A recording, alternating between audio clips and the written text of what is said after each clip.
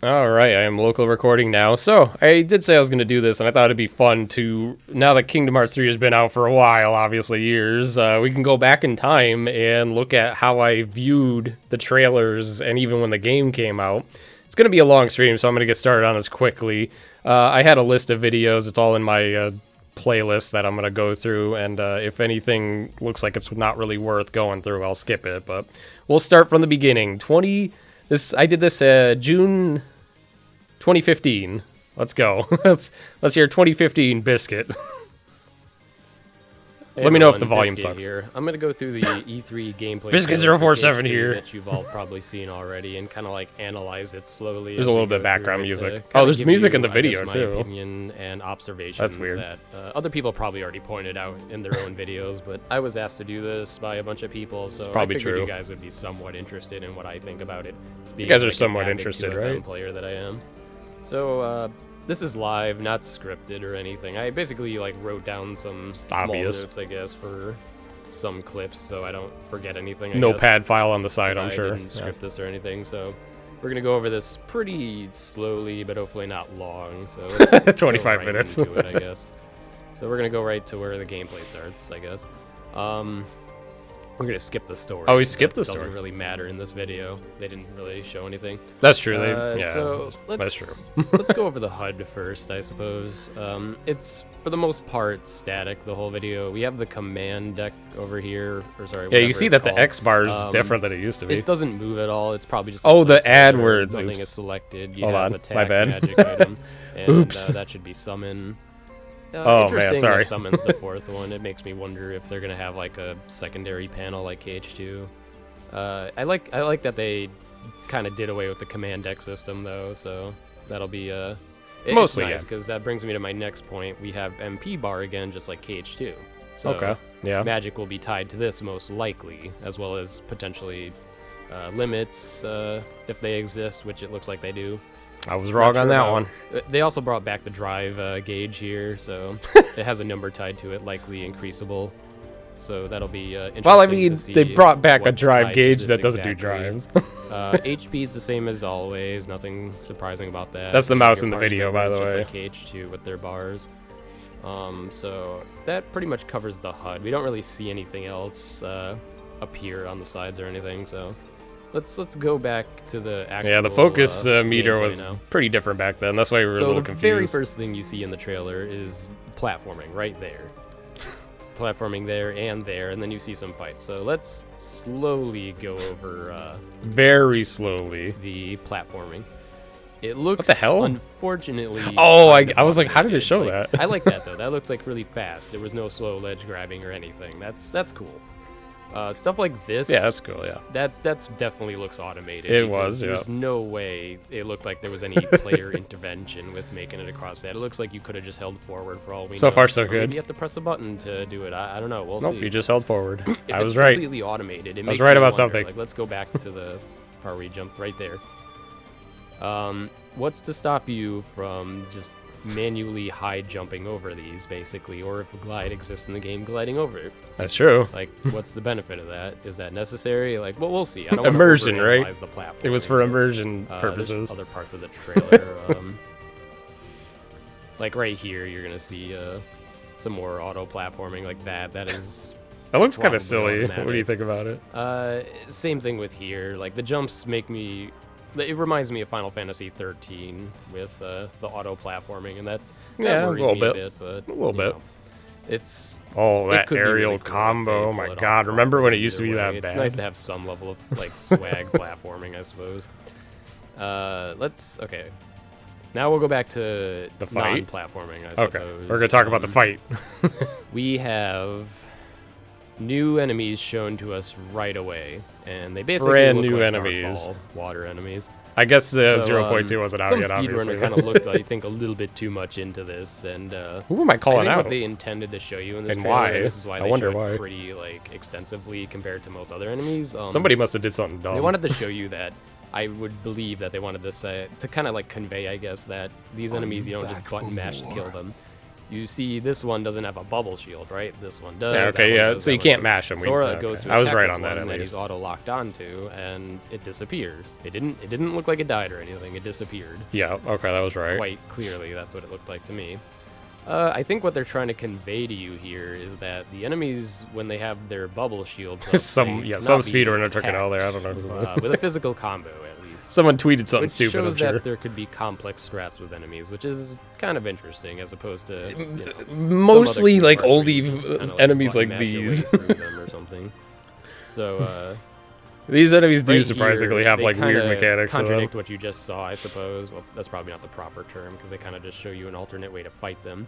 And it looks like some kind of fire attack. We don't know exactly what it is. It looks cool. Sora's flying around doing it. Hold on, I'm gonna mute Rainwave because I apparently put background like music in this like video. That probably dispels their bubble shield for all we know, and that I don't think I did opens at them all up of to them, get attacked safely, right? So that they can't teleport away. No most reason likely. to hear We don't have double proof music. of this, but that looks like what they're trying to tell you. Like, look Yeah. right there, that enemy got knocked right out of his bubble shield.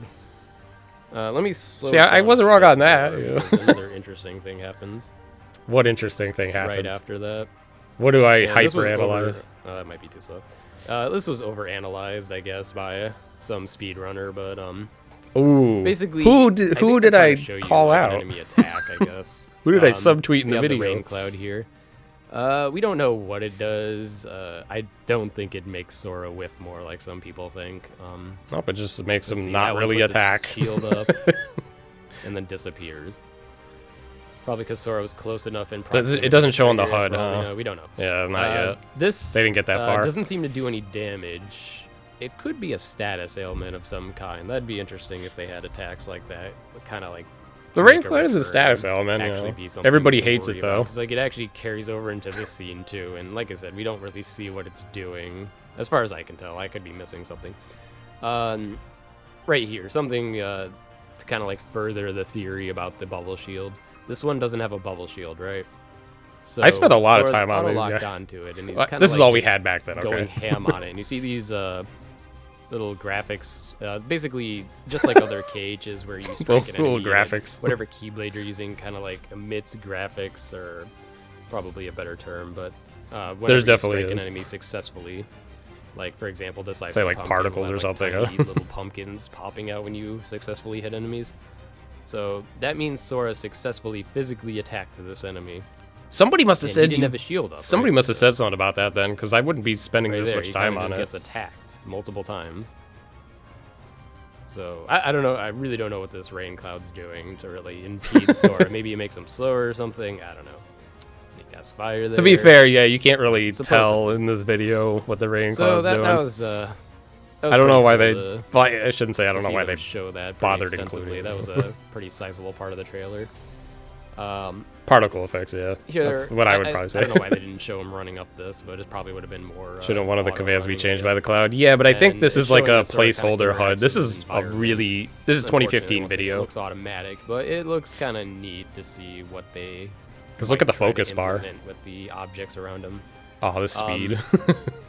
Something else to note. The rain The status worlds didn't mix look with the kid. a It lot did something bigger to based- stop you I from mean, we only attacking see half the this one time. world, but look how like vast it looks already. We don't know if like this is going to be explorable. It could was. just be like invisible wall. It was like, explorable. KH2 did a lot. Like say the lingering sentiment battlefield where Terra is at. You kind of can't really go out of bounds there, even though it looks gigantic.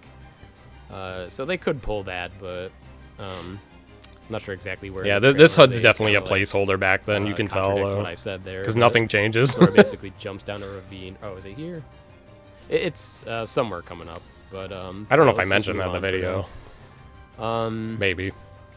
So now they're gonna show Sora fighting a bunch of enemies, and once again, auto target is in this game just like any other, and Sora basically jumps an aerial combo as usual, and from the looks of it, the auto target swung him backwards, right? Showing that that's the way auto target still works, and this is a full aerial combo. Base aerial combo. No Oh, scan or anything. We boy. don't know how much damage it did, but it clearly staggered the enemy, which is nice to see. And No DDD. Okay. Sora was able to I get was the happy combo to see out just that. fine.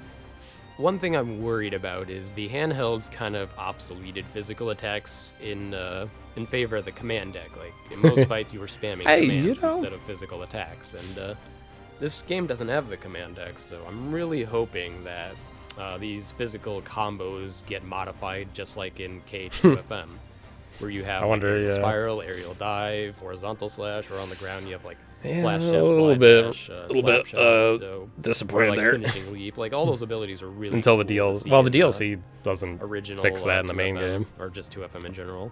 So it was kind of sad to see that the BBS and DDD obsoleted those in favor of spamming commands instead of having slow physical hits. So this looks like it's really early in the game, so it was first don't world. want to overanalyze this and think that that's what the whole game's going to look like in the air, so let's not dwell on that. So this was the first trailer, I think. Well, not the fire game. You know, it's the first one with like actual gameplay shown. I'm pretty sure. Good old Goffy was getting slammed. It wasn't the reveal trailer. Like it shakes his icon when he gets it. And like I mentioned earlier, this is where it kind of shows how big this world really is when he jumps off here. This is something like ridiculous to see. One of my favorite parts of the trailer. To be fair, all the way it is kind of compared to KH1 and 2. So it is kind of mind blowing to see this. This game shows it has flow motion later on, so getting back up there probably wouldn't be a nightmare either. So moving on, we got more enemies. I would say DDD sort of started trying to do stuff like that. There's still limits, but this obviously just took it to like the next level. In a second. Also, once again, these enemies are heartless. Quite clearly, you see the. Oh fuck these enemies! What do I say about them? Am I wrong? Really I'm probably surprised. wrong. I'm probably like, oh, they don't look that bad. So here we got Goffy getting wrecked, I guess, but Sora's about to pop out a limit. We don't, because the command menu doesn't do anything yet. We don't know how he triggered okay, this. so I knew that. This is quite clearly some kind of Trinity limit. Probably pointed it out at least. I think can't like say. Isn't it literally called Trinity Limit in this game too? I think definitely what it looks like. I can't remember the names. And this is like the only enemy this move's useful on, I think. I guess. I'm sorry this is going really slow through the video, but it's the easiest way to analyze it. It is, unless I replay it like 50 times in a row. So yeah, there's your standard limit attack, showing it's still very potent against mob fights. That's pretty cool to see. All right, and now we go to the Rock Titan fight, I guess. Which is the only boss type fight we've seen in the trailer so far. So this will be pretty interesting to see in the trailer what has changed since last time. Last time we basically saw Sora on a train. I think it shows up. Yeah, it shows up in other places. It just sucks. Didn't get the best impression. Like I think it shows up in the final boss fight. But it sucks. The first thing you see is Sora running up this wall towards Rock Titan. And that looks cool to me. That means this fight is likely very not automated, which is cool to see. We don't want like an auto-scroller boss fight. It's like half automated. Not really cool to see in a trailer. It wasn't fully automated, but it's like half automated. These rocks. If it's not automated by like pressing one button, then that looks like it'd be really I think cool. I meant a face button and not really left and right. Left, right, kind of dodge the boulders. Oh, okay, yeah. I was gonna say. Notice that Sora took damage. Not quick here. time, but kind of. It didn't show him taking damage, but if that's one boulder and this is not like the highest difficulty, that's a lot of damage to take. So they do kind of hit. They do actually hit kind of hard, but you're not usually supposed to get hit by them later on.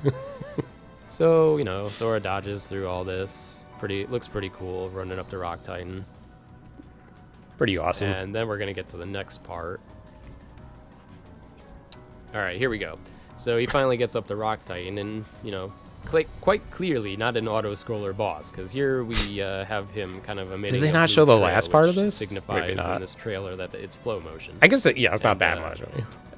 It's not an auto-scroller boss. You would be wrong to say that. No. Quite clearly, it just has one part that's like flow motion. Yeah, flow motion. Yep. Just like in DDD, and it looks like you use it to get to the top of Rock Titan.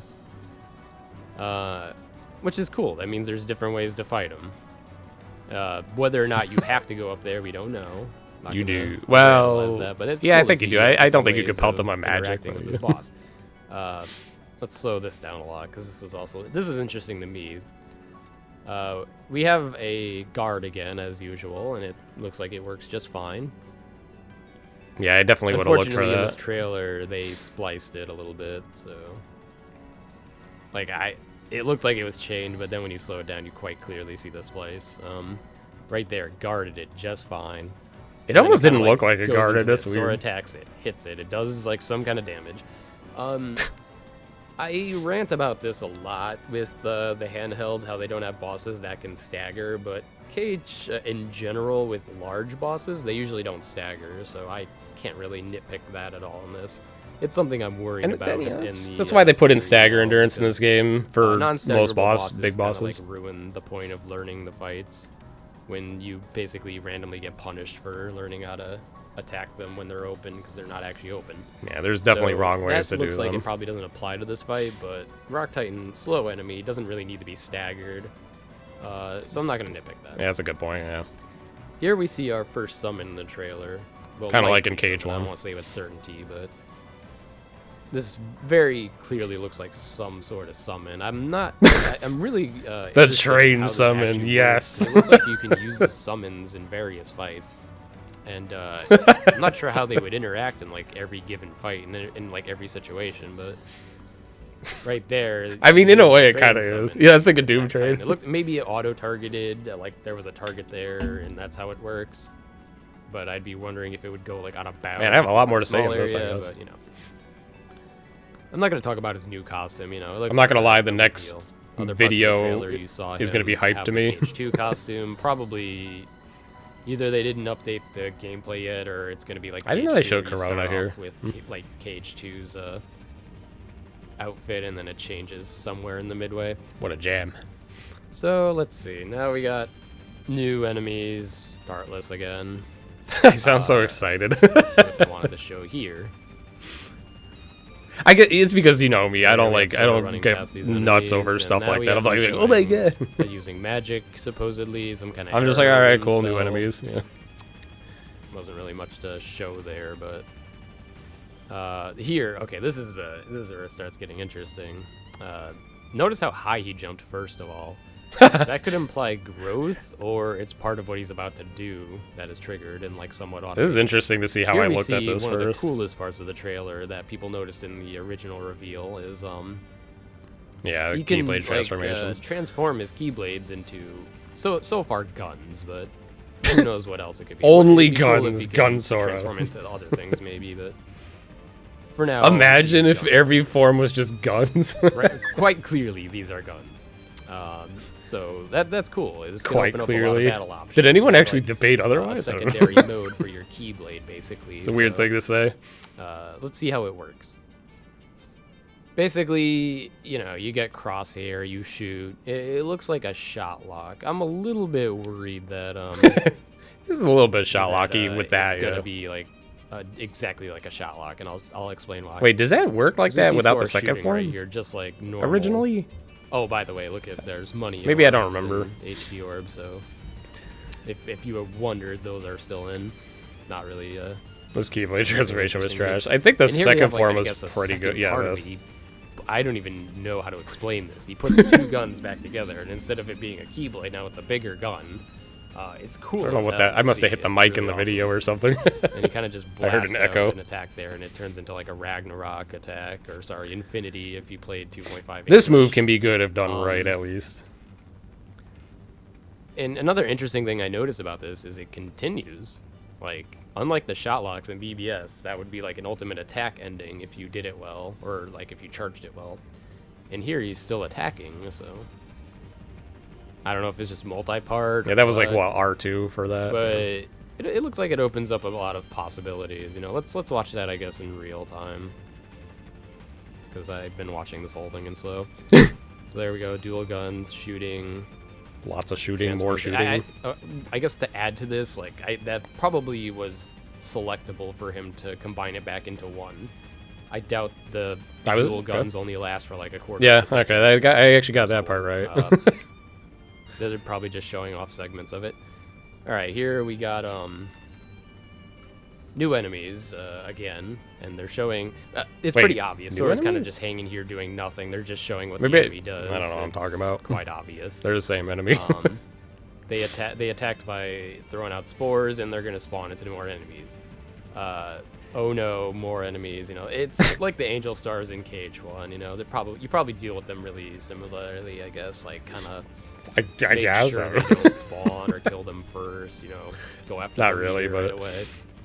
Yeah, it's deceiving because it's like a placeholder UI. See, it doesn't act. It doesn't spell, right? interact correctly. Well, not a new spell, but we see Sora using arrow in a way that you've never seen before. So it's pretty cool. Is it good? I don't know. It looks really low level here, but like I said, this fucking is early garbage. In the game. Not much to go off of. It's just showing battle diversity. I really like that everything that it looks like you have all these options. So I really hope they balance. You do it have well options, so that just they're not like one OP option to problems go to every there. time. We'll get to that, So I'm here sure. we go. Another summon. The boat summon. Well, likely another summon, and it looks like they can be used. We got a train anywhere, summon which and is a really boat summon. interesting. I wonder how it's gonna play out. I remember they the actually game. changed this. This is just a It's different than what it theory was of at the mine, premiere but demo. For It some would be reason, really they changed weird it. if all the summons were only like Disney ride type summons. So it makes me wonder if there's all like, if they're like categorized. I suppose like you will get like all the Disney rides as like different summons of only those, and then you'll get like an entirely different type of summons. But that's just a theory. A game theory. So let's move on with the trailer. That looked pretty cool. What the right? fuck is left in this trailer? How much? And, oh, here we get to see Sora interacting again with the environment. Oh, I looks hate this. like I actually a hate little this bit less shit. Auto platforming because it looks like you can control the slope slide here. Animation he goes into, Not really. and it looks like you can get a really high jump out of that, which is really cool. I forgot about this And part. then here we have Isn't this the once again, teacup part? Twilight Town we're seeing from what we saw in the original gameplay trailer. And okay, likely was some sort of Blizzard spell. I'm glad I put banger I don't music know in if this flow video. motion triggered that or not, because like as you can see, he actually goes into flow motion. Yeah, remember on this it. is before Kinda similar to 0.2 DD, how came you run, out. like rails with flow motion and nonsense like that. It seems really cool. Not much to go on here because we only see one instance of it. Probably many options, but I don't think I ever what could happens have. I don't next think I is ever actually used this in really like a cool, so we're gonna serious go over that. situation. So Like it if you're trying to be jumps cool up, and flashy, you can. and Oh yeah, as this. you can see, the Keyblade separated again. It's the guns. So somehow The guns. between sliding on that in flow motion and jumping here, he triggered this dual gun weapon. I already again, forgot what which was is- just happening before Which this. implies you can do this mid-fight easily, like almost immediately, which is really cool. I think this is just get height and press And R2 it or looks something. like it might unfortunately just be a flow motion attack. Or something There's like no that. I can't. crosshairs My this memory's a little time either. fuzzy with form stuff. So, you know, that's Or the that's gimmicky one ones part of anyway. Flow motion. What I'm worried about is flow motion was really strong in DDD, but you were wide open. So in like higher difficulties, using flow motion had to be done very carefully and sparingly, or Yeah, else true. you were just gonna get like wrecked. very Fair concern. So I hope they don't have that same problem. Because it makes Alright, it so like here we have, very high risk for no reason. Just basically, this is exactly like DDDs as far as I'm concerned. Flow motion. So That they're was pretty the much shot just lock. establishing, Yeah. hey, look, flow motion's back in. And then Wait, is there's it? This. I can't remember now. Oh, sorry. Oh, yeah, it this was is a just shot lock, another, yeah. I think summon Teacups. of some kind. Wait, did I say summon again? The teacup summon? Oh, Yeah. I hope I said that. Party members joining in, which is interesting. Never before seen that, where they both kind of join in and summon. I think we did actually see those on Okay, the other two, this and I is the just part didn't I was notice. talking about. This is I think really we did weird. see that. It probably just didn't That look is the same not because normal they're Keyblade size, obviously. like It's they were like behind you on the transforming, train. and I and don't know whatnot. what is going on, if this is a summon or not, but I don't know how to explain it. It's just it turns into a chariot with a horse. Oh, I can see why this was confusing. Yeah, because this is And, not like this is the finisher, obviously, of counter Yeah, shield. You can do this. It looks cool. Another summon. Not Yeah, sure Pegasus exactly why summon. the Let's go. Keyblade transformed for Everything that, is if a that's just another summon. summon or what, but it's interesting, and it'll be interesting to see what else they can show. That move kind of sucks. I'm not gonna lie. Okay, that's it for the gameplay segment. Let me. We got put it back in another, real like, 2 time minutes for before this, I wrap Jesus. this up. Let's see if I forgot anything. So I went through this incredibly slow, you know, so we I don't just think I talked forgot about enemy anything. AIs, the platforming being automatic, which might be bad, but cool that Sora interacts differently. With I don't care certain about auto elements of, platforming still. I think that platforming. my opinion of Show that holds basic up. combos being there, worried about them not being as strong as KH2. Limits seem to be in here in some form. Whether or not they're called limits, we don't know. It looks like some bosses might have different ways of fighting them, which is cool. We have guard. Did anyone think Rock Titan was cool in the end? I mean, I think it's alright. Yeah, I didn't really forget anything, I don't think. The worlds are bigger was one of the most exciting parts of the trailer for me. They're bigger, that's true. Hopefully we don't get blocked off by invisible walls or forced to go in certain directions constantly. 50-50, really right? Cool gameplay transformations can add a lot to the gameplay. Hopefully they're not OP though, or else every fight will... Basically, like, my last rant, I guess, about this will be, I really hope they do a really good job balancing this. Oh! We don't want it to be like the... My one wish. Pretty much flock to either spamming one single command or two an entire gameplay if you want to play well, or like spamming shot locks and BBS if you're like a high level. We don't want that. We want it to be like 2FM where it's really well balanced, where at least you have like a bunch of options and there's not. I think I get into this in some other video, I'm sure. There's no way I don't elaborate upon this. Of options per fight that aren't like ridiculously strong over the other. Yeah, proud mode, spam fire, crit, spam, summons. I have some high hopes for this. I like this trailer. It showed a lot of insight to what they have so far. So hopefully there are options, yeah. Some a little more brain dead and simpler than others. So far, I wasn't going to go too deep into anything and say something looks like crap. Thanks, Polly. We'll see what they have to come. So thank you all for watching. All right, next video. Just gonna skip right ahead. Hey everyone, in this video I will be discussing what I believe should be done in KH3 to make the game as fun as possible for all types of players. All right. There are some pretty noticeable game mechanics. Just to recap, I thought that was a decent analysis for a first video. I actually did get some stuff right, and then I missed a couple things, and, you know, obviously not right at everything. This one I wanted to, I was interested in, because I made this, obviously, I made this 1 month after the last video we just watched. So I must have been really like, I really hope mechanics are like this. All right, here we go. Mistakes made in recent KH games that hold them back from being more fun. So allow me to divulge these concerns, since some of them might not be obvious until you sit down and think about them. The first concern of mine that I would like to discuss is actually rather I open important. right up with this. This is a problem that exists in many games, unfortunately, and that is the issue of balance. What does this mean? Well, to simplify it, a game like you can tell how much more scripted this is than the last one. Being able to spam a single go-to strategy to win all your fights for you. To come up with a relatable example, the worst offender of this is KH3. To the players who are smart enough to explore all the commands in the game, likely came across the command known as Balloon. As it turns out, the Balloon command is ridiculously overpowered by the game's mechanics. Do I really just say Balloon only? Can stagger easily. It hits extremely hard. I think I probably should have elaborated on that. Abilities active such as Spear Roar, and it can also be spammed due to low cooldown times on it. This is considered horrifically bad balancing because Balloon is the best option for every fight in the game, so using anything else is handicapping yourself. It's easy to get multiple. Just to clarify, Balloonra and Balloonga are even better and just as easy to get. I at least clarified that. Try to counter this and say just don't use Balloon, but there really is no reason not to if the game allows you to unlock this ability rather easily, might I add, and allows you to self-imposed restrictions do not mean balance is fine. If the game was balanced well, you wouldn't have to have this code of honor conundrum, but instead would have more fair ways of dealing with fights by default. Balloonga sucks. It doesn't suck. It's just not as good as Balloon. Strong commands, which are the surges, mind moves, and ignite. Or if you're with mob fights, magnet commands are ridiculous. With all of those, you pretty much trash every fight, so using the game's plethora of commands is not really wise, even early game, compared to just a very small pool of easily accessible. What the hell's going on there? The PS3 version, right? If you wanted to play smart and win easily. Holy shit. Meanwhile, the rarer commands are not safe to use in fights due to recovery time being too slow and no invincibility frames at all. A well-balanced battle system is important to having diverse gameplay, and since KH3 boasts many different battle options, it would be a shame if, say, attraction flow attacks were spammable and ridiculous strong, because then that would be the go-to attack to spam to easily win fights. Spammable attraction flows? Why would they do that? Even 2FM isn't exempt from balance problems, and while 2FM greatly improved the game's balance from KH2 Original, it still had some issues, such as Reflect being incredibly strong and not using up much MP. Although what 2FM did that others did not is give you these great options late in the game for optional content instead, where spamming it won't fully benefit you like it would in the handheld KH games. For example, Reflect isn't obtained until late game, and the base Reflect spell being spammed isn't going to get you too far due to its weaknesses. So hopefully the dev team puts great priority on balancing the game mechanics, especially with how many options we may have per fight in KH3.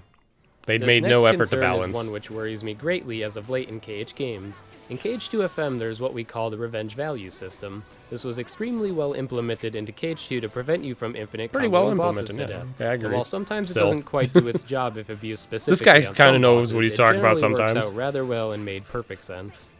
What is so great about it is that it teaches the player to be careful with their combos and not just mash away on higher difficulties. Yeah, where like they that, get don't do countered that. and killed. But even better is that there is consistency to your combos in KH2 on bosses, I like how unlike that in whiffed. games like BBS where you get hit randomly for trying to do a combo, which is a bit of a problem in a combat That was system actually a based bad heavily on the example. concept of being Because able that, to combo. I know it was kind To of like expand upon this, the other major unreactable, issue but combined with this is having I bosses could've come up with that something do better. not stagger at all.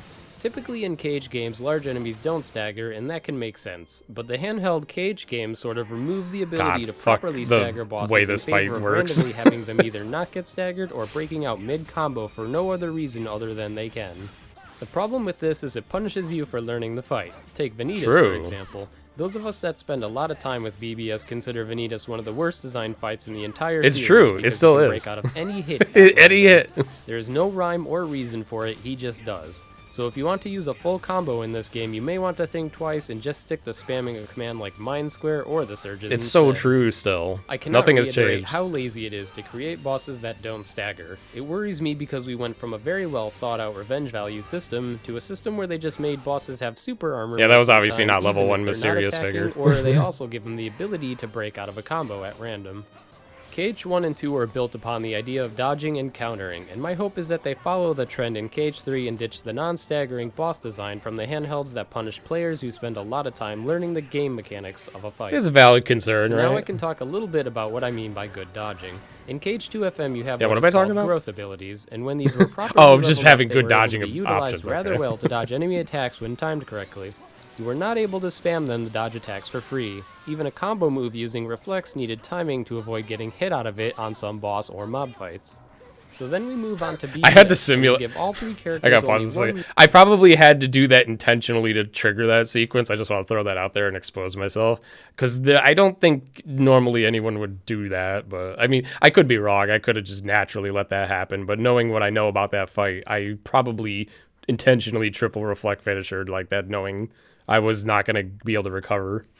main dodge move. It's still the Terrorite point still was stands, slide, but I just want Ven to point had that out. dodge I roll, thought it was and funny. Aqua had cartwheeled. When Ven and Aqua's dodge was max level, it had full invincibility frames. And that's fine, however, the dodge itself has no startup or cooldown lag. This meant if you mash your max level dodges with Aqua and Ven, you were fully invincible until you Yep. stopped mashing. I don't think I have to go in depth on why this is broken. Brain It rot ruins the design or point of something, I don't dodging. know. What's worse is BB has created some optional bosses that nearly require spamming dodge due to their Yep. attacks sometimes coming out way faster than you can react to. I'm not sure what Square was ultimately trying to accomplish in a game like BBS with their dodging system, but it is a system I hope doesn't carry on to KH3 at all.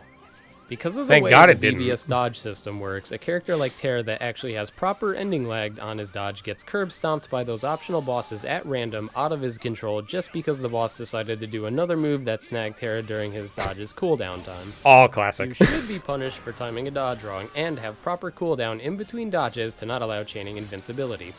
2FM had some scenarios where you could potentially chain invincibility together, such as limits and elixirs, but items were capped per fight, so eventually that strat True. wouldn't work out unless you were incredibly strong already. While in a game like BBS, you just mash out the square button to fully be invincible constantly.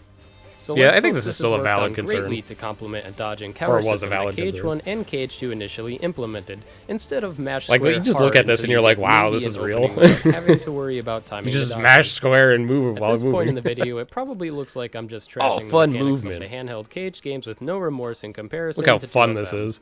However, let's now talk about fun movement. It's kind of cool though, In right? 2FM, Yeah. having growth abilities maxed out on Sora led to some pretty interesting movement options, not just in I fights, did- but on the field. I know what I'm Sometimes this yeah. movement even had some unusual side effects that made you feel awesome for I already know what they off. did wrong with Glide in BBS 3. took but all yeah. of this fun away and threw it in the garbage for slow dodging movement, which led to pretty boring Oh, map that air exploring. slide. On the plus side, they did it pretty well in DDD with flow motion. I'm not going to sit here and talk about the battle mechanic problems of it right now, but it sure was fun as hell using flow motion to nearly as fly hell. around maps, not to mention soaring Fun in as shit. super glide anyway, so combining that with flow motion made exploring fun in DDD. like The exploring good news Rock is Titan. at this point we have confirmed flow motion in KH3, but we don't know the extent of which Sora can actually move around the areas other than slight hints at interactions with the environment and some flow motion on a wall. I have a huge issue with the way physical combos are done in BBS and No, this DDD. Eric stream. Physical combos are basically obsoleted in favor of the command X. Yeah, I said this last I video won't too. go into why this is bad in this video, but perhaps in a Why future not? one instead. But I will say that I really hope that doesn't follow suit in KH3 as well. People probably didn't believe it. H2FM, once again, we had many strong options per fight, such as physical combos, magic, drive forms, I limits, love etc. that. That's In still one of my BBS, there favorite were things to many do on options you Zigbar. could do in fights, but one option was usually not to physically combo. And this is because not only did 2 out of the 3 playable characters have bad physical strength, but commands were just too strong to ignore. I don't want KH3 to go the route of using everything except physical combos, and I also don't want physical combos to be the only way to be strong either. Right. In 2FM you are given a bunch of combo modifier abilities throughout the game that can lead to some pretty interesting combos you can pull off, such as True. the following example with inputs. Wow, I went kind of nutty with this, huh? Square, square, circle. Delayed, circle. Oh, see, that's cool. And then we go to BBS, and this is about as exciting as a physical combo can be.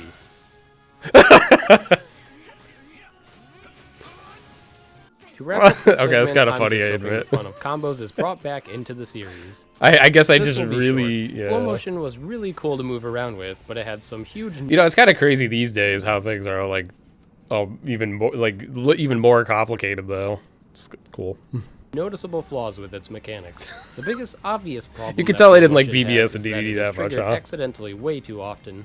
If you were to dodge roll into a wall or object, you would initiate should've flow showcased motion, what leaving footage you it- wide yeah. open, which is the exact opposite of what dodge roll is trying to accomplish. Well, The other even in problem with KH1, flow I could do a motion is little that bit you're of wide stuff. open Yeah. even while executing a move. I guess. Meaning on higher difficulties, you would likely just be using flow motion and dying at random if an enemy attacks you during it. I'm not going to be going into the specifics, but all I will end this segment with do is stop saying that shit. with flow motion being confirmed in KH3, I really hope they fix the accidental flow motion usage problem, as well as find some balance between making you somewhat invincible during flow motion, but also not making it a strong, spammable option to auto-win fights. Although in DDD's definitely case, not Balloon was always auto-winnable, the better spammable. option anyway. So they at least didn't do That that. about wraps up my concerns with KH3 or even Is that it? future KH Okay. games. I know personally I would not enjoy playing new KH games if they don't avoid some of the bad mechanics of the handheld. and It's that true, if I enough would have hated time if- and effort if is it put played into like game BBS design, and it shouldn't DDD. be too difficult to create a game with decently solid game mechanics such as 2FM. Do you So think let's they hope for the listened best. to KH me? games may be well known for their story being a reason to play it, but if the gameplay is boring and spammy, then it raises the question of why I would buy the game instead of just watch someone else upload the cutscenes. I would play it That because it's concludes me. this video. But, Thanks I- for watching. All right, next one. We got the D23 everyone. trailer. So- Hold on. What is this one? This one was done in 2017, June. So this was the D23 trailer reveal. The release of the most 17 recent minutes, trailer alright. for Kingdom Hearts 3. I figured since a lot of people are asking that I'll make a little analysis and thoughts little video on analysis. this. It's not going to be super in depth. I'll just talk Dude, about I sound kinda less what I'm interested than the seeing first and trailer. what I like and what It's I'm like worried just about. like getting more annoyed. And where I'm thinking it's heading. So we'll talk about mostly the gameplay, but first let me just say it was a great trailer. There was a lot of story, a lot of combat. Both sides were probably happy. Both sides, yeah. That's Nobody just likes exactly how you do both. a It just trailer. has to be one or the I other. was very impressed with what they did. You either like the story and first hate thing to combat, or note you like is combat and don't hate the jump to story. conclusions with the trailer. Things can still change. You haven't played it yourself. You don't know how it's going to play. All we have is 0.2 to go off of, which this Oh, yeah, so doesn't even 0.2 is play out now. Completely like it. So now don't we wanna finally got jump to that part. Conclusions too fast there. Secondly, a lot of people like me, you know how much I love 2FM mechanically. I also don't want this game to play exactly like that, so don't get that impression. Oh, this either is when I'm, unscripted, like unlike the last discussing video too. what So I'm I've just seen. sitting there by myself talking It'd about be this. nice if it has. That's probably why all I'm the like this. strong I don't talk mechanics that like this. 2FM has, but Or like I don't the talk like I command do on stream, styles, off that's stream not when I'm recording inherently usually. bad just because there's not like normal drive forms anymore. So I think now I do anyway, more let's though, go but back into then it. I didn't. Let's back up a bit in the trailer. So we start with, well, it's a little too far. We start with seeing like a little bit of a on-rails thing, and then you see this kind of like flow motion movement. These worlds are supposed to be pretty open, which is very unique to the series. Usually it's pretty enclosed rooms, save a few in Kingdom Hearts 1 and 2. So it's kind of And DDD, I guess, has slightly more open worlds or making them a little rooms. bit more open. And I missed going that back one. again. I'm not sure like how automated this really is and such. We won't know until we're playing. most Pretty likely. automated. But it's kind of neat to see that there's some kind of cool movement. That's something I was a little worried. Do you guys about. consider this 0.2 cool movement? was pretty garbage in that game.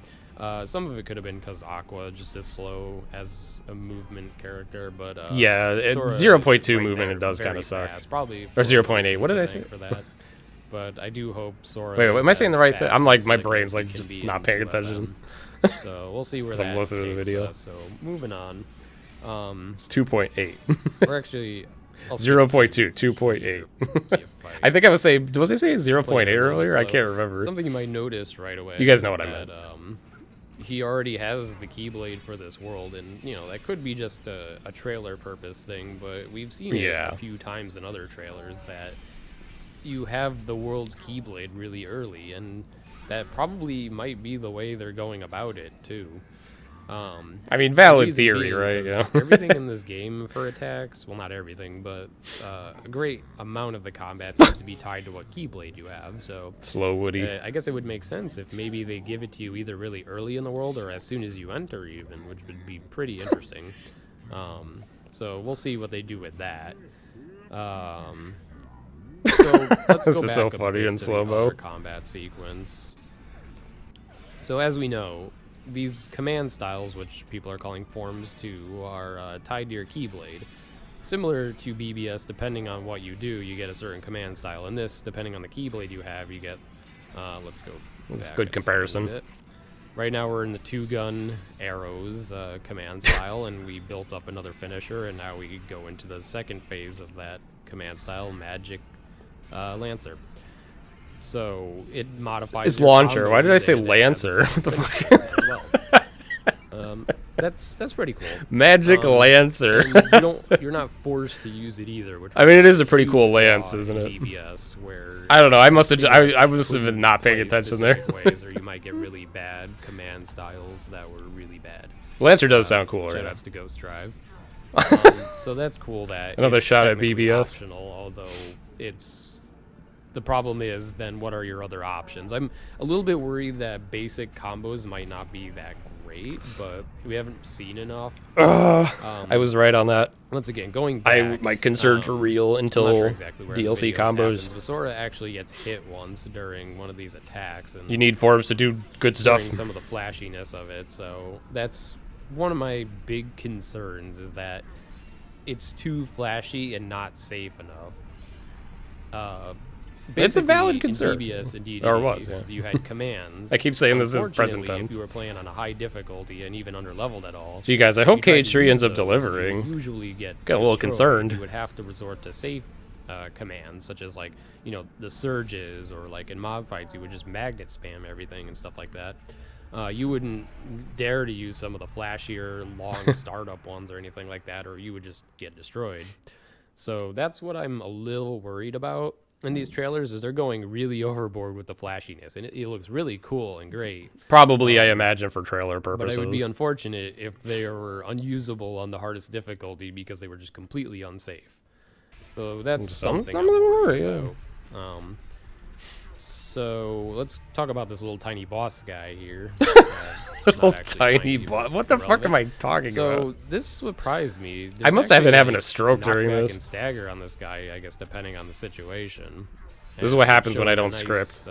Guard counterattack, which that's something that I think is great about 2FM. Did I see they that right, haven't really actually? been doing much of recently, especially with the hand. Did I get a buttons, normal? is, Is that a normal being counter? able to Did I? dodge and Yeah, I'm counter playing. or Yeah. block and counter is very important. Fire spam. to They're teaching how us. A player learns and reacts to a fight.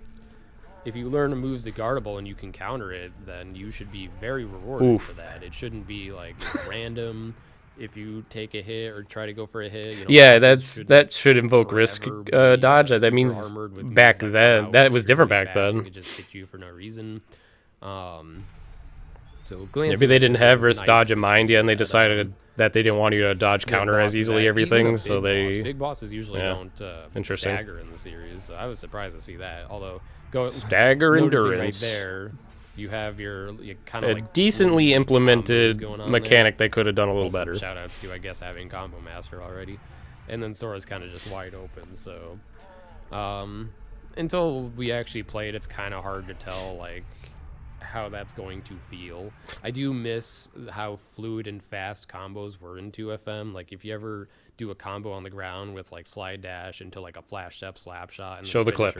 It's very fast, fluid. Okay, I don't show the clip. Relatively safe if there's Oh yeah, this other is enemies unscripted around. too. Well, I Some guess of the that doesn't time, mean so is that, Actually, I think kinda that doesn't missed mean I that, didn't you edit it know, at all, they huh? Got away I just from slapped what would record make on this. Physical attacks really good. Anyway, let's. Yeah, because I'm watching the video, yeah. So I let's didn't do talk any about, editing I on guess- this. So we haven't seen much. Like I don't know much about like revenge value based on this or whatever. And Yeah, so it's lot of crazy people, going from KH2 really and then going miss to the BBS and revenge value DDD where system like too, normal because, combos like I said, don't really you reward are the worthless. Going from And, normal you know, combos it being did pretty good. Also, technically make it a little Valid bit more concern. predictable, but it was in a sense where it rewarded you well for learning it. I didn't really get that impression in the handheld games because they just made the bosses have super armor half the time or only be able to this is be a hit long one. once. Actually, it's not that So long. That's It's shorter than the other my ones. concern. I want more bosses that I'm kind of seeing. What else did here, they show here? I forgot all where these it looks like trailers. it does seem to reward you for learning it. And it's nice to see those combos being able to go that distance as well, by the way. I'll play that again, I guess. Apparently, I have another so, trailer video after this, and then we potentially finally good go stuff we're into seeing the here with a little bit of concern about potential the, free combos getting you wrecked, game as demo, well as demo, flashiness as I of would say. combos not being safe at all. But still some good stuff we saw there. Moving on, I guess. Let's see. We have Toy Story World. Basically, it shows some more of the same stuff we've already seen. He can do what Aqua can do in 0.2. I like that impact move, which is pretty much... I'm pretty sure I always turn that off in KH3. I like that. That's cool that you can do that somewhat close to the ground. I hope it's not like ridiculous spammable broken or anything. Nope, it's just, I don't think it's that That would be good. kind of unfortunate if that's like an easy way to just hit everything. It would also be unfortunate if you randomly just get hit out of it anyway. So probably they should work hard on balancing that. I thought I'm I not would gonna like it, talk yeah. about the story part here. Not much to say other Fuck than the story. Cool, it's Toy Story. True, right? Cool, Toy Story. Next world, please. Okay, here we go. So, next gameplay part, we have a nice open area, or at least what it looks like it. Like I said, that's pretty unique to the series to have like these giant areas. That's true. This like, is a 3D little, kinda a decent, started it, decently large. Yeah. Although there was a lot of like Although nothing going the store is bigger. on. Some of the open rooms, so maybe this game will fix that. There's still probably going to be invisible walls, like those houses in the background. You probably can't go all the way to them. Yeah, it makes sense. You also need fast movement to compensate for these large rooms too. You know, on 3D you had like flow motion was pretty fast. You should. Super glide with Sora really fast. So I hope they kind of retain some of that. If it's like 0.2 AoE that would magic. be embarrassing for this, but I don't think it's going to be based on what we've Yeah. seen. Fortunately, it's not fast as bad as flow motion 0.2 moving around. movement, yeah. So, open world, completely good idea then. I think a lot of the first thing people notice here is that you have more party members. That's cool. I don't think that's the first Not thing I really against noticed, but that at I all understand either. other people did. It does make sense. The game should be able to handle it now. On PS2, if knowing from back when I used to do hacked fights, it definitely The old days. would have trouble if you tried to have too many party members. So now it looks like you can have at least Not too 4. many of the same, though. So you have Buzz, Woody, and the other two. So or at least 2 normal party members. That will probably be the whole game, most likely. Let's talk about command styles some more. So some people are hating on it already. I think that's I wonder too who. much of a conclusion. Some to jump to speedrunner. already because maybe they have a bad taste in their mouth from BBS, and I would agree, but it kind of looks neat the way they're going about it. So let's go. And some of them were good, so they look cool. Just not all of them are that great. So we're jumping into the battle. Like He Hammer has obviously a is quite finisher to get him risky. into a command Not that much of a style. payoff. That's why nobody uses them on like And super there he bosses uses other it, than and to it looks like flex. because he has that keyblade, it's boost hammer, and it changes your combos completely. Is it safe? I'd be worried about that. Like I said, It You is don't definitely have, not like, safe. Magma here, so you have a ton of enemies. Like, how do you safely deal with these on like higher difficulties? You get lucky Like, or here do they something don't really else. seem to be doing much though, but early It's game kinda true. enemies probably. Who knows? The real lot villains to here are be, the questioned projectile here. gun guys, Uh, not the large the bodies. combos themselves seem pretty effective. So that's pretty cool to see, and you build up another finisher as you see here, and go into. I like how a this further person playing command this was style attacking the that large should be bodies from kind the of front. keyblade, drill punch. I guess it was nice to Kinda showcase that it can cool go what through they show the guard a here, little so bit. It can go underneath the ground, and punch the ground, of course. That's kind of unique to see as well. They haven't really ever done anything like that before. True. So, Definitely they innovative build up, ideas with another the finisher forms. to show off, I believe here. Of course, I'm playing in slow motion.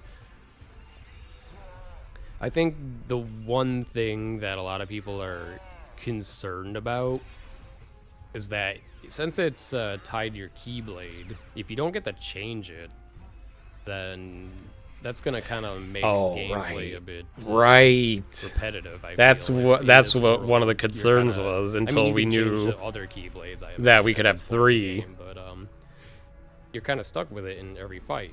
I think it So would they be did great obviously the smart thing. if they allowed you to change your keyblade on the fly, which I don't see why they wouldn't let you. It's a half right there, yeah. That seems like a no-brainer to me to be able to do that. I don't know if they actually will, but that would definitely solve the problem of the combat being repetitive with the forms. I think they went with a Command decent styles. fix. 3, So hopefully they having to open the menu would be kind of annoying to swap. So it's just a shame that keyblade swapping you can do sucks. that, it will be very dynamic. So, but it does, as it is still pretty dynamic combat. Like you can just do just your combos changing significantly. Yeah, you Command do have a style, lot of just like a options, BBS. sort of. If they're actually good, and there's probably the second finisher. That's it. That's actually a Too pretty early good to jump finisher. to a conclusion and say like it sucks or it's really good. We'll just have to see. Just to talk a little bit about this part, I didn't really care for it because they showed off being able to enter into the mechs. Oh yeah, the mini. basically, Yeah, I probably didn't give a fuck about and this. then it turns into like a mini game, I guess, if you do that. And, Stupid mini game. as some of you might know, I think Kingdom Hearts has some of the worst mini games I've ever played in video games before. So I'm not Still true. too interested in what I'm seeing here, to be honest. But Kingdom Hearts has notoriously I'm not bad sure mini if that's games. some kind of requirement to have to do that. I mean, yeah, sure, it's neat. As you can see, he can jump from each one, but all you do is go back into another mini game. So I assume this is like, And this was a maybe some sort of big like complaint mini people boss had in fight this or world when the something. game came out was you do this too Well, much. You're in a we'll mech see, too we'll see. long. I mean, you could choose So, not to, but it's awful. So nobody does that To unless wrap you're it an up, idiot. basically, on what we've seen so far, there are definitely like pluses and minuses. I'm really worried about, like I said, the flashiness of the moves taking over like the safety options, but also it shouldn't be so safe that you can spam something and be completely. Yeah, so I'm going back to game balance here, I think. In 2FM, we get around a lot of stuff by, like for crowd fights, we have stuff like Chicken Little, we have Magnet, we can use like. I wanted to Snitch make a as joke well. where he doesn't work, but Jeans, speedrunning different problems. options we can do for boss fights. We have a bunch of different forms, a bunch of different magic we can use. I hope this game does not have anything that is like super overpowered or broken, and with patching now they could always change that, but I don't want it to be so that they patch it like weeks after release and then everyone's already played it, and then Yeah, that's their FF15 opinion of it, 'cause strats. you can't really force people to repeatedly play through a game after It's you patch true. it monthly. A lot of people, they play it day one, and if it sucks, Notice that they're comment forever right going to there, think it It's sucks. kind of cool that it chases Unless them they as decide far, to play it later but on it in did life, look, pretty after it's fixed. floaty. And Valid basic concern. combos in 2FM were pretty slow and floaty as well at first. until you get combo modifiers. That's why combo modifiers are so important to see. Yeah, they kind of let us down on that one. They went all in on the forums, it's I just think. too early to really just assume. It took Remine for them to release an actual demo. kind of, I'm and not you know, talking once about again, you don't get them in the 0.2 main because game. that's Aqua. And if it plays like Aqua, that's bad. Because her combos are pretty slow Atrocious. and clunky Yeah, she's a garbage combos. Just say it. with pretty bad range. She fucking sucks. Aqua sucks. We hope it doesn't end up like that.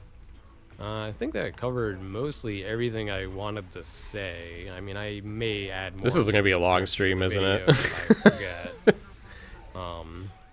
We'll just have to see. I want them to release a demo so I could get my hands and Ugh, see how it feels. They didn't. That'd be But the best thing I was one of the lucky ones. Because then maybe if they take feedback, we can speak up if there's any like severe problems. See, we Anyway, couldn't that's how I do felt that about much this because trailer. all we had was the premiere demo where I'm I not, was only like, allowed to all play for like disappointed. 40 It was a really minutes. good trailer. Combat So I didn't seems, really get a chance to really explore has much. pros and cons, It sucked. but I mean, it didn't without suck. It actually was playing, fun, but can't it sucked make not being able to conclusions play it as over much as I that. wanted. We'll see where it goes. To from be able to give here. even better feedback Hopefully, like I said, and test and whatnot. Okay, Anyway, moving on. Thank you, everyone. I for guess this watching. is the last You might trailer. hear a bit of an echo. Oh then, god, but wait. You're this seeing is the me. most convenient way Oh I god. can set it up. This must be very confusing Let for me you know if guys. that's better. Uh, Trailer. So I did this on analysis. stream. Let me just give you a little like disclaimer and such. I'm not. I'm not gonna crop it out. neither overhyped for KH3, nor am I like I want to be like pessimistic about it. I want it to be good, but when I look at it, I Okay. try to look at it as objectively as possible. True. I unfortunately for a lot of people, I care more about the gameplay than the story. The For a story I lot, kinda yeah. get a little bit, Well, I mean, it's true that uncaring that's the about way to since look at it. the- So Ow. I will probably just mention a couple things about it, but then I care more about the gameplay. And wow, What I'm that was talking a about right long now is pause Marluxia. video, I guess. Anyway, so I'm not someone that goes into this looking to try to find problems, but I always think it's important to look at these things and be like, all right, what can be improved? This is so weird to see So, on hold my on a second. video Actually, feed or wrote stream. a couple things down. All right. Anyway, so trailer opens up with Marluxia reveal. We already knew this was going to happen because what- we how? saw his enemies in an earlier trailer. I think the 2015 one. Everyone said. And he's like, "Oh yeah, I'm in an organization too." I don't blah, blah, remember. blah. I But guess I didn't Sora review obviously that doesn't one or remember something. him 'cause Must of have been really recom short or and something. such. So obviously Marluxia is my favorite character. I'm interested to see what he is going to do in this game. However, it is kind of disappointing that people never stay dead in this series. So it kind of gets rid of the meaning of them being killed off if they just keep coming back. You know, Xemnas and Ansem as well. They just keep coming on back, and it's like, you know, how many times are we going to just see them? before True, we don't even though, care if true. they're gone, you know? Yeah, it is So a little that dumb. bothers me a lot. But I do like Marluxia. All right, At least I'm honest. Yeah, so I was like, what? Toy Story. It's like fuck all these people coming back, but Marluxia's We saw awesome. enough of this in the last trailer where we don't really need Guys, to this see is it, regular so crit. We're getting on the gameplay Just in case you soon. didn't know, not level 1. All right, here's the reveal of Monsters Inc. We saw leaked images, but we Oh, weren't did sure we? if they were real. Oh right, I remember. We were Right, like, oh, alright, it's probably not missed real. it.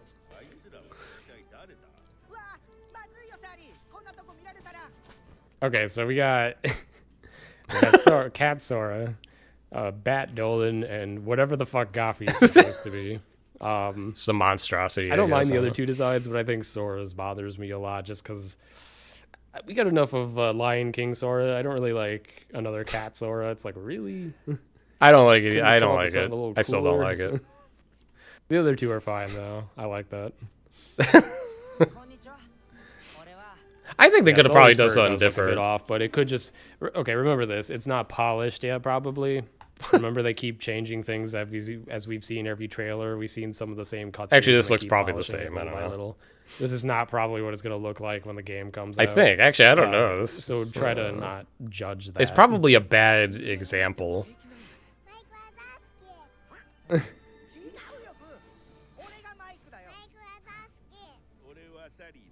I have no idea how closely this is going to follow the movie either. Probably decently. Oh, okay, finally. Gameplay. Yeah, fuck the story. Remember that, guys. Once again, we see they have 4 party members. Cool, right? It looks like this game can handle that pretty easily, hopefully. I like this part because notice. Imagine look if how it couldn't. fast Sora runs. I can't really get to an easy part here. Hold on. There we go. Damn, Like, so you can kind of see speedy. how fast he runs. That's pretty cool. That's without like probably growth and stuff. And hold on, let me try to slow this down so I can talk.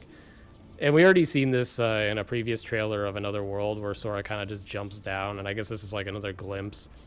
What I want to know is how much freedom do you have in this? You have no what freedom happens if there. you don't land in this box area. You Are die you, like, instantly. fucked? Do you actually like fall and die like some other open RPG games, or is it gonna just bounce you into a correct Can you area? imagine if you just died? Like, I'm missing it. All right, we see more combat again, see some enemies, and nothing really crazy right now. You see the thunder movement like Aqua has in 0.2. That's fine. I've always liked that. I don't know if I noticed Here we see this, that they're getting hit what with I like assume is thunder the element or Keyblade whatever the fuck. transformation, I think. I forget if they call it forms and whatnot. I don't know the official names, but yeah, it just changes up your combo. So going back to that, notice how the combo actually works. That's like a slide dash. Cool, right? Yeah, But okay. it kind of looks like he's just flailing around, and It's true. what that's I'm what I worried was about thinking is right now. that it's too flashy and leaves you wide open a lot. But for all I know, it could just parry a lot. You know, like Valor Form. This is can me trying to parry a look lot. at both I see sides. this again and again. Like, it might be good, but It's it like, also what's the might benefit not. of doing this on something like crit mode if you can just get smacked in between the combo by everything around you? I think it's a pretty We sucky haven't form on seen crit, but I don't enemies know. really attack Other than, Sora you know, either, AoE like normal spam. enemies, so AoE Sora's fire just spam or free to whatever. throw out these combos everywhere without punishment, and I'm just worried that it might not work out properly. But it's hard to say without seeing more of it, really. But like these enemies are just kind of floating around in the air, and it's like maybe they didn't program them to fully attack yet. Here we see that sliding door They thing. just kinda do Everyone nothing seems to sometimes. like. More of this sliding stuff we've seen before, where you can attack out of this. That looks fine. And then they just immediately go to here. I'm just trying to catch up with the chat. Alright, here's where things Hi, get chat. really crazy, though. We're in Tangled World. Finally, we see we have 2 party members, obviously. And here we go again with the combos, just kind of like swinging around and shit. There's dodge roll, but we already knew that. Oh, that was kind of interesting. I don't think I noticed that the first time. Wait, what? Wait, was this it? Yeah, you can just cancel your combo yeah, with okay. dodge roll, I think. Yeah, that's Yeah, actually a kinda good neat. showcase. That's what Aqua can Yeah. do now. That's good that you can do that. So it's probably going to have the same properties that 0.2 did, where you can dodge out of a combo, or probably maybe a guard you can act out of really fast, which is kind of cool. Okay, that was true. That's a very good very good thing to see. Here's this. Oh wait, I think I missed that whole thing. You see a little bit of this wisdom form thingy that everyone's also talking about, which probably is exclusive to the Keyblade here. Wisdom Mirage form staff. thingy. Yeah, kind of cool. I think guess. that's what its official name was. Didn't really see much else of it though, right? Oh, Rapunzel there swinging on her hair, by the way. See that again. So how does she work if you're like slightly away from a tree? Oh, She well, just who cares? doesn't We'll work. see. That's the problem. Oh, that's really funny. All right, we see a little bit of swimming, whatever. It's nothing, nothing crazy. You can tell I don't care about this game's movement that much, Here we huh? go, summon time. I don't think we've seen a summon yet. Well, actually, now. we saw a train summon and a boat Unfortunately, we summon don't and see teacup anything it summon does. It's just and a, like, and a hey, here's Pegasus summon. We don't know if they're. I must have forgot. If they're really strong, or if they do an attack, or just stay around like in KH2. Yeah, 'Cause they haven't really fumbled had the summons a little since bit of this KH2, game. so, as far as I remember. So that was it's a good interesting to pause see them frame. bring it back. This doesn't mean there's no Atlantica, by the way. It's pretty high that they won't bring it back, but don't forget, in the series, they've had, like, someone mentioned Genie during my stream, and it's like, there was still an Agrabah in that game, so Don't. I wonder what made me think that. That doesn't. Don't get too excited. There's not reason to believe they wouldn't make. They definitely wouldn't make you go back to Atlantica. And, they could have was if that they a really Mauritius wanted to. site It'd I just be saw, I stupid. think? Probably from the enemies. Hey, Sonic. Yeah, wasn't it? It's hard to see. But I'm not gonna dwell on it, but cool. Cool. I like how a lot of this is like, yeah, I don't cool, know how whatever. Anyway, effective moving shot on. lock will be in this game. In 0.2, shot lock was actually very strong, but it wasn't spammable because you could only do like 2, and then you would need an elixir to get all your focus back. So hopefully, if it is strong, it's not spammable, or else that'll imbalance the whole game. So that was neat to see. What else we Summons got were just here? definitely not balanced I have correctly. no idea what this is. It is kind of This weird to tower see nonsense this right without now. Is that knowing, like, Trinity having the limit, but, game like, yet with and the being like, tower what the fuck is instead? this? Is that a finisher of a form? It is. Good guess. Good first guess. It's hard to tell because you don't see any situation commands going on or anything. At least I didn't say it was a summon this time. So they probably activated it right before that. If it's a finisher, it's a crazy finisher. It's broken. Yeah, I thought it was an okay finisher. It probably is the finisher, but it looks crazy. It just like I don't know how nukes effective it is. everything. All right, we're back to the Toy Story. We already kind of saw this stuff in the previous. Oh, the trailer, FPS like, where room. Sora just swings around like crazy. They cut out the This is where frame the lag trailer here. kind of loses me a bit. Teacup summon. And this is attraction flow, I'm pretty sure. Okay, It's just- I knew what it they're was showing obviously off by all this now. flashy, crazy shit, and it's like, but Teacups is it good suck. for the battle system? No, attraction's In an action stupid. RPG, it's important that you have a well-balanced, effective combo system. And what I saw here was, once again, Sora just kind of flailing around. I Yeah, don't really hey, know, they is did. it They, safe? yeah, I feel like These that is enemies kind are of not true. attacking Sora at all. But if they did, In you all would these die on trailers, crit. I think I've seen Sora get hit like once or twice in all the trailers. So It's funny just to like, look back on this. Is it safe or what? Like, you wouldn't play like this on crit, for so yeah, example. once again, we yeah. see this Not without Keep It risking For Me dying. thing, exclusive to Toy Story World. And here we got attraction flow. It looks like it has the ability to cancel it. We haven't seen that before. Okay, what is this? What is that? This looks like some sort of like maybe mini boss fight. I don't know if they would Mini spoil boss. the Oh no. final boss. He doesn't or know. what it could be. A little bit of interesting stuff to see all these buildings and shit moving around. A little bit chaotic, but It's it's a stupid it's hard world to say boss how to be it's honest, playing out because based it's on like this. it doesn't do this must anything be for a the link story. attack. I can't see this being anything else. Once again, they don't show the actual activating. So whatever the fuck this is. It does look exactly like Rocket Limits summon. in KH2, though. That must be the finisher. Wait. Wait, what did I see? Let me see that damage again. Oh no, I noticed the damage. Oh, I this noticed is the like flaw. the rocket hitting the boss. Oh. All right, let's hope that's not what it's supposed to do. Let's hope it's just unfinished, because that was like chip damage. Oh Can you boy. imagine using that limit on a boss and then doing like nothing? I don't know. Maybe On the there's one more hits boss you after- could use it after on. that. They cut a lot, so it's hard to tell. They cut a lot in this trailer in a way that I feel like if they kept it going, started it a bit earlier and later, we would get so much more info. They didn't want us to overanalyze, so we're doing our best. Oh, here we go. The platforming segment, right? Okay, so Fuck platforming. you might know how I feel about platforming in 0.2 if you watched my streams a lot when I was playing that game. I hated it. It had the worst platforming like ever. And a lot of it was because it had auto platforming. It's probably where you kinda just exaggerating, hold but forward on it, and it's it still does it by bad. itself. But that gets in the way when you're trying to platform manually, where it eats your inputs. And Yeah. I'm hoping that this is all manual platforming. If it is, this could be potentially really cool. Parts of it are. Like, look at how cool it is to try to, jump on a list. I don't know why it's. Why would you go up that included, high? but, The fuck? Whatever. It's Kingdom Hearts. I'm just thinking of that fight now. It's like, the fuck? Just one Anyway, bounce and you should be So, high yeah, enough, I'm a right? bit unsure about that without seeing more. This looks like another transformation thing. I'm not sure what the difference is between this and the claw one. Like how you get one over the other. I guess we didn't know yet. That's a pretty scary. You could dive from that height and bring him down. Okay, that's fair. See, oh yeah, you also see flow motion there again too. But we already knew this was a thing. They didn't even show that part. But once again, we don't see enemies attacking Sora. They're just like walking around. It's because it's not a crit. That's so confusing to me.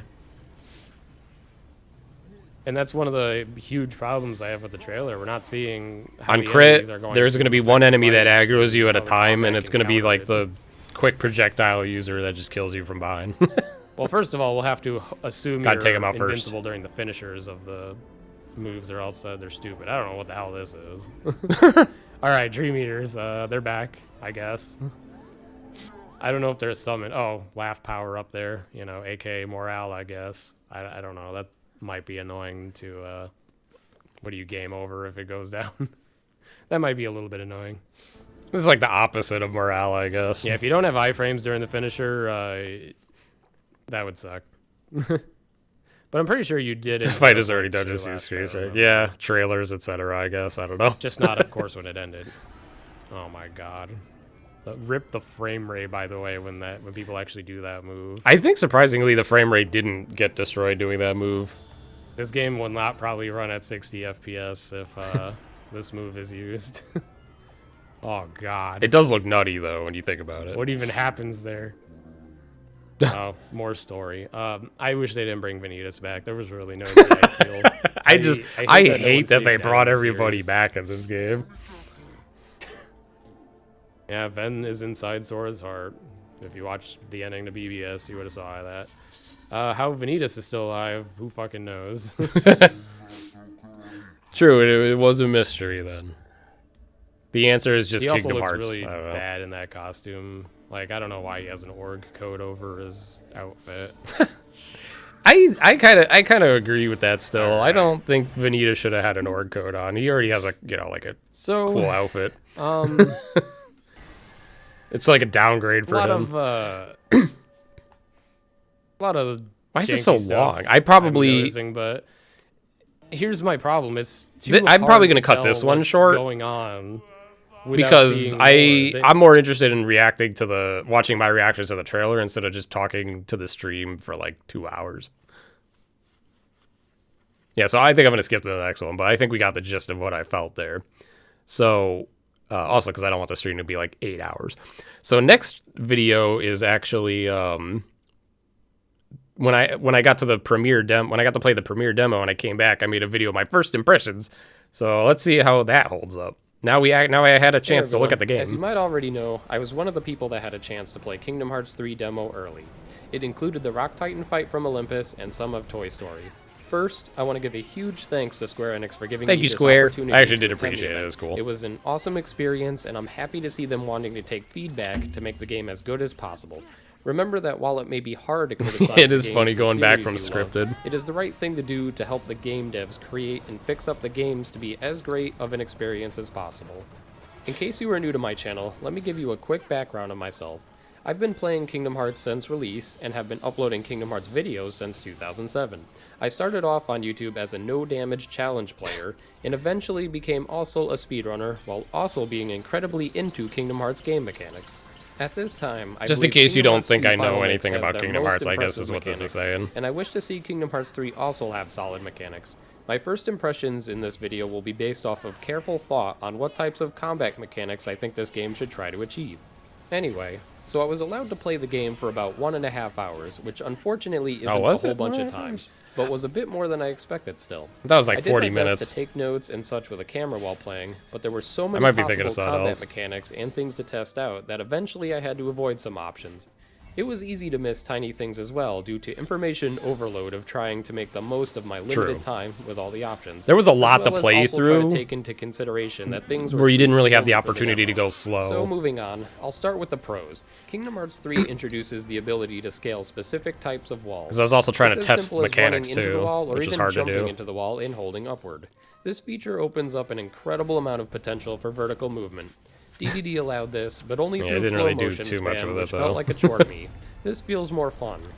During segments like Rock Titan, It is more fun a than little DDD's jerky to movement, move yeah. left to right, but it still functions fine and does what it should.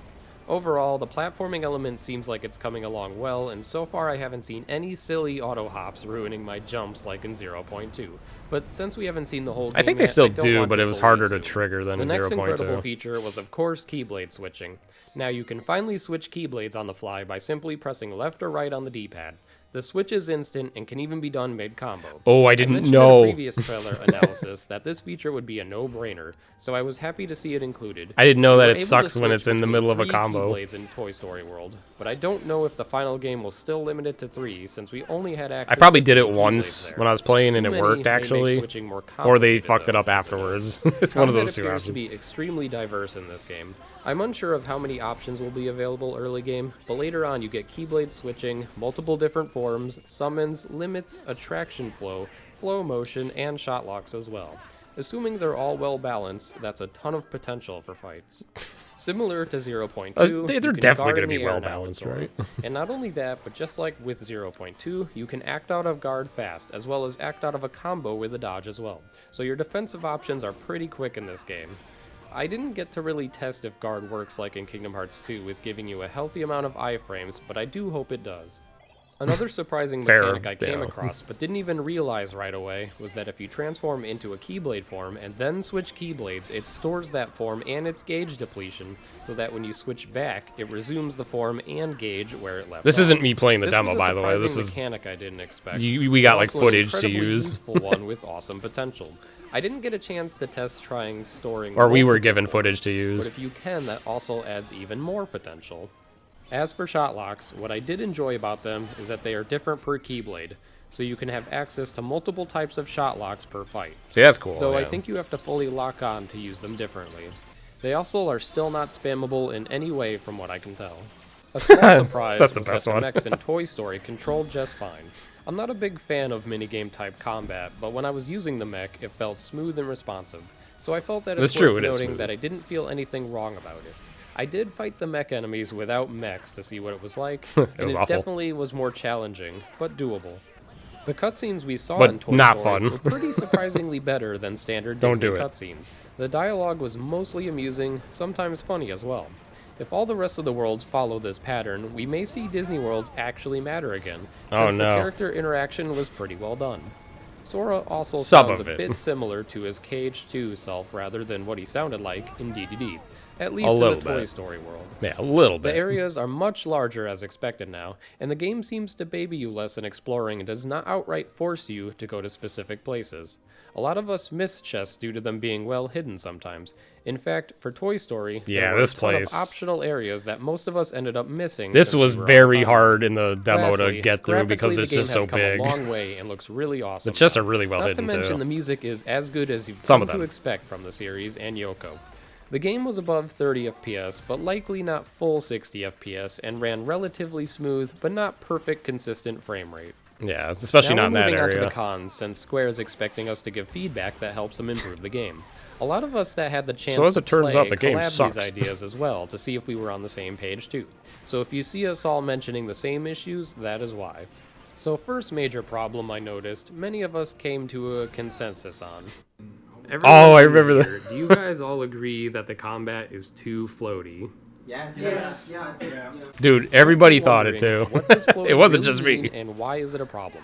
Well, for the first part of the problem, one thing we've noticed while playing that's also in the trailers is the aerial combos are a bit too floaty in the air while also Oh. being flashy. In Kingdom Hearts 1 and 2, air combos were pretty crisp, fast, and clean for the most part. While they were never fully safe in mob fights, they generally were quick enough to get a combo out and then land. But in the Kingdom Hearts 3 demo, most of us found ourselves kind of flailing around in the air wildly, while also True, just yeah. getting hit during the process every now and then. Yeah. So how do you fix this? Well, simply having moves that are a bit quicker and don't swing around too crazily might be a start. We had Combo Master auto on for the demo, but what if we don't have it for critical mode like in 0.2? Then suddenly our air combos may drop more than they should if they stay like this. We also I do forgot not have 0.2 combo did modifiers that. confirmed. We had a base combo and then the form combos. For me, combo modifiers make the combo system more diverse and See, fun. they didn't listen I'm to worried the. that Well, there they did might in the be too much DLC. focus on form changes having their own combos where base Sora combos won't have any real use other than to build a form or finisher. The problem here is that you still have to do regular combos to get form changes, and if the combos are not good, they're not going to be fun to build up forms. If you mix in magic with the base combos, you tend to get magic finishers instead as well, which may not be what you always want if you need forms. I do understand that they likely don't want to make base combos too strong so that you avoid using forms, but making them floaty and whiff causes other problems that make the game not as fun to me. I gotta pause it clarifying this because I'm gonna actually skip the floaty video where I had to clarify what floaty combos are. But yeah, base combos in the air is super trash in KH3 still, unless you play with the DLC modifiers. Yeah, and even then it's not that great, but it's better. So that's what we had to go off of, and it was so bad. Like forms were, some of them were more manageable in the air, but yeah, it was a little bit. Issue we sort of I could see like why all of us kind of agreed on that aspect. You really seem to have no iframes on all these long, because that's your impression is when you're building up a combo in the air or form in the air. You know? I have not heard if this is only in the demo and won't be in the final game, but I greatly worry about what would happen if you were playing on the highest difficulty and just get slayed trying to do any cinematic moves and finishers. It's true. It still kind of happens. Hit during moves where you this move fucking don't do it on crit. As much on the highest difficulty. He'll just die, or level 1 crit, I should say. The incredibly diverse combat system. In other Kingdom Hearts games, you had specials tend to give you some sort of iframes. Especially in Kingdom Hearts 2. Yeah, I think they could have helped putting some more iframes on certain moves. I still think that. Give you invincibility, making them a huge asset in combat. As of right now, I don't see how I would ever want to use the aerial summon finisher, where on crit, I would almost 100% end up dead for how long it takes and how easy it is for enemies to snipe you during it. The aerial finisher? What? The same as most other Kingdom Hearts games. Okay, never mind. However, it needs some tweaking in instances such as the Rock Titan fight, where it feels a bit clunky. Perhaps if it zoomed out a bit in those instances, it could we all had that complaint too. The camera there sucked. Where it puts Sora at a good distance away so you can see more around. I think it's still in the final game was pretty bad though. So I mentioned this during the floaty segment, but just to touch on it a bit more, the base Sora combo needs some work in my opinion. Yeah. Both on ground and in the air. Yeah. While in games like KH1 and 2, combos can be sluggish, but once you get useful combo modifiers, they become clean and crisp combos that feel like you're actually attacking your enemy. While in the KH3 demo, especially in the air, I felt like I was swinging around randomly hoping to reach the enemy. Yeah, it kind of was like that. Certain abilities exactly, such as the godly slide dash and aerial spiral or dive abilities, but it shouldn't be too much to come up with things that help make these combos feel more worth it to do in mob or even boss fights. Yeah, the PC mod. Most of us that played noticed the same issue. I agree. Which is ground movement is a tad sluggish, despite how fast Sora runs. You can still do the blizzard movement from 0.2, Very but that wastes situational. MP. And wastes with MP, how much larger these areas are now, I don't feel like I have the option to move around as well as in previous games on the ground. Granted, games like Kingdom Hearts 2 started with slow ground movement early on, so it could just be an early game problem, but I just worry that we won't see growth type abilities that made Kingdom Hearts 2 I mean, you get glide eventually, it just sucks. Having glide would solve this issue as well, but I would be hard-pressed to assume we would get that early. This is just an issue that needs careful attention to me. I've seen a lot of people complain about limits already, and I should probably mention a couple issues. Oh yeah, people were mauling over limits. While I was playing, the limits showed up almost constantly, to the point where you might as well have had it in the links menu. I'm unsure if this was tweaked just for the demo, but I didn't notice a pattern to when the limits show up. The one in Toy Story where you ride the rocket is rather useful from what I've tested, but hopefully you have the option to maybe disable them in the menu if they are not that useful. They should have let you select them in a menu. I think they still should. Also, they last much longer than the limits did in Kingdom Hearts 2. This is hard to say if it's good or bad, but will depend on how strong they end up being in the final build. Well, some of them last. So I guess I was like half right there. For my session, but based on what I knew. I've watched people play on the PS4 as well. In both versions, there are noticeable frame drops in some situations. Yeah, Toy Story was pretty rough with that. It is much smoother than 0.2, but hopefully Corona had some bad not frame drops too, I remember. To run on PS4 Pro and Xbox. Otherwise, the lack of consistent frame rate may hurt the ORAN's overall limit. experience to players who are I sensitive don't think to so, frame drops. This last segment is I know where I you mean, voice though. some concerns where I don't think it was fair to call it a con without knowing more info. Okay. First, I had a brief conversation with Tai Yasue, who is the co-director of the I Kingdom tried Hearts so series. hard to I got relay the this to confirmation him. from him I don't that the think demo he had heard me tweaked though, or damage like output, understood so it. that I mean, I know he unfortunately understands for testing English, but I don't think he purposes, I couldn't cared. really Is tell what I'm getting looks at. OP and what looks weak. Until we have the final game, I don't think we'll have that answer. Although I was like, due to the way the hey, mechanics work, I if we didn't do feel level as if 1, any one thing like was if level really 1's playable, spammable, could we which have is a better, nice. you know, As damage many of you scaling? I probably said something know, like I'm that. big on game balance. If there is something that is super strong and easily spammable, it will break the fun of the game. To be fair, this is a good showcase of spammable OP Kingdom shit. Hearts series has had its fair share of broken or borderline broken moves, but I would This is where preferably KBM avoid jumps the in. Is like, situation no, we had you in could do so DDD, many where cool one things command here. just destroys the entire game without effort. The good news is that he confirmed to me our longtime assumption that BBS But you could and also DDD just do this. mechanics were more experimental, and that they really want to make Kingdom Hearts 3 live up to 1 and 2 mechanically. So I do believe that they will try to balance the game more than you might think. 0.2 already showed Well, a bit of this, where physical little bit. combos, magic, and shot lock were all strong, but also not all spammable in every situation. But then you bring in all Although to the wrap up new this stuff. concern, I will mention that I am worried about magic situation commands are the go-to super strong attack. Even in the demo, I found myself pretty preferring good. Thundergut to some pretty form ridiculous. combos that didn't do as much. So I Yeah. hope this also gets tweaked a bit so that magic commands aren't the go-to. Once again, spam I'm option, talking about even game though they are balance, still cool. and I think it, If you didn't already know, magic changes with obviously it Keyblade. was still a problem. For example, if you activate Hyper Hammer, your fire is now AoE, like in Kingdom Hearts 2, rather than Base Sora, where it's a projectile. Without fully testing and knowing proper damage outputs, I can't say whether or not these magic changes completely make some magic useless or actually can be really useful. But if they do it well, it has some really cool potential. They did not make enough of So variety now. 0.2 had an issue with critical mode on where it restricted you so much to the point where it wasn't as fun sometimes. You Very had true. almost no MP, and they removed Combo Master, which caused Aqua Big with oof. important Big combos oof. due to one of her combo starters being extremely bad. What I worry about here is that critical mode could become unfun by removing fun combat options. For True. example, if they nerf Sora's MP for crit, then you won't be able to have as no. fun with magic during combos. True. In Kingdom Hearts 2 Final Mix, critical mode is widely considered the most fun difficulty, because they managed to make it a fun challenge by not heavily restricting you. True. They have the In MP fact, you earn and cap you, they gave and you extra less abilities. EXP, but also give you some starting abilities that are fun to use. This is the kind of Maybe I stuff should just watch the wanna video. see over having far less MP. I doubt I and forgot to ripping make that point, flashy you know what I aerial mean? Combos due to lack of combo master. So Yeah, in this MP game, has it appears capped if you air combo in crit. close to the ground, it can easily be chained Not into as a bad as ground combo 0.2, and but continue. it's not And great. that's great, although I've heard from You another need food player to that kinda the detection counteract on it. that is a bit ridiculous. In Kingdom Hearts 1 or 2, you can always mash out an air combo even if you're pixels from touching the ground. Oh, But in this- Kingdom Hearts yeah. 3, it seems like you might not just be able to do a full air Yeah. combo on low-to-ground enemies. Of course, this is I only still- a small I wish they concern, changed but this. worth noting that I've always liked being able to choose what kind of combo I want to do on a Yep. grounded The enemy player should be instead of able to being choose if forced you want to do a an air ground combo just or a because ground they're combo. small. Not, So no, I we're going to do almost a forgot ground to because you're talk kind of about close to the flow ground. motion. This is because they heavily nerfed flow motion and it's almost unneeded from what I can see. I'm not sure if the final game will do more with flow motion, but you can no longer jump more than once up the wall. Yeah. And the Which, attacks on obviously flow makes motion sense, left more to be desired.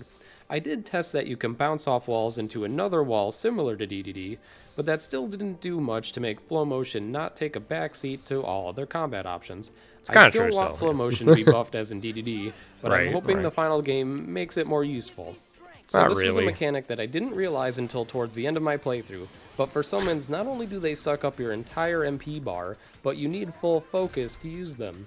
This confused me because the summons didn't really feel OP in any way. Did I say that Especially right? because you're not safe I with don't them know. out. And if it requires full focus, that means you would have to summon before shot locking every time. Unless I'm don't I missing mean to say something, I MP? think it may be a I don't better know. idea Maybe to I'm have wrong. it just take your MP or some of your focus and not require full focus as well. So this is another thing that some Am I people have wrong? complained I'm about. like, Situation I don't- commands maybe in the the demo you appear did, to I don't build know. up quite Maybe they fast, and changed for that. some people, they do not think this is a great idea. For me personally, I didn't really mind it. If you are able to turn off the situation commands you don't want, then that will help clutter the Oh, commands less. they kinda- As of right now, basically 2 full combos build up something. That was actually a good which is idea, fine to me. but they only The did problem half I of saw that. was with how many show up so fast. But that has an easy solution of toggling some off. Yeah, So one like, might- they had to have changed that because it definitely is MP now. They must have changed it, but my point kind of still stood. I think, where it shouldn't work like that. You shouldn't need full of either thing to do that because whatever. I'm sure I get into it in other Key stuff. mechanics that I admire of Kingdom Hearts 2 Final Mix is the revenge value system. So of course I was looking into that for the demo. Unfortunately, there were not any small bosses that I got to fight, since typically large enemies Semi-small never stagger boss, much I in don't KH games. However, since the Mirror Aqua fight in 0.2 has proper stagger, I'm not too worried that they will ignore that. There was a doll boss fight at the end of the Toy Story demo, but the enemy was large enough to fit the trend of not needing a stagger. Regular enemies do stagger, however. Last concern I have is that I really want the ability to turn off specific types of moves, such as certain attraction flows. If it's one I'd rather not use, I don't want it to have a chance of taking up a situation command that I have to try to ignore. I like that zoom in. So that about wraps up my first impressions of Kingdom Hearts 3. My final verdict as of right now is that there are some impressive new mechanics, and with proper tweaking and balancing, the combat can be incredible. Wow, I have this all chaptered out and everything, Jesus. To be there. I still overall had a good amount of fun playing and testing things with the limited amount of time I had. Frequent situation, that's what I was talking about. Yeah. To find out more for you guys. So hopefully the proper feedback gets through to them. All right, we're gonna skip on. All right, so let's see. I don't understand this trailer. Well. I guess there was another trailer that came out before the game. Everyone. In this video, I will discuss my thoughts on I remember this Kingdom one. Hearts 3 trailers shown at this year's E3. I don't know why in Needless parentheses to say, it's called I'm literally surprised they everything. revealed as much as they Wow, did what did during I- the course what of was the joke E3. there? 3 trailers were shown, one at Microsoft's conference, one at Square's conference, and one at Sony's conference. These trailers basically showed 2 new worlds and a tiny bit of its gameplay, while also throwing out some bombshells on the story. Most importantly about these trailers, though, Spicy is that we bombshells. finally have an actual release date. It was finally Oh, revealed yeah. that Kingdom Hearts 3 will be out January 29th of next year. You probably meant Yes, all the that trailers means at there E3. is a Oh, delay, yeah, but yeah, it's yeah. only That's about probably 1 what I month. go.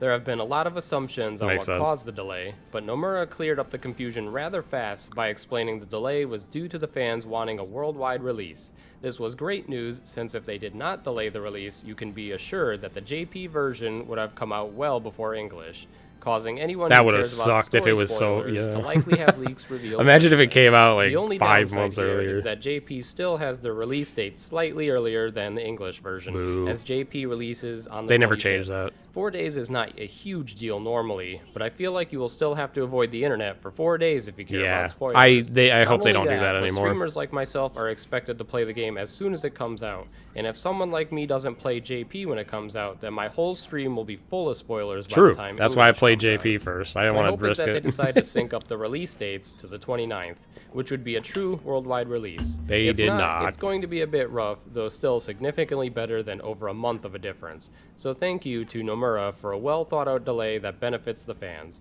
Also, this means the development is still going pretty smooth, since we haven't heard of any real problems slowing them down as well. Moving on, the first big reveal. I wonder if was people the got Frozen confused World in by Kingdom that Hearts 3. because they're like, We "What? did It's predict been this in coming development pretty for so easily, but long," to see and it's it like finally not was a great that, sign. not 10 They showed years. a bit of the cutscenes here to give you an idea Like of people what's think. going down, and also showed some gameplay. Let's talk a bit about the gameplay we saw. Or some We got people to see thought. Sora briefly in a fight with a giant ice monster, where we can see Sora pulling back a tree to hit the monster, which is interesting to me whether it's fight specific or a world mechanic. Giant ice We also saw monster. the world's Keyblade transformation, Blizzard Love it. Blades. They looked pretty cool, though we didn't see too much of it to see how well it works overall, though its movement was neat on ice. I It like also this looks form, it but I could never freeze use it enemies 'cause I during a don't like combo using as it, if you but it used looks Blizzard cool. magic. Next, we saw an interesting segment where you're sledding on Goofy's shield. This may be a minigame specific Oh my God, thing, did I say since his it name looks like correctly only by jump was mistake? doable, and I at one couldn't have point, done it that. looked like arrow guides were displayed. Or I mean, I said his name Last incorrectly here, by mistake. We saw a quick That's what I meant glimpse to of say. the returning summon Simba, and the Splash Run attraction flow as well we already saw used in the Toy Story demo, which does make me wonder how situational these are. Still hoping for a way to toggle them on and off in a menu, though I imagine if they're forced to show up in the game, it won't show more than one at a time. At least Finally, they for changed Frozen, we that, saw but in a Lark's kind appear of dumb again, way, I guess. where I she don't know. now has yellow eyes, which the fandom has dubbed as being Norded. Long story Remember? short, it means we believe the character is currently under the control of Xehanort, who has yellow eyes. Larkstein was Here, Norded. Oh Larkstein my revealed God, a I can't possibly believe it. large plot point that they are looking for the new 7 Pier Lights. I'd rather not try to theory craft those story elements though, so I'll leave it at that. Overall, Yeah, I Frozen would not- was not don't really a wanna do that. surprising Would not have reveal, aged well. but it looked nice, and many of us are happy that they seemingly didn't turn it into a minigame world, such as Atlantica and Kingdom Hearts 2. That True, was definitely true. my fear. It's not a musical Next, we had a brief minigame look world. at the Tangled world again. We saw an interesting movement where Sora swings across with Rapunzel, which I'm unsure if this is a thing you can do more often in the world, or just a couple times where It's it's just like part of the 3 story. times. We also saw a bit more of a cutscene in the town where you can actually see they want towns to feel like towns now. We can see little that there bit. are many other people in the area to make it more lively. I love that I use this example. Something wasn't quite right. Once again, they showed us a That was tad of perfect. Monsters Inc. world, where we only really saw a sliding segment that seems to have reaction commands in it, and then some combos we sort of already saw in previous trailers. The next big reveal was showing actual gummy missions briefly. Actual gummy and missions. It looks the same as Kingdom Hearts 2, just graphically better. I'm someone who has never. I'm liked so gummy glad it missions didn't end since up they being feel like exactly a the huge same. waste of time to me, especially in Kingdom Hearts 2. Like how I'm Pretty showing the much just donut spin in chip a here. circle for 4 minutes to complete them casually with no effort really required. Nomura has it's 'cause I'm stated that showing gummy Hunter missions X, I this time guess. are open world. I'm unsure of how open world this may really be, but hopefully it means you don't have to do much of it to progress the game. At the very least, what we do have to play, hopefully it will be more fun this time around. Gummy missions normally bore me greatly. On a first yeah, they playthrough, suck. you may not think much of it, but when you do True. more than one, it becomes stale real fast, such as in Kingdom Hearts 1 before you have the warp gummy, going back and forth between worlds is quite a painful process. Yeah. Although in the trailer, we can clearly see money seems to be obtainable through gummy missions, so perhaps this will encourage you to actually pay attention this time around. Either way, I could easily do without gummy missions, but if done well, it can be at least acceptable to me. Though at the end of the day, they're just filler content that, to me, isn't really fun. Yeah, Anyway, I think yeah. it's time to talk about the next I mean, world I didn't reveal know they it was had, less which was forced. the most so- exciting part of the trailers for me. Of course, I'm Oh, talking yeah, about Pirates of remember- the Caribbean coming back. We were introduced to this world. This showing world Sora looks wearing so a pirate good when we costume, first saw which it. continues to show that Sora sometimes will have a different look in a world, even more so than in Kingdom Hearts 2. Pirates is a world that in Kingdom Hearts 2 it felt a bit out of place. Not to mention, True. many also hated it for the world-exclusive mechanics of needing pirates to be in light. Yeah, But that from the didn't trailer, it speedrunner looked woes. extremely natural and impressive. It probably it's true, also it helps sucks. that Sora and company are now in pirates' clothes here, so they fit in more Before we naturally. knew we had to click clams, But moving yeah. on, we now have a bunch of gameplay to discuss. For starters, it opens with what seems to be a minigame type fight against other ships. I'm not entirely sure how this may play out, but it seems like it's mixed with the ability to board the other ships and fight. The massive amounts of HP the Half ships right. have should not matter because it's a minigame, and as you can see, apparently you can one-hit KO Yeah, it. I had to point that out because there was people that were dumb enough. They were like, "Oh my god, the ships have so much HP," and it's like, but in the trailer, you could see they get one-shotted. I guess, yeah. When Sora boards another ship, we get to see the pirate's Keyblade in action. So that's why I zoomed where into the that. transformation is called High Wind, likely a Final Fantasy reference, which unsurprisingly Maybe. seems like Lancer-based combat. It also Yeah, it has a was. move that looks like Ven's Wing Blade finisher. Also, this Not really Keyblade relevant. appears to have a second transformation called Storm Flag as well, which opens up more options. Storm Next, Flag they is show kinda off more cool. vertical running potential with combat mixed in. Bad Vertical wall finisher, combat but is cool completely new for swings this and stuff. series and will be pretty interesting to explore more of when the game comes out. But they Yeah, just display about a small that. taste of it here. About that, Fortunately, it's you can not snap really back to the wall good. pretty easily too, so that you shouldn't fall down all the way. Nobody if you attack praises the enemies. wall The segment combat. afterwards probably made a ton of gamers cringe on the inside, which is of course the underwater movement and combat segment. Many games botch underwater gameplay to the point where it's sometimes the most hated part of the game. Kingdom Hearts is no stranger to attempting underwater gameplay, and there are quite some strong opinions Man, on look at it those, from that KH1's HP bar, the Atlantica MP. World. Smile. But surprisingly, what I saw was actually pretty impressive. You appear to have the ability to move at least somewhat smoothly in the water, and they even True. showed what a base combo underwater will look like. And to that's be all you honest, get. It looks pretty good, though they didn't show the whole combo. That horizontal vicinity break they type not? move is a great example I of don't- how yeah, I to don't make think they did. combos feel less The finisher's floaty and more stupid. rewarding, which I hope to see more of. And yet another surprising gameplay segment was showing Sora jump out of the massive didn't ocean know. area and then be able to do double flight, while he also uses a flow chain to reach enemies far above. Oh, I'm using These the kind of correct gameplay terminology mechanics now. are We know incredible to see everything. that they thought out water movement and combat to this level already. Until the game is out, it's still hard to tell how well it will actually play, but from looks alone so Yeah, see, far, they- it yeah, they seems didn't like show the it's going finisher. to be great in this world. Lastly, for gameplay, they show a bit of how the fight against this flying Heartless will be. It seems a tad similar to Oh my Swarm God. Rider from Kingdom Hearts 2. Remember And you can the- see a barrier move remember being before used, before the which patch, seems to be specific how to the awful this fight and was? not actually a guard Sora has here or magic. Anyway, I didn't think Pirates would be one of the worlds I'd be really excited for, since I didn't care much for it in Kingdom Hearts 2. but it looks like they went hard trying to make it much more impressive this time around, and the trailer blew me away. I give them levels of So to credit. touch They did upon the some cutscenes things pretty well We here. see Luxord returning, also being Norded. Just a little bit too many which ship continues to fights, follow the and theme of a clam major shit was previous stupid. villain per world that Collecting we've 300 seen so clams far. is such a crawl. Luxord speaks of looking for a box, similar to what Maleficent mentioned in an Olympus trailer. This may or may not be related to Master of Masters black box from the back cover movie, but I won't bother trying to theorize. It right definitely was. now. What was actually really I don't know why I cool to didn't see think here it, is that while like, it Luxord was talking to entertained the Jack, possibility. You see Jack expressing an interesting facial expression towards Luxord, which caught my eye. That Square really seems to be trying to have they do this so characters well be more now, but facially back expressive, then, which is nice when to the, see. you know, like Though a this handful of isn't a years huge ago, surprise, they didn't since do that graphically and shit. So technologically, the games have improved greatly over the yeah, years. they Next, well, we get a quick look they at what got types of better enemies at it. we may be facing off against at Olympus, with one of them being a familiar face. Then shortly after this, we finally get a reveal of Kyrie's new look, and the outfit looks great on her, much better than I would have thought it would look from the leaks. Her hair is now also cut, which The Axel leaks? points out. But this isn't really a new thing since Riku did the same thing Wonder what I'm after talking Kingdom about. Hearts 2. Then right after Wait, that, am I gonna get we get to DMs? see the reveal No, that no, Riku's 'cause it's in replica the- may still be okay, which is what many assumed in a previous trailer where Riku put down his old Keyblade and said it was for the other me.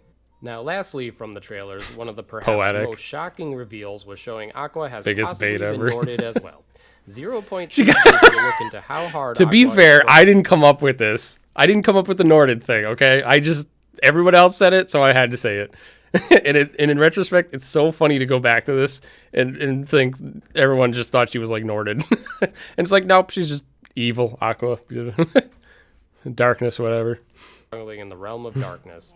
And even at the end, she's still fighting on while trying to be positive. That's so funny. In the trailer, it appears as if it's possible she was turned, though it could always just be a trick or something else entirely. But fans were not afraid to express their concern for Aqua's well-being after seeing that. Yeah, Just all to the tack Aqua on one stands more are tiny malding. thing, in the JP version of the final trailer, you briefly see Marluxia also being Norded, which is weird since in a Everybody's previous Norded. trailer he had his normal blue eyes. So either it was an oversight or perhaps he gets Norded later on during the visit to that world.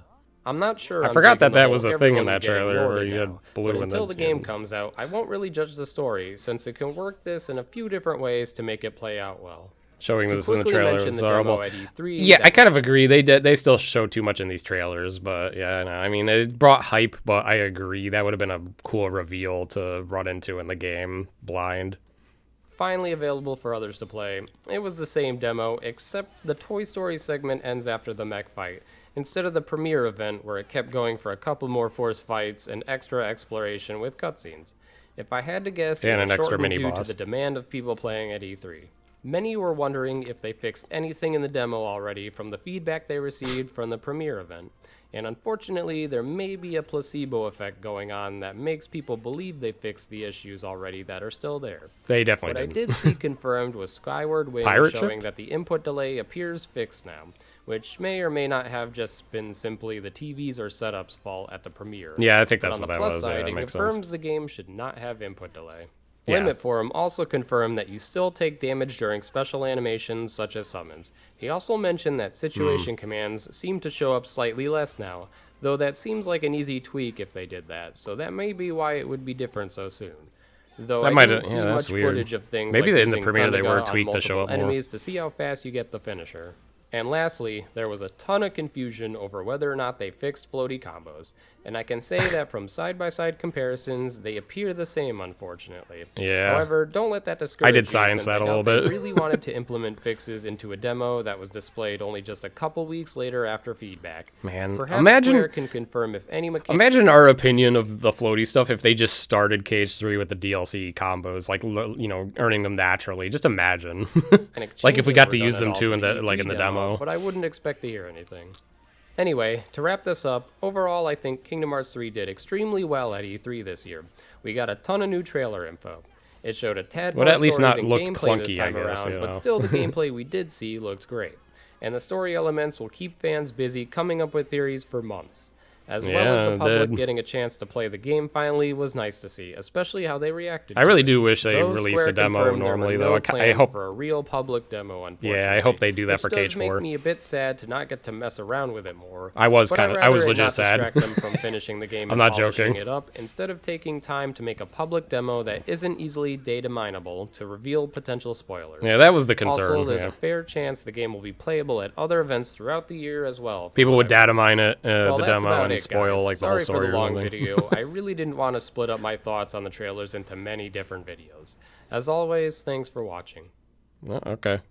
Hey everyone, in this video Oh, it just I will went to be the next video discussing how automatically, Kingdom Hearts right? 3 appears to be shaping up, now that we are closing in on All right, this one's release. 18 minutes. I Jesus. will also be once again talking about my original... This one's labeled final pre-release concern. So I made this. What was the date? The 23rd, 2019. Wasn't that the day before it came out? concerns from having played... This the was like my KH3 last demo chance and to talk really, about I whether or think, not try they are to still there, like or if I hammer down believe the things issues can I was change. concerned about. Don't worry, I will not discuss the leaks here, so you don't have to worry about spoilers. Also, this whole video is based on not knowing about the leaks, so please do not try to correct anything with possible leak facts, especially since there is going to be... You guys can't see this, but in this video I said comments will be enabled when the game is officially released, and I turned off comments, and comments are still turned off. I forgot to turn them a on. day one patch anyway that could change anything mentioned here. Oops. Since the KH3 premiere event, the demo has been playable at many other events, as well as newer trailers displaying more of the game and story. So now other players have had the chance to experience what I've discussed in previous videos about KH3. Let's once again go through the categories of Turn them on right concerns now. that I've brought up in other It's videos not and worth. see how things appear to be right now. First, we have, of course, the floaty combos concern. As I've demonstrated in previous videos, I really hammered combos this across home, the huh? series have been vastly different in physics and effectiveness. In KH1 and KH2, combos usually were rather clean and crisp, while not dragging on and causing you to get hit too easily before very useful finishers.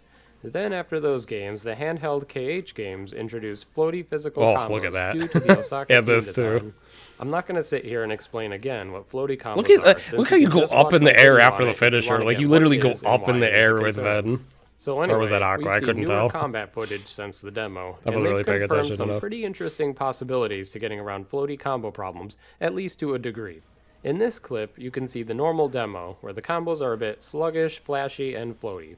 Then you go on to this gameplay segment we've seen from Tokyo Game Show 2018, and you suddenly see slightly faster, less flashy, and less floaty combos. Oh, so What they does did this tweak it. I exactly forgot. mean? Well, it definitely heavily implies that Sora's base combos will be changeable in the game.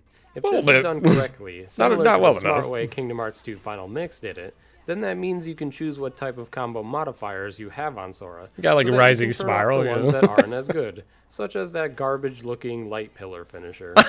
Obviously, the That garbage-looking light pillar. What move is that? would be a positive thing to see. It would be concerning if We base knew Sora it sucked combos before were the game terrible came just out. to force you to want to always go into forms, when it shouldn't be too difficult to have a healthy mix of useful combos between base Sora and the forms. Regardless, this is still nice to see, and I hope the game implements it properly.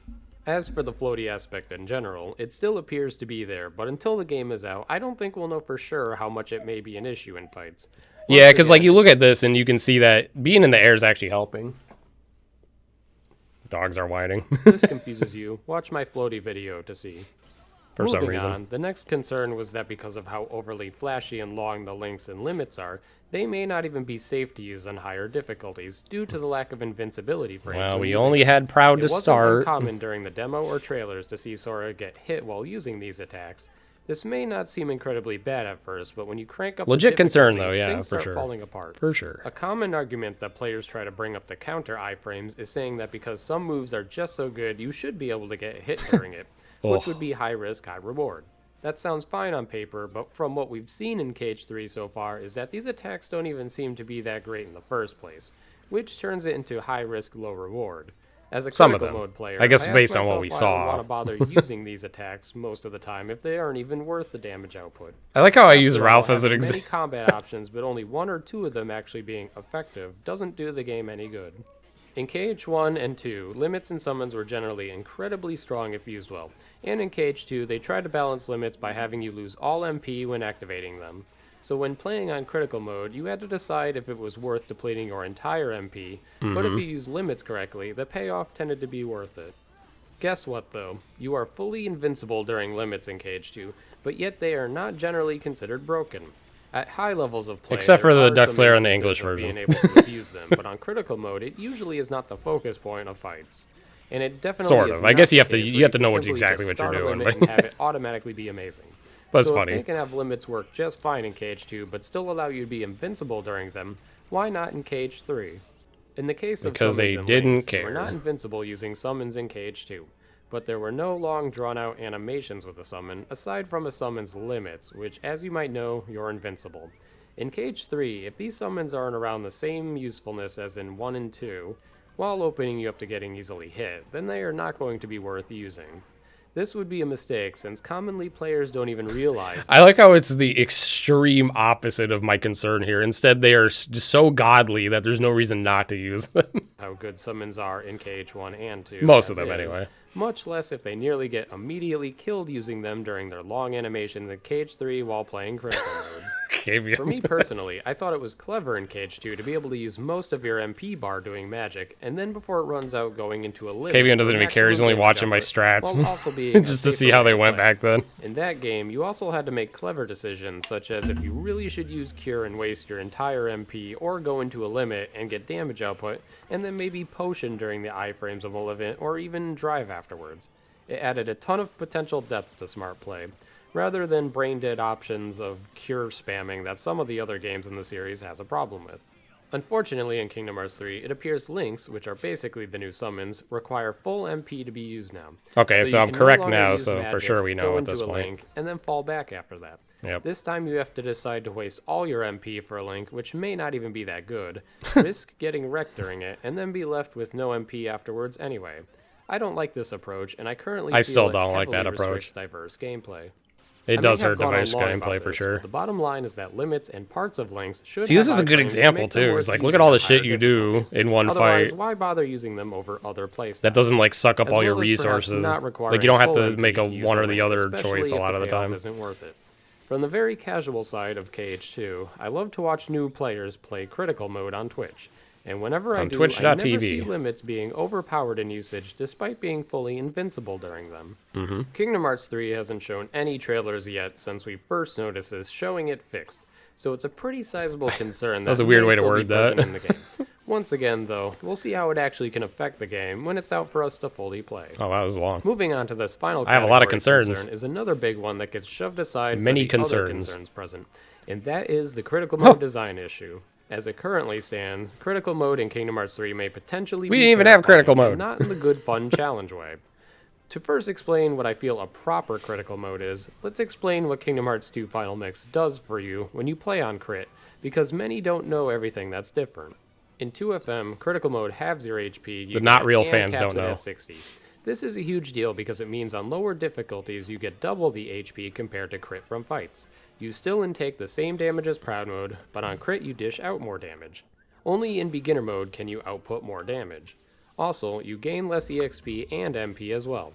Lastly, you start off with some extra abilities such as Reaction Boost, Finishing Plus, Draw. This game really Lucky, did crit MP well, Hystera, I feel. and EXP 0. Like the hardest So what difficulty makes Crit correctly. in 2FM a better, more fun and fair challenge than the other KH games? Think about the buffs you get on Crit. You deal a ton more damage than Proud Mode, and you also start out with extra abilities. You would think it would be far easier, however, your HP is cut in half the entire game, and you level up slower as well. You generally need to know how the game works decently well to get by without getting walled by segments or having to overgrind. Like now that I'm hearing this, it's like it's a big reminder of how well done crit is. Like you hit hard, but you die easier, so you still got to be like you have to be good defensive, but you do get rewarded well for getting those openings. They need to do that In other more. words, the game's balance with the buffs still works out well to make crit a hard challenge, while also making it mostly fair at the same time, which to me also makes it more fun. Now let's fast forward to 0.2 critical mode. After they patched it up a bit, it still has problems on crit. I don't know why the puppy's whining. I'm gonna let him out, so I'm gonna run a commercial. Be right back. Maybe he has to go out. Hold on a sec. Let me put the little thingy up on the stream, and then run commercials, and I'll be back in a few.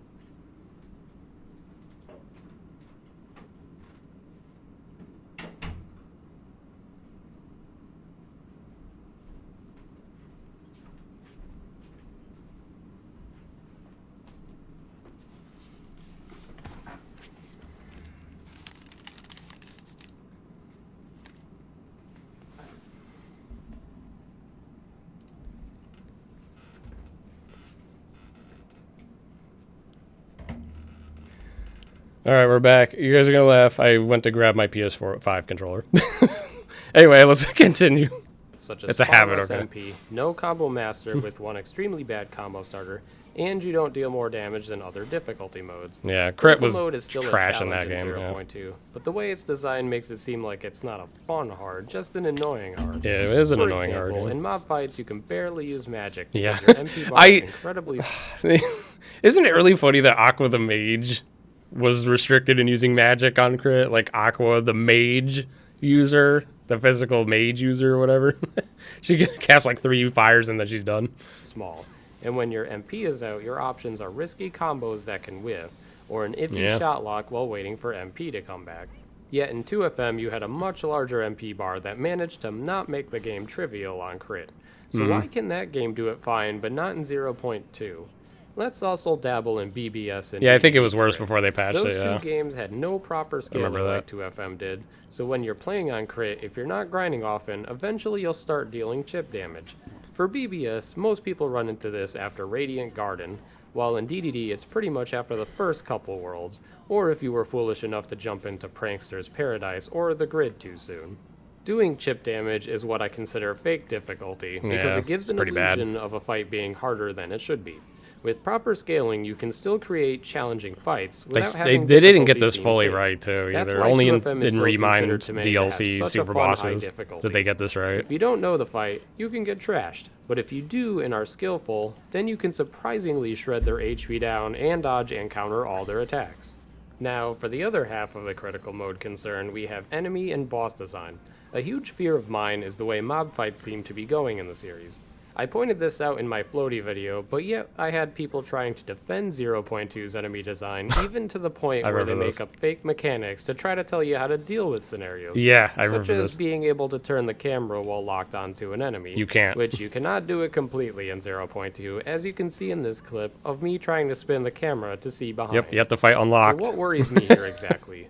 Well, as said in the other video, we now seem to have enemy designs going towards the path of them being able to either shoot projectiles incredibly fast or launch themselves across the entire arena at lightning Isn't it crazy? That doesn't sound too bad alone, but when you're fighting 5 enemies at once that can all immediately attack you across This the game board, had the some 0.2 of has these such skill bad requires enemies. you to camp the fights hard to survive Like and mob be fights. overly safe. Here's a specific example. In the optional mob fights, we have these exact types of enemies. The only reasonable way to fight them is to, of course, thunder spam to get the thunder finisher. Then camp until MP comes back. Nothing else is safe on critical mode. Pretty much. If you even dare to try a physical combo, it has a good chance of getting interrupted and result in a quick death. The other half of this issue was that in 0.2, there were no good crowd control options. Thundergo was your only good Oh my crowd God, isn't control that option, crazy? and even that wasn't as great, especially due to I crit just slap hit it with a and MP. physical attack. Now, if It you're wasn't very doing well anything, versed and I in these died. fights, you can come up with some neat strategies that bypass these issues and win almost consistently. But they have to be very specific, and they generally result in spamming magic and then either camping the fights hard or requiring items to restore MP fast to spam more magic. I've speedran these fights before, so I know well the proper actions to take for the fights, but that doesn't make them well designed just because a That's a speedrun call out can to the handle people it who with were like, specific "Oh, you just strats. don't know the Just like I fights or wouldn't whatever." recommend someone to try to take on mob fights in 2FM with Master Genie if you don't know how it works specifically. True. Let's now discuss enemies in KH2FM. There are definitely some notable obnoxious enemies in that game. Common ones tend to be sorcerers, crimson jazzes, and devastators that top people's lists, among some others. Sorcerers have a projectile counter that lasts long, can stun lock you, and goes far. Crimson jazzes don't stagger easily outside of finishers and can summon projectiles that knock you out of attacks easily, while devastators can stun lock you and also don't stagger well. However, let's talk about a common hated enemy that I actually have no problem with, which is the Assault Rider. This enemy loves to destroy players who don't know how they work. You have a big bulky Early enemy, game destroyer. doesn't stagger often, hits hard, can stun lock you, and has large range attacks. That sounds like everything you wouldn't want together in an enemy, but yet in the first visit to Land of Dragons, you can get by just fine without Magnet or Chicken Little with these enemies present in a few fights. Here's the difference. They are not paired with other enemies that can snipe you as easily. For example, the first time you fight one is in Mission 2 of Land of Dragons. It spawns alone after killing 3 Nightwalkers, and the game gives you a chance to see how they work. And then after you kill it, another spawns with 2 Nightwalkers. Due to its lack of speed, it can't rush you down if you're not right next to it, allowing you to deal with the Nightwalkers who do not have projectiles. The best they can do is launch themselves towards you, but only as a counter to a stagger generally. So this allows you to deal with the situation. Imagine if Assault Riders could shoot projectiles at lightning speed. True. It would ruin the way you can handle the fight heavily, and also likely cause nearly random deaths that wouldn't be an issue got the otherwise. champion belt. Shut up. Now to talk about the enemy itself, there are easy ways to get around how it works. For example, if you're worried about getting stun-locked by his spinning attack, just bait it out and he's punishable after. Same with all of its attacks, as I show here how to dodge. I like how this is like a tutorial for Assault Riders for no reason. I mean, I know I'm making like a point that it's not technically a bad design enemy, but it's just kind of funny. its moves and counter properly. Practically all enemies, you could argue, work this way, where you can get around their moves. And while correct, it still matters how they are paired together as well. If you put Very Sorcerers, Crimson Jazzes, and Devastators together in a fight, you would not have a good time. The message here is that while these fights and enemies can still kill you easily on critical mode, not this the fight. design of them works generally really well together so that you aren't getting cheap shotted half the time. And it also makes me greatly worry that KH3 might not have great crowd control options. Now, that's not to say KH2's crowd control isn't borderline broken. Knowing the game's crowd control options can make many challenging fights even on level 1 seem laughable. However, other times it's nearly essential. For example, the objectively hardest mob fight in the game is the optional Third Cavern of Remembrance Nobody fight. Using Magnet a lot in this fight, or at least some sort of crowd control, is nearly required to get past it on critical mode without dying randomly a lot. Yeah, pretty in much. 2FM, you have many different ways to handle this fight depending on your knowledge and skill of the mechanics. You can do this fight with mostly Magnet, Chicken Little, Stitch, Genie, Magnet Burst, Final Form, Limits, Reflega, or Thundaga during Magnets, and possibly even less popular. I don't even know what I'm doing in this fight. Now imagine if we were as I know I'm restricted fucking as around on 0.2. purpose, but just to Our showcase best way different to approach shit. this fight would be This to is spam funny. Thundaga, maybe some other magic to get the finishers, then either camp the fight or blow through items to keep repeating that cycle. I'm not going to completely sit here and say 2FM doesn't also sometimes have bad mob fight setups, but due to the game's superior crowd control, it's not nearly as problematic as it could be. So in conclusion to critical mode design, This is not probably only a do pretty I hope good they clip, try though. to It does bring show back a the lot of fun different idea ways to extra handle abilities on things. crit and solid damage, but also trying to ensure that there is proper crowd control for mob fights, or having mob fights that are designed to not have too many enemies that can snipe you immediately without warning. As of right now, I don't feel like both of these are likely, and it worries me as someone who loves to play every KH on the hardest difficulties. As for regular boss fights, so far we've seen some level of stagger system on smaller bosses, while large-sized bosses tend to usually not stagger. So long as these fights are designed with being able to fit in fair amounts of combos in between attacks, I think we may be okay here. At the end We of the might day, be alright. those of us who care about KH combat mechanics aren't looking for a 2FM clone. For example, I True. highly praise KH3 for its Keyblade switching mechanic, something I didn't consider Until I played the game and then learned it sucks at switching. Just fair point. Just got to point that out there. being an option for the series, despite other series doing weapon switching during combat. However, there I gave are him quite credit a too few early. mechanics in 2FM introduced that I believe still hold up well, such as a proper revenge value system, provided they try to remove stun locks or give bosses more than one counter, as well as others such as smart scaling, well thought out critical mode, incredible optional content, etc. Though most people likely do not care about mechanics, unfortunately, or quite understand why they are important, it's always Stupid worth casuals speaking up about these concerns ruining my on the Kingdom chance Hearts. patching can fix it. Because even though most people may only play the game through once and form their only opinion based off that, those of us who do things like challenge Like runs IGN. want a reason to keep playing the game more than one time, because playing a game more than once tends to teach you what is wrong. It is why I have so much fun doing no damage fights in 2FM compared to the rest of the series. Anyway, that Until concludes the gameplay Remind portion of this DLC. video. Now I will actually speak a bit about the story side of what should be interesting in Kingdom Hearts 3. I think Oh, the many story. people just I'm assume talking I about the don't care story. about the story. While it's true, I What am I heavily doing? I'm breaking dislike time character. travel that DDD introduced so late into the series plot. I hope I still threw am pretty invested spicy in how this theories. Let's saga go. will Juicy conclude. plots. The final trailer ramped up my excitement of how most of what we've seen will play out. Oh, the final trailer that spoils everything got me excited for the game. Now you know why I'm like, oh, what? For example, how deep does Xehanort's plan really go? And how will the team Not very counter it? deep. How does the org members returning fall into his plan? How will the Axel and Syx or Lee and Isa reunion play out? How will Shia Not and much. Roxas have a chance of coming back? How will Ven return? Will Terra be saved? Will Maleficent actually be relevant now? What will Ansem the Wise do to help the heroes? Not to mention what many of fair us believe question, is the though. midpoint of the game from the trailer, showing the hero side losing. The should be midpoint of interesting the to see how it plays game? out. We also have I new didn't interesting know. areas that should be I exciting was to see lacking their critical significance. information. There's definitely plenty going on in the story side of the game, with many plot lines that have been questioned since they first began in previous games. We should hopefully be seeing conclusions to these questions finally as well. To wrap up this I video, can't believe they showed that shit in the trailer. All that shit there, you know, like what the fuck? It's all endgame. What were they thinking? I have little doubt that KH3 should be an incredible first playthrough experience. I think the problem is Kingdom Hearts 3 didn't have like a awesome mid-game or anything sequence that, you know, like the other Kingdom Hearts, like 1 and 2, for example, kind of have generally. So I think that probably they just didn't have anything to show. Maybe that was very hype, I guess. I don't know. The story has built up enough and appears to offer enough to satisfy longtime fans and intrigue newcomers. I also have little doubt that the gameplay should at least be leagues above the handhelds if That is 0.2 true. and the KH3 demo have any indication. For sure. So even though I voiced many concerns in this video, I still have high hopes it will be a great game. Here's to hoping that the dev team is willing It's to still fix fun. any issues that are present and that the KH community is ready to voice them so that we eventually end up with an Not incredibly everybody solid did. game that ages as well as KH2 FM did. Everybody They did just a pretty argued good with job each other getting forever 2.5 instead. on PS4 fixed up by speaking out, so let's not end there. After that first playthrough experience settles in, play the game again, possibly on the hardest difficulty, and see if you still feel the same. As always, thanks for watching. All right.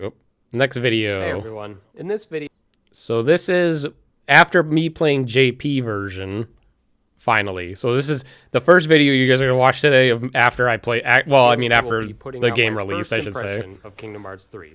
This is a game many of us have waited for over 10 years. This game has an unimaginable amount of hype to live up to. For me personally, It's also titled No Spoilers, so that means I'm only using probably trailer footage. I went into this game with an open mind because it's important not to jump to immediate conclusions when it comes to a first playthrough. Of course, I will break this down into the pros and cons of how I felt playing the first time. Here is how I played the game. I chose the highest difficulty available, watched all the cutscenes, and did the bare minimum to progress. Keep in mind, since I played JP first, there may be things I didn't quite get that may be obvious in the English version, but I did my best. Like So the just keep Port in Royal mind that boat this fights. is only a first impression of the game. Some of this may change in further playthroughs, but anyway, let's start with the pros. First, I will say that this game is visually stunning. Square is usually always on It's top for when its it comes time, to yeah. this, but Kingdom Hearts 3 definitely did not disappoint visually. From both graphics, Compared to the just others, yeah. atmosphere of the game, as well as the overall presentation of everything, was pretty top-notch. I don't feel like I could have asked Uh-oh, for this DMCA to be music. presented better. Uh, Secondly, to go in hand with visual presentation is how amazing the music is. Not only is there Not new really this music, song, though. I but don't the care game about this plays song. an insane amount of older songs, some of them from the 1.5 and 2.5 version, and some new remixes as well. I definitely found myself getting more excited in fights hearing the newer versions of songs for important fights. If you love this series for its I music, like KH3 highly doubt soundtrack. you'll People be let criticize down in it this game. because it uses Next, reuses the a lot of Disney music. worlds But I in think this it's pretty game good. are much more expansive than in other games Good in the remixes. series. Not only are the cutscenes more engaging and feel more natural, but the areas True. are not just slightly larger hallways or small box rooms anymore. DDD did True. this a bit already, especially with areas like the grid. Okay, I finally but the pointed scale that of the out. worlds in Kingdom Hearts 3 is just absurdly large overall. I also found myself not being able to easily just run forward to get to the next part of You the can't world. hear any music? Okay, The good. game also rewards you for exploring, such as well-hidden chests, items and objects to destroy, Mickey faces, etc. Even though I pretty much did bare minimum in worlds on my first playthrough, they still last a long time between cutscenes and how much you can explore. It's definitely Moving full on, game I also consider feel. this a pro, though some others won't, but gummy flying is definitely open world. You are still restricted to a couple different world choices at a time. Semi-open most of the world, game, I guess I but should you can say. fly right to the world within a minute. If I want to be You are completely never accurate. required to trigger any auto-scrolling missions, with the exception of a few forced bosses. This is great to me because I've always found gummy missions boring and just a pad to the gameplay, but for the players who love it, there is much to do in them and should keep them busy for hours. Next pro I'd list is that party members actually appear to be useful Still agree. now. I definitely did take notice to how many times my party members managed to stagger enemies and bosses for me to get in on them, as well as just plain doing decent damage. I guess they are which is slightly interesting more since I was useful. pretty low level on proud mode. Now for an important pro for me I guess that still specifically, holds since up. you guys know I'm heavily gameplay oriented. Music is the hearable. bosses Oh do well, indeed whatever. stagger in It this doesn't game. matter. Not only that, but they also generally my have clear video's not openings and claimed can or be anything, punished so for whatever. dodging. Or Now, muted. it's not perfectly this cut and dry for every fight, but it's a huge step above the terrible boss direction we saw in BBS and DDD. Every single humanoid boss also staggers and has clear openings, while they also allow you to do 1 to 2 combos on them before they break out. But let's continue this pro to discuss combat in general. It overall felt very fun, and while one quick playthrough isn't enough to fully explore all options, I did have a blast with mixing up combos, setting up and linking situation commands, and being able to cancel combos into other options as well. For my first playthrough, I pretty much used Mirage Staff the most when I got it. That's very Magic true. definitely was pretty satisfying to use. As far as performance goes, I was on a PS4 Pro set to 720p, and the game does play a pretty decent consistent 60 FPS. There is definitely room for improvement, but the combat almost all the time was definitely smooth for me. I've Combat heard was people with alright, 4K setups running into issues though, so if any of you have any performance issues you want to post in the comments, please feel free to share your setup and experience with the performance. I will say the cutscenes did dip I wonder if in anybody frame rate did. quite a bit, but otherwise it was okay. Another small pro for me was that the menu system is pretty slick. It was a good modern take on KH menuing while also staying true to the rest of the series. If you liked Kingdom Hearts 1 and 2 menu setup, you should feel right at home. Definitely Last better pro than the I'll handhelds. mention is the story. Of course, this is no spoilers, so I can't say much, but I will definitely tell you that to me it was an entertaining story. As usual with Kingdom Hearts, It was entertaining. some things will happen that are hard to swallow and feel shoehorned, but I was genuinely entertained, and I'm already incredibly excited to watch the cutscenes in English to fully understand them and hear familiar voices. Oh yeah, So even though I parts forgot of the because I story played were it very JP predictable first. and I was nearly missing forced, context on with the things. cutscenes also feeling like they were trying to be an anime, I still was invested in what was happening. Yeah. If you're not familiar with the characters across the series, though, you may honestly end up being pretty confused and be lost on some of the emotion of what happens throughout the game. Like the But reunions as for and whether or not stuff. the story itself is good in the game, you guys can be the judge. In Now the let's comments. discuss the cons I felt from a first playthrough. Remember, these can change too, Wait. and if they are truly The cons. How long is this? Oh, okay. It's not okay. No, it's not that long. problems still, It's perhaps like is most that the of rest them of the can be video? First up, I would actually list the camera as a problem. There were times where the camera would be It's fair. far too close to Sora, or Yeah. times where if I locked on, the camera would chase the enemy and zoom super far out, as well as other times the terrain would get a bit in the way, such as in Tangled World, the trees sometimes would completely block view. Entangled I definitely world. think the camera needs some more tweaking and attention. There were a couple large I don't think they bosses that did. had dash moves where if you're locked on, the camera freaks out and follows them so Oh, that you on don't even a know where skull. Sora is. Yeah. And that to me is not how the camera should I be. wonder if I show that. Oh wait, I Next, can't. I was It's not pretty a trailer. disappointed in Pirates World. It turned out to be basically a mini-game world where the pirate ship fights became a chore and stale fast. This was a Yeah. shame to me because visually it's an amazing world and had awesome True. music. But Yeah, nearly true. every fight there, except for the final fight, was essentially a gimmick battle. Pretty There was much. also a point where the world basically comes to a halt and tells you to collect 300 crabs. Yep. And unless you know where to find the hot spots, it can take a while It searching does, yeah, around if you don't for them, find the which hot felt spots, out it of sucks. place Since It nowhere super else in the sucks. game did you need to do something so grindy. That's not to mention the water combat was a huge letdown. Oh, The yeah. trailer made it look like it had promise, and while water movement is pretty slick overall, the combat is extremely limited. You Yeah, can't it change is. keyblades, no forms, no situation commands, no shot lock. You pretty much just have your No special base nothing. water combo and then magic spam. Between the super gimmick and repetitive boat fights, crab collection, bland water combat, I greatly dislike this world. Man, I Well, shit my on this opinion world. is on this. Who knows? Further playthroughs can maybe make me see more of the Explorations is positives. fine. But to me, the world dragged down the gameplay a lot. It is also the world with the worst frame rate problems, at least for me. True. Oh, Moving right on, in town I'm a it's little bad. confused Yeah, at I how there remember. are I only remember. 9 save slots for this game. That's incredibly disappointing to me, as like many other RPG players, we love the save slot hype moments of the game to Yeah. come back and do them again. But having Games only need 9 to- slots leaves me with 99 no save options slots. Let's aside go. from, of course, having to create more PS4 profiles. Even 0.2 had 99 save slots, and it was a Right. tech demo game. I'm hoping this is something that can be changed. I've heard it's due to the How amount does of space 0.2 they take get up, to which do is way that, more than usual, but not Kingdom Hearts but it 3? should still allow you to save more if you have the hard drive space. Next, Yeah. I have a small complaint. One is not having a software set. During my playthrough, yeah. sometimes I like to test something out, like making food or upgrading. Yeah. And if it doesn't work that way I want, I rather reset the save. It's hard to resources, science without much like a you software would in BBS set. if you're trying to go for the rare commands. But for some reason, Kingdom Hearts 3 doesn't have a software set yet, so you need a save point to get to the main menu and reload, or to die, of course. Yeah, which don't is worry, they'll weird patch it since in. 0.2 had this just fine. Another tiny complaint. Oh I yeah, had is that 0.2 some had it. songs looped improperly. Usually when a song loops, it's not supposed to be obvious. Yeah, exactly. I don't know why RPGs no longer like to give you more than like a few save slots or something. I don't know. The good news is I think FF16 doesn't seem to have much of a limit. I mean, I haven't went over like 15 save slots yet, but it seems like that at least, like it seems like you should just allow your players to do it. All right, that's enough ranting. Let's go. I can't. A couple songs in the game stood out to me when they looped completely blatantly, as in it All was right. impossible not to notice. The final area battle music was definitely a major Yeah. noticeable one. This to me Such was a an weird issue I don't mistake. usually see in Kingdom Hearts, and while this is a small nitpick, I just found it odd.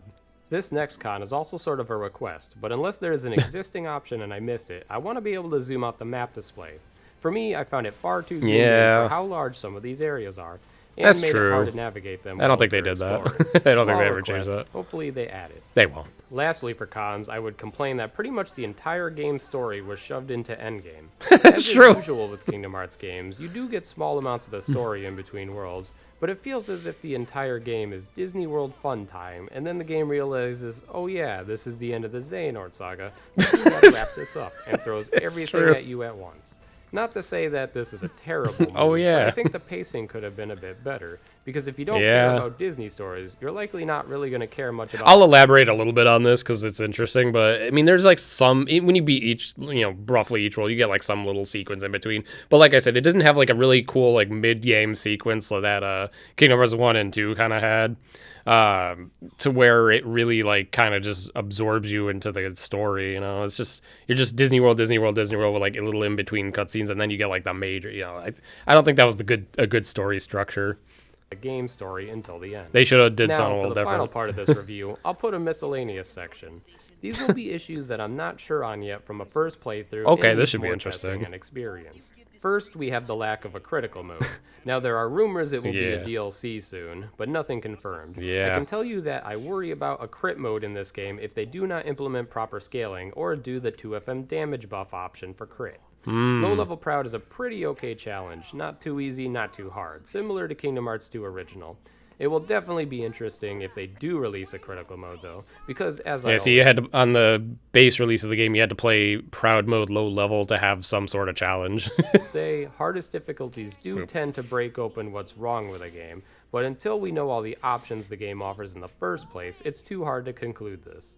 Next, fair. I'm still unsure about links. I really barely used them in my first playthrough, due to Magic seemingly a way better option always. But when I did Magic was, to be fair, it's like Fire Spin was just way easier to use than Links, even though Links are broken too. use them in my first playthrough, I definitely noticed Simba seemed pretty strong. Though I It can is say easy and Wreck-It strong, Ralph, I can't at all imagine a scenario where he's actually a benefit to use. Oh, So there no. may be some heavily imbalanced going I on didn't with links, but more will be understand. tested.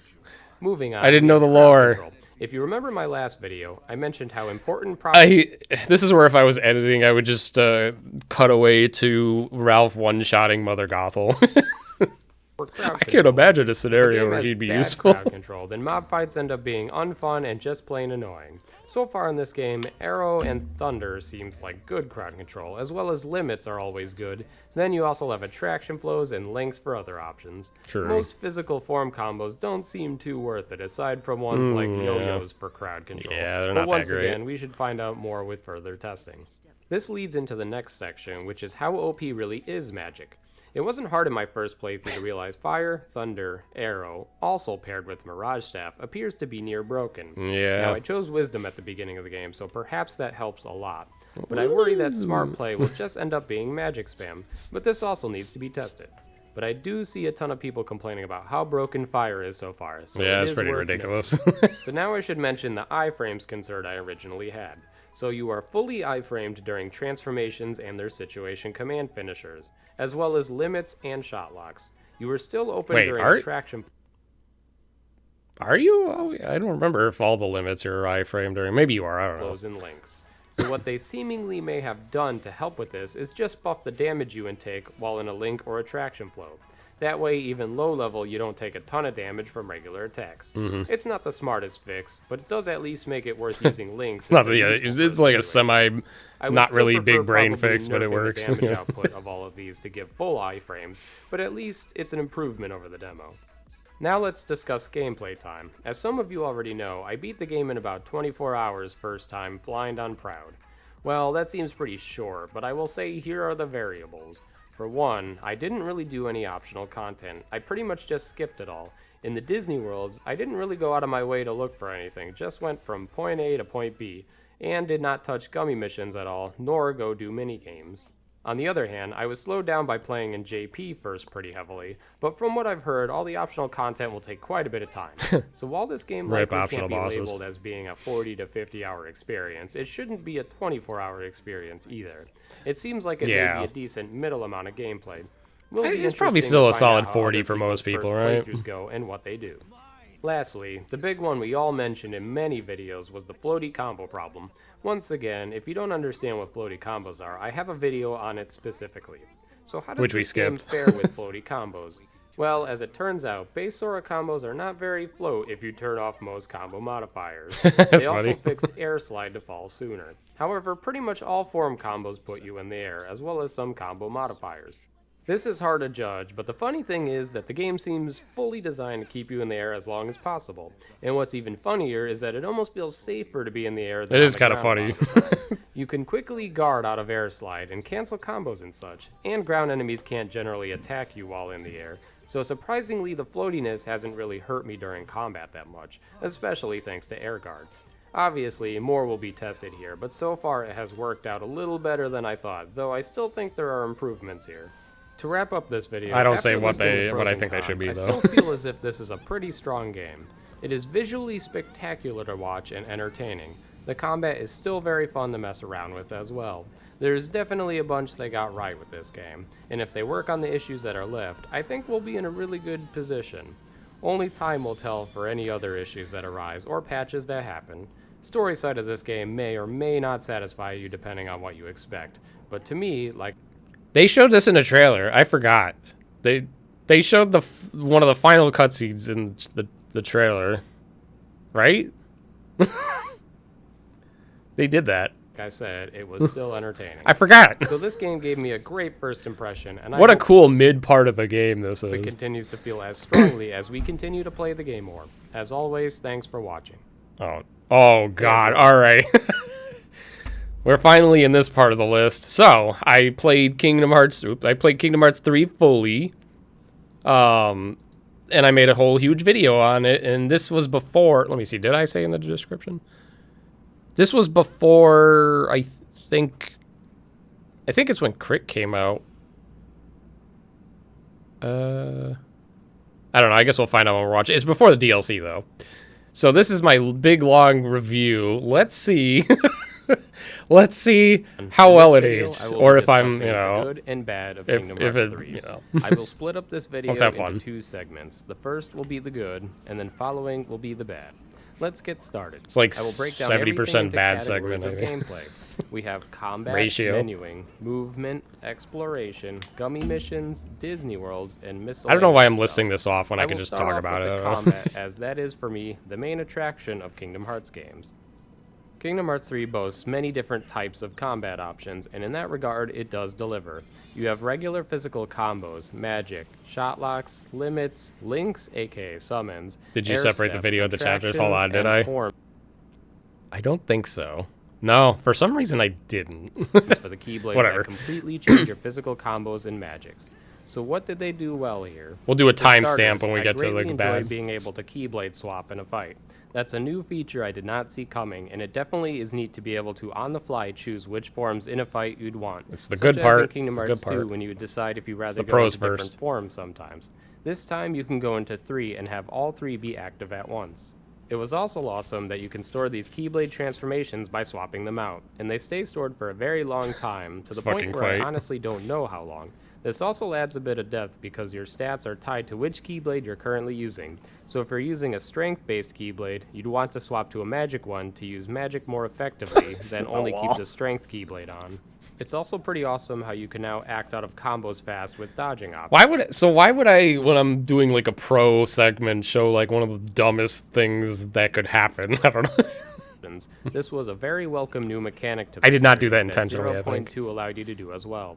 You can now guard mid-combo, dodge roll, or air slide to safety if you're in danger. With the addition of air guard, this also greatly improves defensive play. You can even act out of guard fast too. This is something you couldn't do in KH1 or 2. Next, a new addition is the ability to air step across arenas to either objects or enemies. For combat, it's used to close gaps against enemies. With how big arenas are now, this is awesome to be able to get on enemies quickly instead of slowly chase them down. I've heard talks of people trying to advocate that air step is broken or to force it to have a cost to use, but personally, I don't see it that way at all. Anytime you air step, you're open to get hit if the enemy isn't open.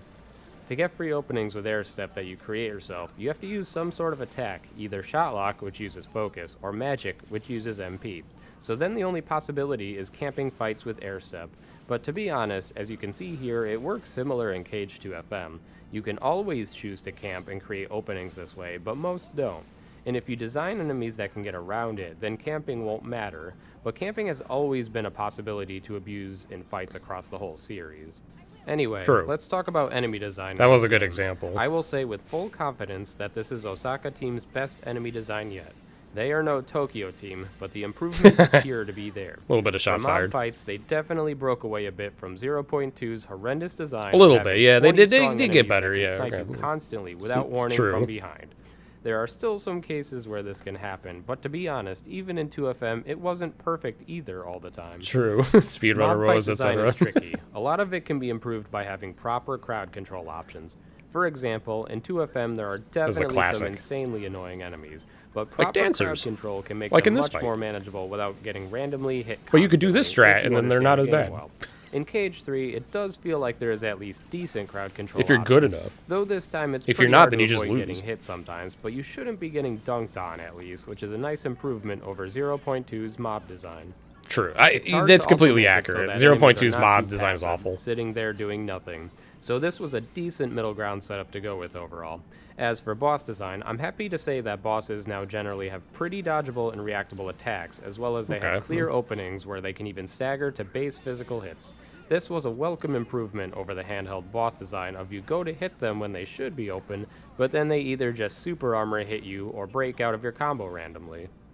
Moving on, let's discuss the org battles in Keyblade Graveyard. To me, these were some of the more fun fights of the game, yet many people were complaining that it wasn't what they wanted. I've heard people wanting 13 separate fights or wanting allies to be taken out. DLC. To this, I say that if difficulty is the reason you didn't like these fights, critical mode may help a bit, speaking as someone who did a hacked critical mode playthrough already.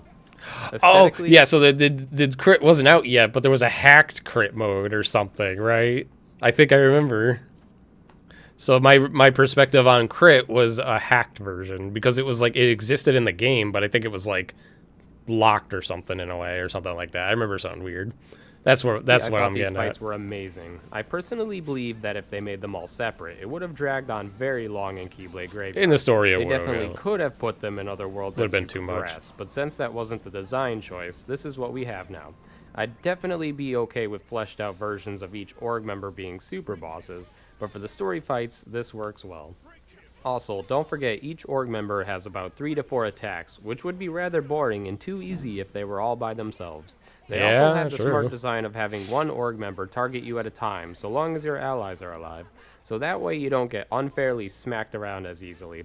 Not just that, but the designs of the org members are fairly true to the original. For example, Riku Ansem is just like in KH1, where an aerial Sora is very effective against him, while Xigbar is an interesting hybrid of KH2 and BBS. Not to mention, the amount of fun I have in the triple Xehanort fight is pretty high. I've also heard complaints that Roxas beats down Saïx so much that it's not even worth participating in the fight. And to that, I say it was likely the full intention. Yeah, I think so. If you've played Final Fantasy games before, this is a classic example of a display fight. Yeah, it's a fight where either you die to progress, or you either overpower or an ally overpowers the enemy. In these cases, you tend to be in an OP type situation, so in that regard, that fight was amazing to see it play out. Yeah, Rox is Before I just forget, shitting all over almost didn't Sykes. It's kind of mention cool. revenge value in this game. This was a mechanic It that went well with the disappeared lore from the there. series after Kingdom Hearts 2 up until 0.2 brought it back for a handful of fights. So what did this game do with it? Well, it does have a revenge value system in place, which is awesome that they didn't go backwards. It's not the same as KH2 though. This time around, if you hit a boss's revenge value, they will break out as normal. But if you stop your combo before that and leave them alone, their revenge value will stay intact until they take action again. It is a little janky, but still a huge improvement over the handheld's design, and I'm glad it's back. Lastly, how about the final boss segment of this game? Well, How about I do it? take a bit of an issue with the Xehanort clones fight due to feeling like it's absurdly harder than it should be in terms of how easy it is to get smacked around during Did this ever change? Did we ever end up, like, I remember trying to poke around with this fight a bit. Did we ever get to a point where it's, like, not that bad to casually do without going nuts with stuff? Such a disservice calling this system revenge value. Well, yeah, I guess it's not exactly the same. It's like, it feels a little bit like KH1's, like, Sephiroth situation, I think, but, you know. I didn't hit the clones. But they Well, go yeah, down 'cause to most people Aeroga cheese this into fight. Aerosa spam real fast. That's the problem. Well, perhaps I don't know the full mechanics of the enemies there yet to have a Yeah, you full just do opinion, this. but it definitely was an aesthetically neat fight. So while I would love to complain about this fight here, I'm still also being cautious. Yeah, and see, I didn't do want to need some judge it key too early factors because to I the was like, fight. I just didn't science it Now we enough get to go to understand north, it, I and to be think. honest, it's still an improvement of a boss fight over Osaka's other games. It's true. The boss has clear patterns, dodgeable and blockable attacks that allow you to counter back, and it's fairly fun to do so as well. People dog on the water segment hard, but do remember that Kingdom Hearts 1 and 2 had their fair share of garbage final boss parts. True. Unless you heavily enjoyed I have to fighting point that out a incredibly lot. strong mob enemies in nearly pitch black rooms, or a long drawn out minigame that serves no purpose other than to brag about how cool such an old game was able to pull this off. So in that Wow. regard, the water part is really Well about said, the old same self. as those. And while I would do away with it if I could, I don't see the point in Young heavily self? bashing the I game don't know, over whatever. it if you thought KH1 and 2 had awesome final boss segments, but that the water segment here was a deal breaker. As for the actual That's true. final fight, I thought it was pretty intense still. What It was. really made it intense was Rage Form into his Desperation move, Yeah, it's which is probably scary. one of the most insane DMs I've seen a boss do in the series. The only This was before the DLC, remember? real downside here was that Xehanort had a fairly small pool of attacks, and 90% of it was teleport guard spam, but we'll save that criticism for the other part of this video. Admittedly, I would have loved a final attack sequence similar to KH2's with Sora's heavy beatdown of Xehanort. Yeah, I mean, this But was an alright. okay end too, where Sora gains strength through his two main companions for the entire series to help deliver the final blow. Next category I will discuss is menuing. The menu system in this game is pretty strong overall. I put this in here, but I know that people casually don't give a shit about menuing. It's very quick and responsive, which is something that hasn't really happened since 2FM. The layout has a very Final Fantasy XV feel, and also a more modern feel. A cool new menu mechanic is being able to upgrade your keyblades, something that Recoded played around with. This time around, it's essentially a little synthing mechanic where you use some materials to level up your keyblade, and doing so gives you an increase to either strength or magic, as well as some Yeah, there's definitely plenty of, I think, casual people that don't even care if they use a shit menu. They're like, whatever, you know, like, unless it, like, just crashes the game, they're like, nah, I could get through it. It's not like the dog said, oh no. I thought that this was neat Oh, no, because it Keyblade allows you to upgrades. try to stick with a Keyblade you like, even if its stats aren't that great. In Kingdom Hearts 1 and 2, if you liked Kingdom Key the most, it generally was a decent disadvantage to use most of the time outside of early game.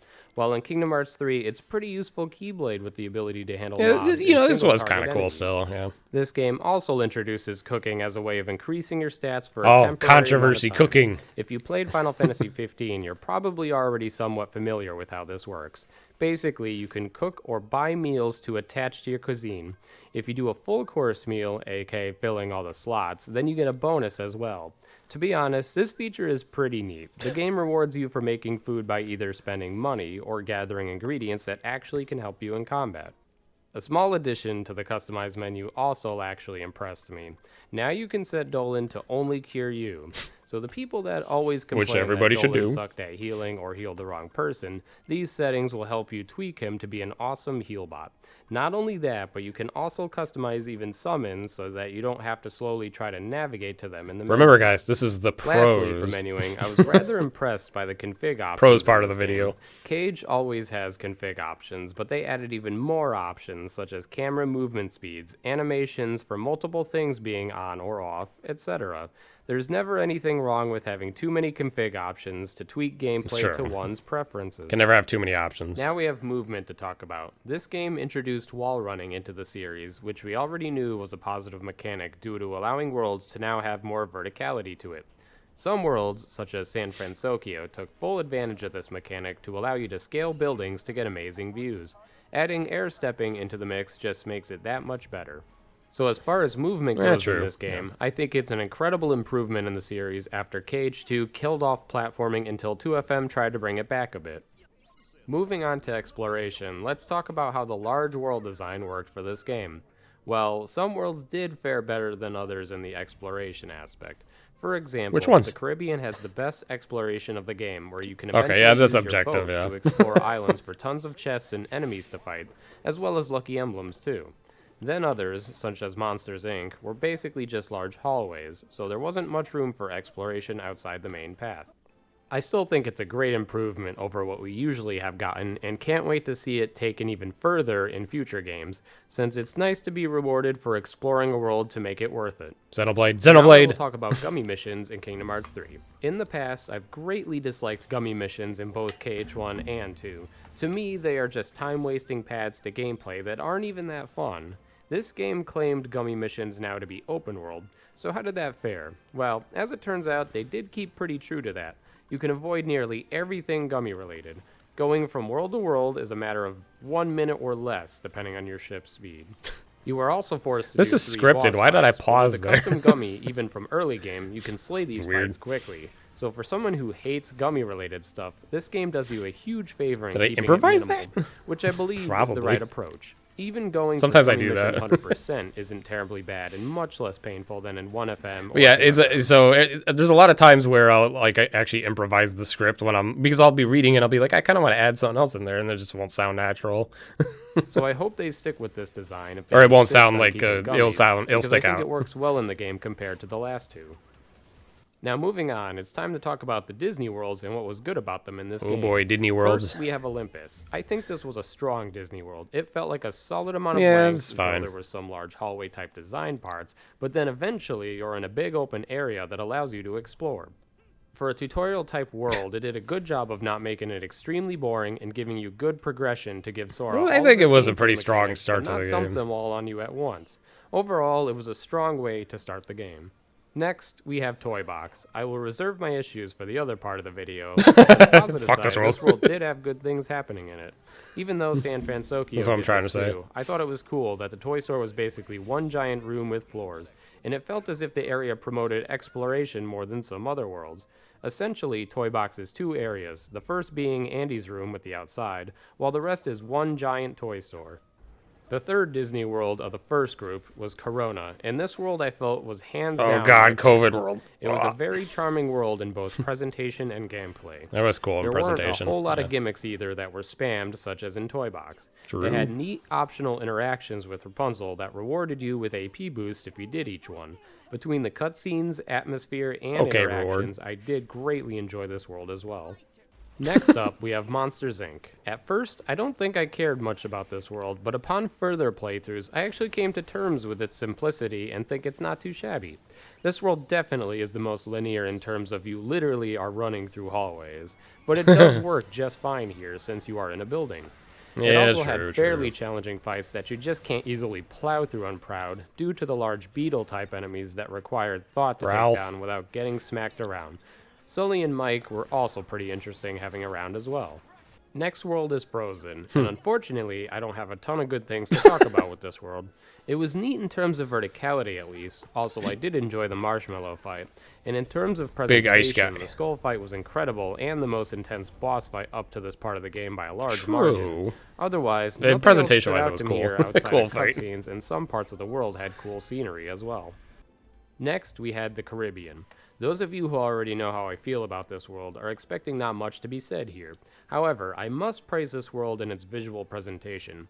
It's graphically a stunning world, and it makes exploring that much more exciting. Yeah, it's cool This for its world time, gives for you sure. the option to explore the islands with your ship however you want, and it's incredibly rewarding to do so as you get many chests that have various valuable goodies. Even if at the end of the day it was just exploring similar islands that had about the same rewards, it felt exciting to not know what was waiting for you on the larger islands. Yeah, the DM And sucks, if you were smart but enough visually to do it's this awesome. early on, you likely stumbled upon the crab-infested island to get an easy max level ship.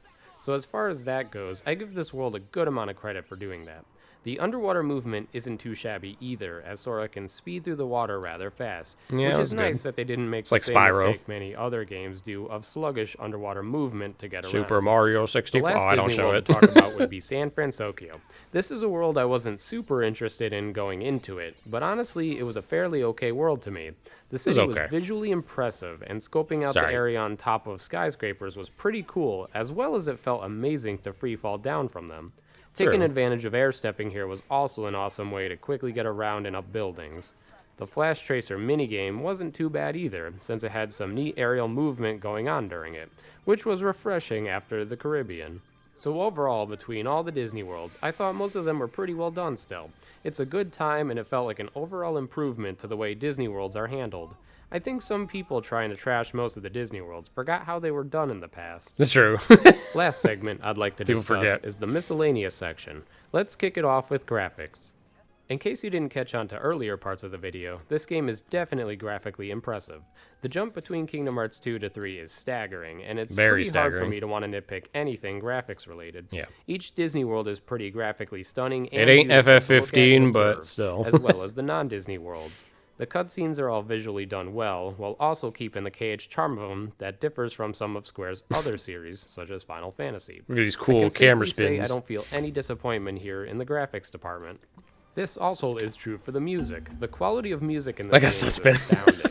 They essentially use You don't every understand, battle graphically theme it was across cool. the entire series thus far, as well as a bunch of other themes, while remixing most of them as well. Battle themes like the Triple Xehanort fight was godly. Oh, to this song- listen yeah, to this song while is fighting awesome. All three of them. It was everything I could have imagined. Even all the Disney World bosses had awesome themes Yeah. that were, to me, Yeah, I liked better them. than usual. It boggles my mind that some people still like to complain about the soundtrack in this game. Yeah, I think don't it's know how fine. you could be disappointed that Rowdy Rumble or the Corrupted didn't play for half the boss Yeah, fights. right. Or perhaps they just couldn't get enough of the Dream Eater boss music from Oh my Dream. god, I'm Who going knows what crazy right now. Silly reasons, but I think it's a travesty to not recognize how great this soundtrack really is when you judge it as a whole. I understand. Although that some BBS had people good wanted boss all new music. music, I'll but we give 'em still that. did get a lot of new music on top of remixed music of fantastic songs from the rest of the series. I praise the You know what's funny diversity. is that there are still really awesome songs in BBS and DDD and stuff like that, and even, KH2 and whatnot. But like, I don't know. It's like, when you think of like the super trash spammed boss music, it's so annoying these music, days. because if you didn't like a reoccurring song in the other KH games for any fights, you'd get sick of hearing it and be stuck with it. While in this game there were so many different songs, my interest in what song would play next was extremely high. Anyway, I'll quickly mention that an underappreciated aspect of this game was the sound work. If you didn't True. play this game with a decent Nobody headset, talks about you sound probably work. missed out, but the sound work with a headset is excellent. The bass that you hear in certain parts of the Like game that, is very satisfying, such as here, killing certain yeah. enemies near the end of the game, And the final as hit, well as yeah. striking the I final knew blow exactly against what- Xehanort. it's like I Absolutely remember nothing all of bad that. to say about sounds, honestly, and I hope this stays the standard for the series. So that about wraps up the good for the game. I likely missed things I still enjoyed, but throwing it all into a single I didn't video enjoy like this. is I don't know quite why I'm showing difficult. this. And there are always tiny aspects you don't realize are good, making it hard to remember to write about it. But while some people are relentless in Timestamp. trashing the game, I'd like Well, it's less than an hour to to point out all go. the great things the game did for the series that get swept under the rug for what Less they than did an wrong, hour. since there are a lot that was done really well in this game still. Now it is time to tackle the bad. Unfortunately, I do have a lot to say here. Some of the bad I believe they can improve on. I'm not sure if I say this in the video, but do keep in mind it's a lot easier to talk about the bad stuff because I also offer solutions. While when I'm talking about the good stuff, I don't have, anything else to add on. I'm like, it's cool. This is why it's cool. But when I'm like, it's bad, it's because this is why in the past it wasn't this good, or it was good in the past, but now it's not, and here's how we could fix it, While some of it I don't believe they will be able to fix. If you thought Kingdom Hearts 3 was a 10 out of 10 flawless game, then this part is pointless to watch, and you may as well go back into your house of ignorance and carry Ooh, on. shots fired at However, the as idiots. most people Oh, know me these love it. days, I'm very critical of the design of Kingdom Hearts games, having been a fan of the series since KH1 originally. All right, what came out in the morons States. gave this a 10 out We of got 10? 0.2 and 2.5. What game to be journalist patched did better that? with speaking out. So let's not stop while they're listening. Now that we know they intend to balance House of the Ignorance. game Yeah, I don't know where I it came is up a with great time to get our voices heard. Many issues I bring up will be already painfully obvious to players. B-boy, after does one he really? I playthrough, don't know. But then others may I've be heard a him little bit complain more subtle, sometimes. to the point where even still I keep noticing small things that make no sense in the gameplay, Yeah. or that are becoming more increasingly of an issue the more I play. However, note that we are in a state of be careful what you wish for with this game. True. Let me bring up Kingdom Hearts 1 for what I mean. Remember back when that game first released, much of the outcry outside of the camera was that the platforming was complete garbage and unbearable. So what did Square do in response to this? Instead of creating tighter platforming and movement, they pretty much completely removed any need to ever do any platforming as a response. Of course, eventually when 2FM came out, they introduced a platforming dungeon which showcased that KH2 actually did have the potential for platforming all along. But the funny thing was that KH2's Hippo hop, by platforming the way. honestly wasn't too bad if you knew how to control Sora really well. The point being I like how here it is showed we that, don't though. want to complain about something and have it either outright removed or nerfed so heavily into the ground that it isn't even worth using. True. The goal here is to point out the issues and throw out possible solutions to help. Now also keep in mind Okay, so it's not quite that long. We're already at like almost a 21-minute mark, and we haven't started saying that bad since things the yet. game is new, there are still elements we may not fully understand. A perfect example of this was in Kingdom Hearts 1 and 2, especially in 2. Imagine if KH2 came out in today's age and all of our video feedback was saying, wow, summons sure are useless, they do almost nothing. Now, KH2 sucked at explaining summons, but as we've They come to did. learn, they're actually incredibly amazing in this game if you know how they work. But who would I don't know why I easily said figure this this game out instead on of the that first game, but okay. playthrough? So it would be foolish to try to ask for buffs and nerfs of things that may actually be fine. Keep this in mind when judging. I like how I guys, that it show could this be here. simply lack of knowledge of how certain enemies work. However, it is still worth noting issues regardless in case it isn't just a lack of knowledge. Anyway, let's get started on this. I will break down all of Just the crazy. issues into categories of gameplay, just like with the other part of the video. We have combat, menuing, movement, exploration, gummy missions, Disney worlds, and miscellaneous stuff. I will begin with the combat. I really segment, don't know if I since should to just me, list that is things the like main that reason going I've forward. enjoyed Like, Kingdom it thinks, Hearts in the I don't past. know if it's Let's worth start it. it off It's a waste with of one of time. the highest complaints of like, combat, just do it. which is difficulty and post-game. As of right now, Ooh, I feel big like I one. have not seen a single person say that this game is in any way challenging compared to the other games. And I you think know that's what? true, so- They're right. Well, But until to be the DLC. honest, it definitely is more complicated than that because of the way difficulty has been handled in the past games. For example, Kingdom Hearts 2 was originally released with the same 3 difficulty modes. True. And believe it or not, in terms of normal casual play, Proud Mode in Kingdom Hearts 2 is extremely similar. It In really KH2 is, yeah. original, most people won't have a fair chance at dying until Demix, Zaldin, or perhaps even Zigbar and Final Zemnis. If you keep up near the battle levels, you are nearly invincible otherwise to mash away. KH3 runs a bit similar, where on the regular Proud Mode playthroughs, you don't have many chances to just straight out die outside of minigames. Although in Kingdom Hearts 2's defense here, the game had high battle level This- post-game content. this as video was small as it before was. Remind. You have Before Sephiroth Crit. and then Hades' Paradox Cup. If you just waltz into Sephiroth for the first time on Proud without knowing the fight right after you beat the game, you're likely going to be hurting. Or if you try to take on You'll probably Paradise die. Cups too early. If you fight Dark Inferno for the first time on Proud if you're above level 40, you will have a hard time dying more than a couple times.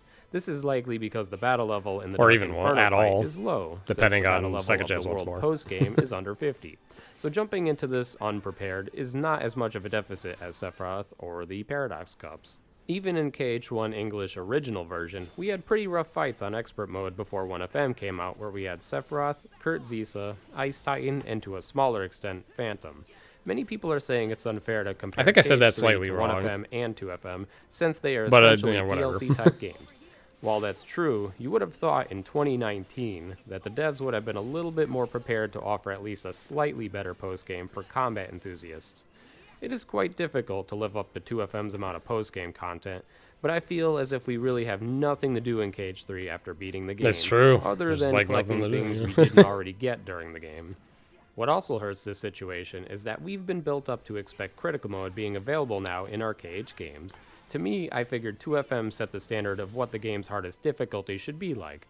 BBS launched with critical mode, Recoded had critical mode setting, DDD had critical mode unlocked by beating the game, and so did 0.2. That's true. So it is no surprise that the players who always played highest difficulties across the series be a bit confused that not only is Proud the hardest, but with lack of challenging post-game content. On the plus side, we have a critical mode confirmed soon. This is Yay. obviously a huge plus, but until its release, the game feels like a complete joke in difficulty. Trying to tell people that they must play low level or level 1 to have a challenge isn't a way to pretend this issue does not exist. The entire point on why difficulty is a problem right now is that we've had basic expectations across the series of what a challenge should look like, and them excluding critical mode on launch on top of lack of post-game combat challenges significantly hurt the game's appeal. Perhaps when all the DLC is out, we'll have a hard and fun critical mode with fun super bosses, but until then, this is a large issue to many. Yep. Another hot topic of complaint towards the combat system is the camera. It still confuses me greatly why the camera has been so poor when we had an incredibly solid camera system in 2FM. The camera tends to spaz quite often and also loves to run away from Sora when targeting on large enemies. To me, it makes no sense why it isn't better. That's scary. There are times where the camera zooms out so far you can barely tell where you are or what is going on. Probably Not here, to mention right? the other problem of terrain blocking your view during combat So too, which is stupid. also a problem that happened in Final Fantasy 15 a lot. Yeah. Not just that, but there are forced cinematics that can steal the camera away from Sora, such as Magnet Burst in second form. Since you are able to turn off other cinematics, I don't see why this shouldn't be an option too. Personally, when I'm in combat, I like the camera to stay on my character and not fly around the place. Yep, true. There isn't much else to say about the camera, but I feel as if in 2019, the standards should be a bit higher for a camera in a Modern Kingdom Hearts 2019. game when a KH game over 10 years older did it better.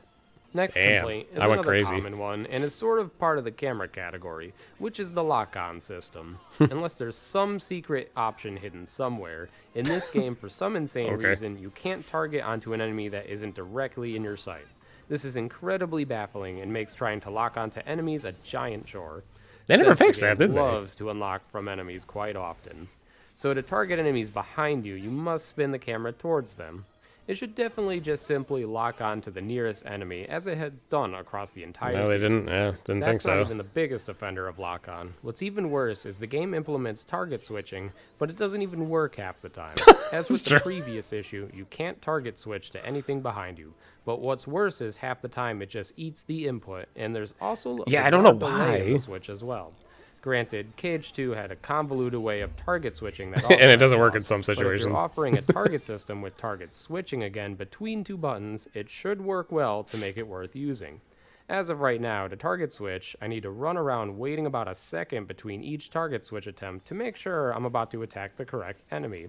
It's a virtually worthless feature. Oh, they did the way patch they set it partial up and target really switch? needs Okay. fixing. Moving Definitely on, not when one of this the video larger came out. complaints I've seen people mention about this game is how attraction flows are handled. This game absolutely loves to spam you attraction flows so that they clutter up your this was a situation big commands, casual and they complaint. also happen to deal insane damage. This is nearly not like free. a challenge mode The player game complaint. also throws you multiple Only. abilities to not only extend the amount of time they are available to activate, but also how frequently they show up. I've seen many people say a simple solution is to have an ability to turn them off. However, as much as I'd still like to have that as an option, it's not a fix to the design of attractions. The flaw lies in situation commands in general a bit, but attractions are extreme because they show up very frequently and do crazy damage with little thought from the player. The funny thing I've noticed is that in my multiple level 1 playthroughs, attractions actually are not that bad. They don't deal a crazy amount of damage, but just contribute a bit most of the time. That's true. So while having an option to turn them off would help if you don't want them to ever show up, that won't solve the problem of first-time players getting them for free and having them shred through mob fights. That's true. Yeah. So instead, having them deal less damage would help a lot. That's a good point, KB. I Attractions don't are know. still good crowd control, so removing a crowd control option would be a poor choice to me, but it also shouldn't auto-win you fights or deal bars of damage. What's more is that these trigger really easily because any AoE attacks will trigger them. Yeah, I don't know what such they as were using thinking with thunder on these. They were multiple just like enemies. mob nukes. So another possible workaround is for only allowing no one reason. attraction per fight to be triggerable. Between that and a damage reduction, we have a less Unfun branded mob way of nukes. shredding mob fights. Now, I don't know if this is also something they would be willing to do, but I would certainly love these to not show up as randomly. In forced fights, most of them are pretty predictable, but still random. In non-forced fights, you're going to have no idea when they'll show up or which one will even show up, which I think is something worth fixing. Next, They have limits. They did In one fix and it KH1 wasn't and quite what you would KH2, think. You had to equip limits to be able to use them. In KH1, Yeah, they used botched certain limits amounts in of 3. MP, while in KH2, they would use the rest of your MP left. This time around, they made the poor choice of having them show up randomly The in fights idiot outside choice. of player control. Personally, I much rather have had it be selectable from a menu with some sort of cost. It's like they didn't want the player to have more here input. It is, out of nowhere. No reason not to do it. In some cases, it does incredible damage, but in other cases, it does very little depending on the fights they randomly show That's up. true. You know, a lot of times it Problem does just KH2's suck. limits was that they were a bit underutilized, but that is also the game's fault for not really explaining any of them or how they work. In KH3, they have on-screen pop-ups on how links work, so I imagine it would be rather easy to do the same with limits and have them be equipable abilities that dip into some resource, possibly MP again. Although they are not really spammy broken Like attacks, KH2. it's just another case of brain-dead situation command pops up for no reason, so you may as well use it. Yeah, kind of Another true. possible solution is to have the limits somehow have meters, so that at least it's not unpredictable when limits are available, if they refuse to let them be abilities. Though if I don't... Yeah, that makes me... I know it would be a lot more clutter, but yeah, having like a meter fill up, like building it up, you know what I mean? Almost like a form. Like maybe you would know what you're about to get.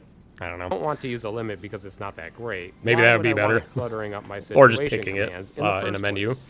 So links were definitely pretty slept on in this game, which is no They surprise. definitely since it was were. that way in both KH1 and 2. Yeah, Although we didn't for those learn. games, they didn't give you on-screen tutorials for the summons. In KH2, you had to go to the status menu and pick a summon to get a rough idea of what they even do. In this game, they give you a tutorial, but the issue was that they require a full MP bar to use. So that already is not a big incentive to use them, since magic is already pretty ridiculous in this game. True. Why bring out a link when you can nuke an enemy with fire spam or enemies with Remember, arrow this is and before thunder crit. spam? Well, as it turns out, links are actually incredibly strong in this game, to the point of easily being considered fairly broken. I imagine Fairly there is an broken? Why oversight, do- but there should be no That's broken. I don't know. I know that most of them you probably could consider, you know, fairly broken, but that specific clip is broken. reason you can nearly one That is like shot a the couple definition of bosses with broken. links. But most of this stuff is not possible to do on a first playthrough. So link mechanics causes two issues that need to be fixed, as well as a third They didn't issue fix that anything. likely won't be changed. First, links should absolutely still not require full MP. 100%. Making the choice between magic or links seems like poor design if you care about combat diversity like I do. Combat flow. Doing magic combos and then leading into a strong link before going into MP charge seems like a hell of a lot more interesting than just deciding to only use a link Damn, I'm because getting they are better passionate. crowd nukes than arrow and thunder spam. Secondly, links are definitely too strong. Links are tied to magic stats, so if you buff up your magic, This one's your not links that will deal strong. god damage all The over others the all place. Meow Wow is a bit more balanced, and Okay. Stitch is obtained too late to be abused heavily, while Ralph can almost one-shot some bosses, as can Ariel. Third issue Yeah. with links is that they tend to be a little brain dead. For Meow Wow, you're just going to spam jump a few times and then deflate until you are about to run out of the link, where you do the finisher. For Simba, you can literally just hold a direction while mashing attack to do crazy AoE damage to everything around you. And Ariel is just timing jump and then mashing attack a bunch. Ralph and Stitch are a little less brain dead in terms of usage, but still incredibly strong, although Ralph actually most of the time requires heavy knowledge to use effectively. True. This ties into what I miss from KH2 summons, which is that they are basically strong supporters to have onto the field, while Sora can still do normal combat. I can't speak for others, but I really enjoyed that I couldn't just whip out a summon in KH2 that deals god AoE damage while I'm only mashing one button. For example, it's amazing that Chicken Little can bring enemies to you, but That's a then you have to strat. plan what to do about that while the enemies are pulled in. If you do nothing, you'll get countered. It I guess allows it's a for good interesting showcase, whatever. strategies such as doing AoE fire or thunder, or later in the game you do explosion or finishing leap. Imagine if you just whipped out Chicken Little and you press one button and he brings in enemies and AoE damages them to death. That wouldn't be This is as a good fun point. and Honestly, it's not stressed enough. I don't I think think. they will change this, but that's a big bummer for me because that's what I enjoyed about summons in KH2. I wonder. But anyway, I just- wonder if the feedback from Kingdom Hearts 2 being wrong on some things is maybe what made them do something like this in 3. Memorize links, what they could easily change to better balance them and have better combat diversity options is to I said allow brain you dead to like use a 3 link with times. any Is that too amount much of for you? MP left, perhaps also limiting each link to 1 use per fight, and also heavily toning down the damage output they do in this case. That way, smarter players will do interesting things like do a form combo or magic combos with MP until they are about to run out, go into a link, and then afterwards fall back into another strategy during MP charge, rather than the way it is now where you think, oh, here are mob enemies and I have Simba. Let me just hold down a direction while mashing attack and I win for free.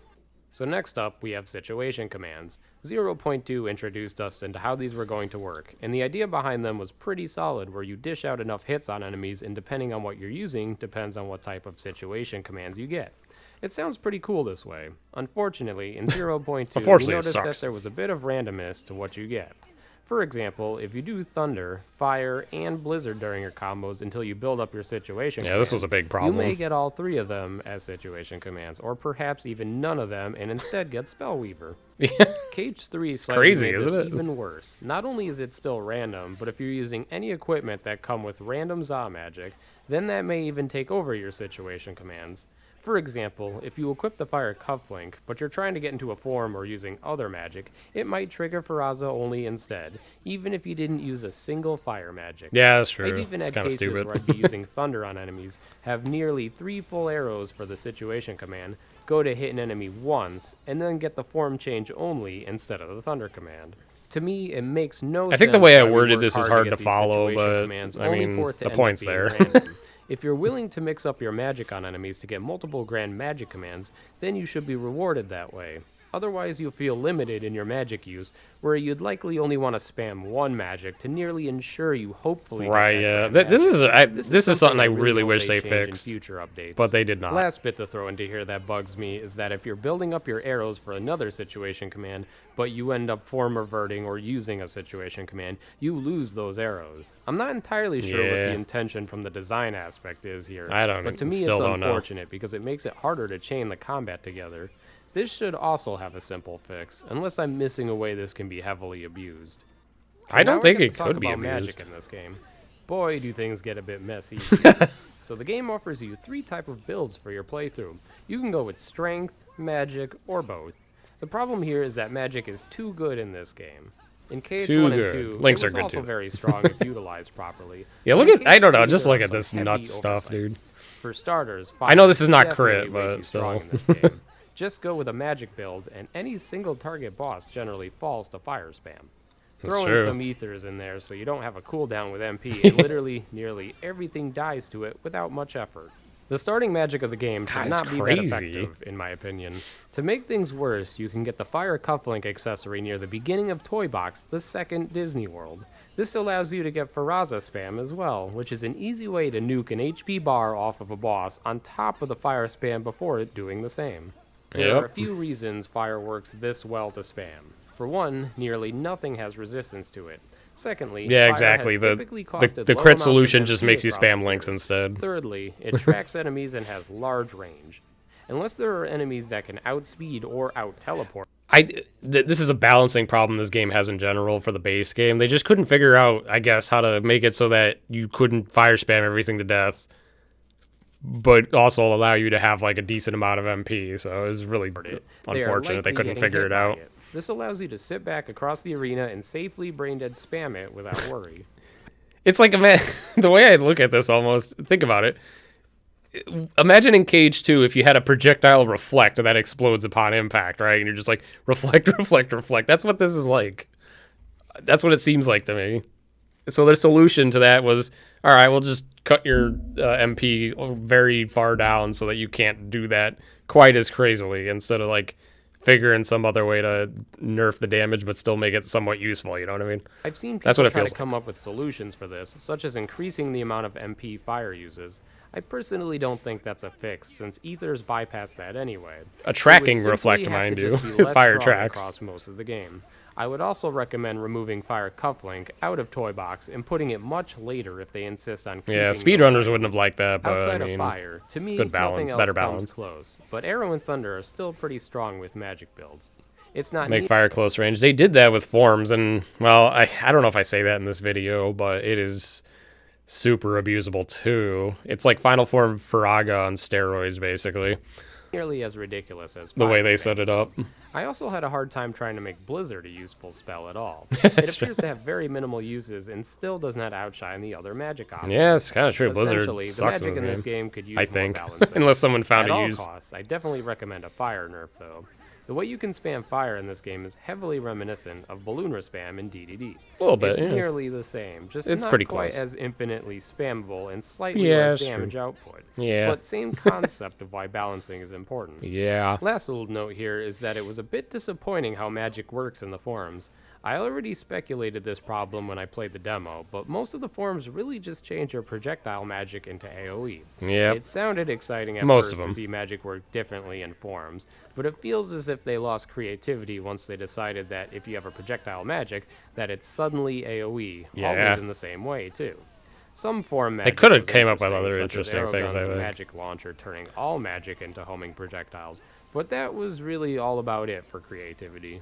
My hope here is that they put a tad more effort when they release the DLC throughout the year to make the magic a bit more interesting. Yeah, Blizzard has a use on data Psyx and Remind. I don't know if the normal Psyx works at all like that. I don't think it does, but yeah, that's like the one use I've come up with. In the forms. So this game also retains the shot lock mechanic that BBS introduced, which we've also seen implemented into 0.2.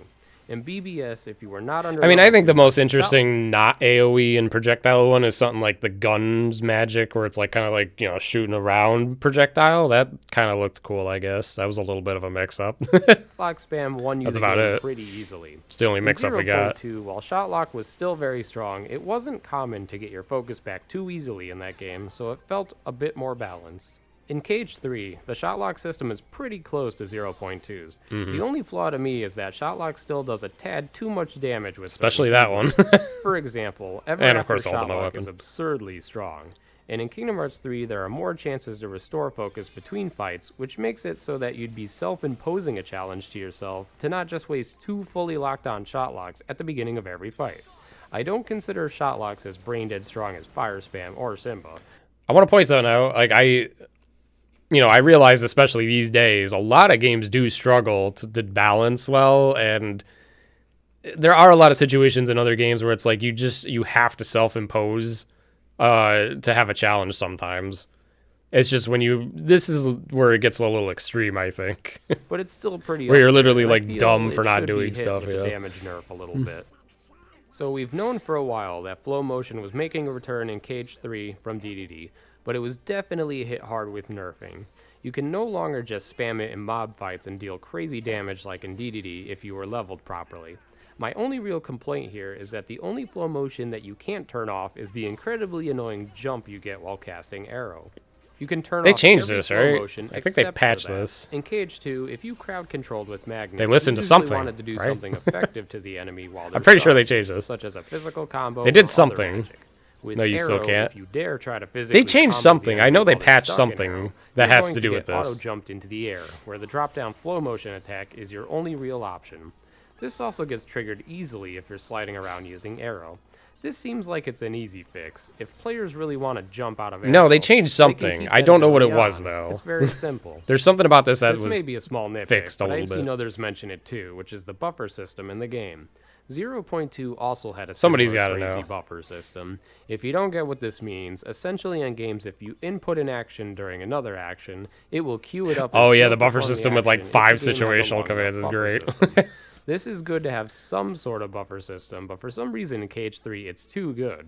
It's almost too as if awesome. you can fully buffer a full physical combo from the first hit of a combo. Yeah, you probably I don't see shouldn't. this It being shouldn't be that necessary, extreme. since it also hurts reactionary gameplay when you're supposed to be able to act out of combos fast if you need to. To me, I feel as if it would be easy to tweak this. They a made it small so bit, turning or off the even add a super config jump off. option to have a Okay, buffer oh, slider that's for what they advanced changed. players. Okay. So I remember. I was like, they changed something because I remember messing with You it. can act out of combos fast into other actions, which also includes. So you turn off a keyblade flow switching. motion ability and However, then you for don't get some it. reason, Yeah. there's a large delay in keyblade switching mid-combo. Not the best It's so solution, but bad yeah, that some something. enemies nearly can recover from stagger when you do it. I'm unsure from a programming perspective why this happens, but it hurts wanting to switch keyblades in a combo. They never fixed I feel this. as if this shouldn't work this way. They had to be and it also modded. hurts potential combo options. And if a modder can do it, the devs can do it. So this complaint ties into discussing magic earlier. This game allows you to obtain access They could have to made the highest keyblade tier switching grand magic, so great. water, and fire entirely too early in this game. You can get the water Yep. cufflink halfway through Olympus, the first world in the game, and you can get fire cufflink in the second world toy box. And they're broken. This allows you to be able to use Waterza and Faraza very early. To put it into Which is useful for perspective, mobs, it I would be like in guess, but KH3 if you had it's still early broken access to to have Magneto or early. Reflega. That game also does not give you easy access to strong accessories or armor, which is really how it should be to me. God, what were I they don't see thinking why with the way they can't push balanced those this game? Like, I know they accessories probably out of weren't those thinking roles at all, and into but later games. the fuck were they thinking? This next complaint is one I didn't quite catch onto for my first playthrough, but the more I play, the more annoying it gets. What There is is that? A wall knockback mechanic. Oh, for yeah. enemies that are I comboed didn't notice into a this my wall, first time that specifically much. Yeah. Humanoid enemies. They get a special knockback animation. And that's fine. However, they recover from stagger much faster this way, which I feel is the opposite of what should happen during a wall knockback. Yep. This makes trying to land certain moves They gotta make more it like likely to Tekken. fail, such as trying to hit Xehanort with Magic Flash. I feel as if it would make much more sense if they change it so that a wall knockback gives you a bigger opportunity should have showed a Tekken rather clip. than less to continue a combo. Yet another small nitpick I feel should have an easy fix I didn't even- is aerial combos near That's a flaw in my video. I didn't even show the way KH2 does it, where it works perfect. the ground. In this I just game, kinda let it is that go. literally impossible to start an aerial combo on a grounded enemy and have it Oh my stay an god, aerial that's so combo. crazy. I In forgot how KH1 nuts and that 2, looks. so long It as looks you so timed it bad. correctly, or in other snap cases, into the smashed ground. hard enough, you could do an aerial combo on grounded enemies just fine. But in KH3, you snap to the ground during an aerial combo if you're close enough, and it turns your finishers into ground finishers. This greatly hurts crowd control finishers in forms such as Magnet Burst in second form. A simple tweak to this would make much more sense. I've always enjoyed having freedom to being bounced into a wall cancel second chance and once more. That happens in stuff like BBS and DDD too. choose if I want an annoying. aerial combo on a grounded enemy. KH2, it And doesn't I think happen for the as much third main because you're not entry in the really, you know, series, it you should don't have get knocked out a continued second that chance trend once of more letting easily. The player choose. This next section of combat, It happens I will talk rarely, about but the it mob can- you know, fights it can and happen. bosses. I've spoken in the good segment about the positives. Enemy of these design, this time alright, let's around, go. But now it's time to dip into the negatives. So as much as I've said that the mob fights were generally better this time than they have been in some of the other games, there are still silly problems. If you recall Silly in one of my problems. previous videos, I said the amount of enemies on screen and what kind of enemies they are has a huge influence in how the fight is designed. For example, doing a fight against 10 soldiers is a much different experience than a fight against 10 Mary Poppin Heartlesses. Just having one of Yeah, these like that Heartless fight, yeah. fight forces you to focus on them as they camp you from a distance. Personally, sometimes I do feel like there are too many enemies in one fight at once, and it's a pretty weird mix between them passively just sitting around waiting to die, and other times they just all attack at once. Yeah, it is weird, To huh? me, it seemed a bit off, but the game still does offer decent crowd control to handle these situations. Decent. Early on, in places like Toy Box, it does get a bit annoying fighting the toy soldiers and having them just snipe you out of combos constantly. I would be more annoyed at this if I had access to like level 1 crit, Them having long range where you get like projectiles. 2-shotted here. Either way, moving on to by those bosses, guys. one of the things that bugged me a tad was that form combos clearly had some high priority stagger ability on larger enemies, which is fine. I think this is before I understood what stagger endurance is, but the brain power was there to recognize that forms give more but I have stagger. yet to figure out exactly when it does decide to safely stagger them. Sometimes you'll throw out a whole combo that the boss will super armor through, and other times it'll Dude, this knock them into last so week for no stupid. apparent reason. What a dumb stagger 2FM animation generally I had have. really telling openings that you could punish with any attack that is a hitbox, and they will stagger. It wasn't flipping a coin to find out if the enemy is open. So while enemies do stagger now and have proper knockback, I do believe they should be more consistent. That is, unless I'm missing something on why sometimes they stagger, but then they use the same move again and suddenly they super armor through your attack. At least the Stagger plus side endurance. is due to this game's defense design, you can at least avoid didn't know. getting hit if they don't stagger most of the time. The lore wasn't there As back we're then. almost done with the combat section, you're probably wondering what I have to say about the game having floaty combat still. Well, as I said in my first impression, I had to give closure. This game fully supports you being airborne for a long time. They made it so you still have strong defensive options in the air. It generally feels like you're safer in the air than I would on say the this ground, very much since changes quite a in the few data enemies still bosses, have trouble hitting but you in the air. However, I would argue that the clunkiness of some of the attacks still hurts you in the air. You can combo cancel still, but some attacks, especially quite a few form attacks, still don't cancel fast enough to where quite a few enemies can hit you if your attack doesn't stagger before you can buffer another action to cancel. Last segment to discuss in combat is Osaka Team's lack of having a proper damage scaling system, or in other terms, damage floors. They just can't figure it out. If you've ever played BBS and DDD, you'll notice that as soon as you end up getting to a world that considers you underleveled, your attacks will start doing extremely minimal damage, and in a lot of cases for people, chip damage. This is a huge blow to challenge players because it kills the fun of the game to spend 20 minutes in fights chipping away at bosses' HP without abusing specific spammy attacks. In KH2, there is proper damage scaling so that if your stats are too low versus the battle level of a fight, you never do chip damage. Even on Proud mode where your damage multiplier is bad, you would still deal okay. I bet you there's people out there that love chip damage still. KH3, they're like, nah, that's the point. I like being level 1 and chip damaging everything. So if your stats are too low, I like my 10-minute mob fights of camping. Now, there are some workarounds to this. For one, all forms have the hidden potential ability, which means if you're underleveled, you'll be buffed anyway. And secondly, there's always food, or if you're okay with using stat boosts, the game loves to give them away like candy for some reason. It's true. However, this isn't a full answer to the problem. It means any attacks you do outside of a form won't do damage, and people who are level 1 purists will not accept having to spam stat boosts throughout the game to be able to get past this, since it's not a good workaround because of a level 1 challenge. The simple solution is to scale it the way KH2 did. It would admittedly be a tad tricky to pull this off properly with food and Keyblade upgrading. It would be a little tough. It would work. It would At the probably. End of the day, because because people modded it to work. Change, to be honest, in KH2, you deal low damage early in the game because you're not considered underleveled in the first couple worlds. But after that, the game's smart look at that damage, man! Oh my god! Decent damage always. This is what I want to see happen in so KH2. Crazy. That's about it's it just for like, combat. why? Likely What's the I'm point? Forgetting a few things, but I believe I covered the main issues while tacking on some smaller nitpicks that are easy fixes. In the end, we definitely have quite a few good things going on with the combat system in this game, but it needs some proper tweaks and balances to make it never work well balance and the be more game. fluid. They were like, I'm a here's the tad data worried fights that are if we all decently call well for these balanced. Nerfs on certain things, that if they Please ignore be happy. proper damage scaling, that it could ruin any chance of critical mode or level 1 play. This is why I'm scared of like Kingdom Hearts 4. It's just gonna be the same thing again, I think. It takes extra work to have a good time due to chip damage. Our next category of concern I will go over is the menu system. I'm not going to praise the menu system once again because it is still very solid, but some design choices were downright confusing. That was a weird thing. For I said that starters, wrong, I if think. you go to synth everything in the game, it becomes a huge chore to have to keep looking up what you already synthed.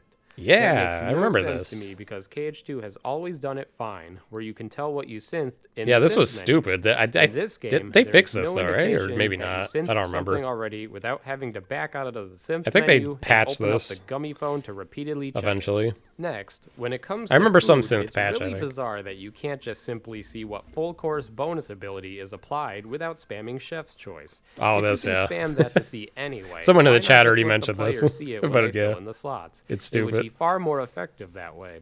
That's one other menu issue that made no sense to me and made me wonder if they intended something else here with the full course bonus. Maybe. Yet another small menu concern is why you must press a button to complete a load. I've had comments that clarify they do like this because it means they can like AFK without the game playing or cutscene playing. In my response to that would be just make it an option then. Green. I can't speak for others, but Because the since loads were load long enough screens where in it's this like game can be a bit lengthy, I could I tend multitask. to do things on my computer while waiting I don't for the know. load. Yeah, like I'm saying. Only to turn around and realize the load finished and just needed me to press confirm. That definitely boggles my mind why they did that. I can't think of any practical reason this feature exists.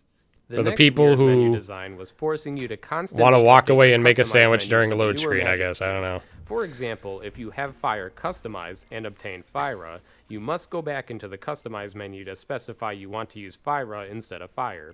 I appreciate the choice to use lower tier magic, perhaps as a self-imposed I always challenge forget even, that this is a but I thing know you I've can heard do. people complain that they didn't even realize they were using base magic for a long That's so true. There's people that didn't realize they weren't getting the upgrades because you had to like equip it or something. The game really should simply auto-update your customizes to the newest tier. Because Kingdom Hearts 1 if and the 2 do player that. chooses for some So I reason could see not why to they would do think that, 3 which does sounds that. very uncommon, then they should choose to change it.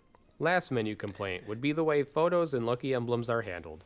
First off, it bugs me that in the Gummy phone, the photo section can obviously never have a Mickey symbol on it, making it the only section that feels incomplete. This is like an The OCD real thing. offender here, though, to me, is that your 100 slots of photos gets filled up very easily when hunting lucky emblems. There are 90 lucky emblems, and if you don't delete them manually out of your photo section, Isn't that you'll be stupid? left with 10 photo slots, which isn't even enough for the Moogle picture quests. The simple solution Didn't they here up is that to have the lucky 200, emblem I think, in a pictures patch, not be though? added to photos, I think they did. since those I don't know, pictures I get might be added to the misremembering. lucky emblems part of the Gummy phone anyway. An additional kinda menu stupid, feature though, I'd still. like is a cutscene option to skip a batch of cutscenes that are changed. They should do this for FF16, by the way. I'm on my hard mode playthrough where I'm skipping all the cutscenes now. I'm sick of skipping every, like, 2-minute cutscene when there's, like, 7 of them chained in a row. You know what I mean? This is not just a Kingdom Hearts 3 problem. A lot of modern gaming can't seem to want to do this for some reason. Just skip all, you know? Every time I replay a game, I don't want to, I hate having to skip 5 cutscenes in a row slowly. Together. The series never really does this, but due to the load times in KH3 being longer than desired, it would be nice if we could skip a batch of cutscenes instead of have to wait slowly for each one to load just to want to skip it anyway. Most people that play the game multiple times don't usually like to sit through the cutscenes each time, or prefer to Yep. watch only specific scenes on multiple playthroughs. So this seems like it would be a nifty feature that I see no disadvantage to. Yeah, 7 hour Rushing kind into of does this the same next thing, right? category of concern, we have movement. Concern? Funny enough, there really isn't much to complain about here. Movement in this game, to me, I was gonna is say one of it's the alright. highlights of it. They overall did a great job. But one thing that still irks me is the same issue 0.2 had, and that's the new love for these auto interactions of movement with Immersion. It's for the amount of times immersion. I've wanted to just Look how do cool it something is. Look how specific awesome it just is to that end Sora up did that. auto-hopping He's so instead, cool. and having my I input did get that. eaten Me, the got a little player. tiring. Look how Since awesome I am at auto-hopping, platforming. I don't believe is at That's all why they do it. necessary to the gameplay. I'd love for an option to disable it. Of course, it should be on by default, but no, I don't really want to auto-hop over a railing that I can simply just press the jump button to Yeah, it is kind of now, this next stupid. complaint is actually something that does bug me. It is like that. And that's the way glide was handled in this game. It is pretty clear to me that Keyblade Graveyard was not designed with glide in mind. Not only does it break the puzzles there, but it breaks It the does. fights too. If you're ever unsure how to dodge a desperation move, you can usually glide. At And least glide in the this game also does not drop the Remind fixed this for where example, you can't just in the glide Marluxia forever. and Larxene fight, when they DM, you can glide it without any effort in actually having to dodge the DM. There are a couple easy fixes to this, one of which is to bring glide to the ground faster, so that you're gliding at ground level quickly, similar to other games in the series. Or you could just simply push glide until after the triple Xehanort fight, since nothing in Scala currently gets broken by glide.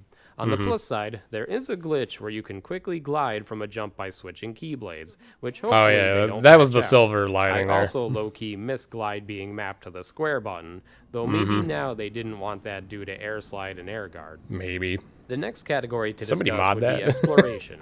This is a little confusing to me. In KH3, we have large, vast worlds, and although some are pretty linear, glorified hallways, some, like Pirates, are giant in exploration. In KH1, we had fairly open worlds where we could go different paths without restrictions.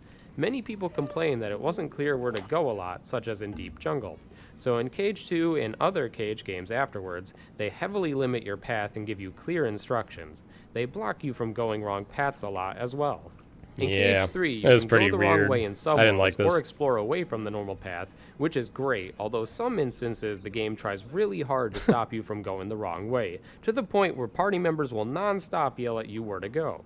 At this point, I'm just confused why the game doesn't just take a better approach at telling players where to go, but also leaving worlds a tad more open. Xenoblade 3 cheat line, just put it in all games. You might as well at this point, you know what I mean? Open to the player without harassing them what to do. Yeah, exactly. A In this Xenoblade regard, cheat line I would think fix the Xenoblade this. series does this amazingly well. They It's funny that I'm using a Xeno spoilers for Xeno always 2. have an arrow Xeno at the 2 top of the screen is that clip helps you go 2. towards your story goal, or in some instances towards a custom set goal.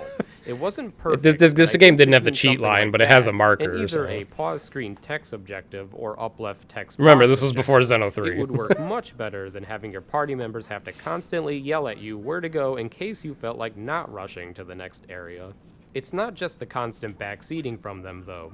I would say specifically, Dolan is incredibly annoying and ear-grating in this game. I know what you're Staring at thinking. him. Isn't he always this way? Yes, but this game introduced character-spoken field dialogue, similar to what Final Fantasy 15 does. Every I game don't know now about does you it. guys, but I really don't need to hear Dolan speak at 0.5 speed about ingredients every single time I pass one. I really think they could have implemented an option to disable these lines. Yeah, they probably and should some have. of them Yeah. even Simple only played option. once, such as having to hear Sully thank us for saving the company 150 times while grinding for sinister items for sifting. I would say it's an oversight, but simple game testing, I imagine, would solve this. That's if the kinda funny. testers said, hey, this is kind of annoying. Why do they always say these things? So between this and the way they handle your progression of the story Oh and my God, that's so exploration, true, though. I really think they could tweak it a bit to be even better. Last tiny thing to mention here is the ability to zoom out of the goddamn map. Oh my God, I'm We getting now so have heated. large open This segment environments just to broke explore. me, I So guess. what good does Fucking it really NPC do having a map backseating when and it's whatever. So Yeah. zoomed in, you can't tell where you really are anyway. Yeah. All it serves at that point is to tell you if you're about to hit a wall. In 2019, we should have a simple map design of zooming in and out if we wish I gotta make an to, updated as review. well In as a full map 2023, we display should. somewhere would also be a nice addition as well. This might be a good spot to find some ingredients. Moving True. on to the next section, I would I like had to to. I discuss had to gummies a include bit. that. As I've said earlier, they are pretty okay this time around, but I would still like to nitpick a couple things that I feel like may be possible fixes. These They are probably didn't mostly change only an anything issue here. If you're trying to 100% the gummy missions. The Oh, right, first right, would I be remember making it so something you was can annoying better here. tell where specific gummy missions are on a map. Yeah. To me, it became tedious trying to figure out which gummy missions I've already done. You Yeah. can't do them all in one go either. Unless they because did change it, but I respawn don't think with they did. time. To me, that Or unless makes I'm missing little sense something. to I think make this still holds process up. that much more annoying than it needs to be. If you're missing, say, one more gummy mission in a zone, it's a chore to hunt it down. unless Yeah, it's look an at how it obvious keep boss. changing the flag. There are definitely a few different ways they can Just to change see it which so you can one it find these is. missing gummy missions better. The other main issue that bugged me was the flag feature. You can mark areas of the zone map with the flag to know which direction to fly, but for some weird reason, it takes a whopping 5 seconds for the flag to show up at 5 first. seconds, This really? sounds pretty small of an issue, and while it Maybe that's generally different is, now on it also PS5 means or you're something, likely or to just PC. sit there waiting for the flag to load in so you can fly in the It's correct true. direction. I don't see why the flag icon shouldn't load in No as soon game as the has gummy that gameplay problem. loads. That should be a super simple fix, since I don't believe they intended you to have to sit still and wait for it like that. Finally, we will speak about the Disney worlds. I won't Again, go into story but in the bad details way. about it, but I will explain what I disliked in each world from the gameplay. First, we have Olympus. This world to me was one of the stronger Disney worlds. Aside from the messy designed Titan checks out. fights, this world was a very solid one, and I have nothing really bad to say about the world. Toy Box, on the other hand, had me much more disappointed than I thought I would be, though.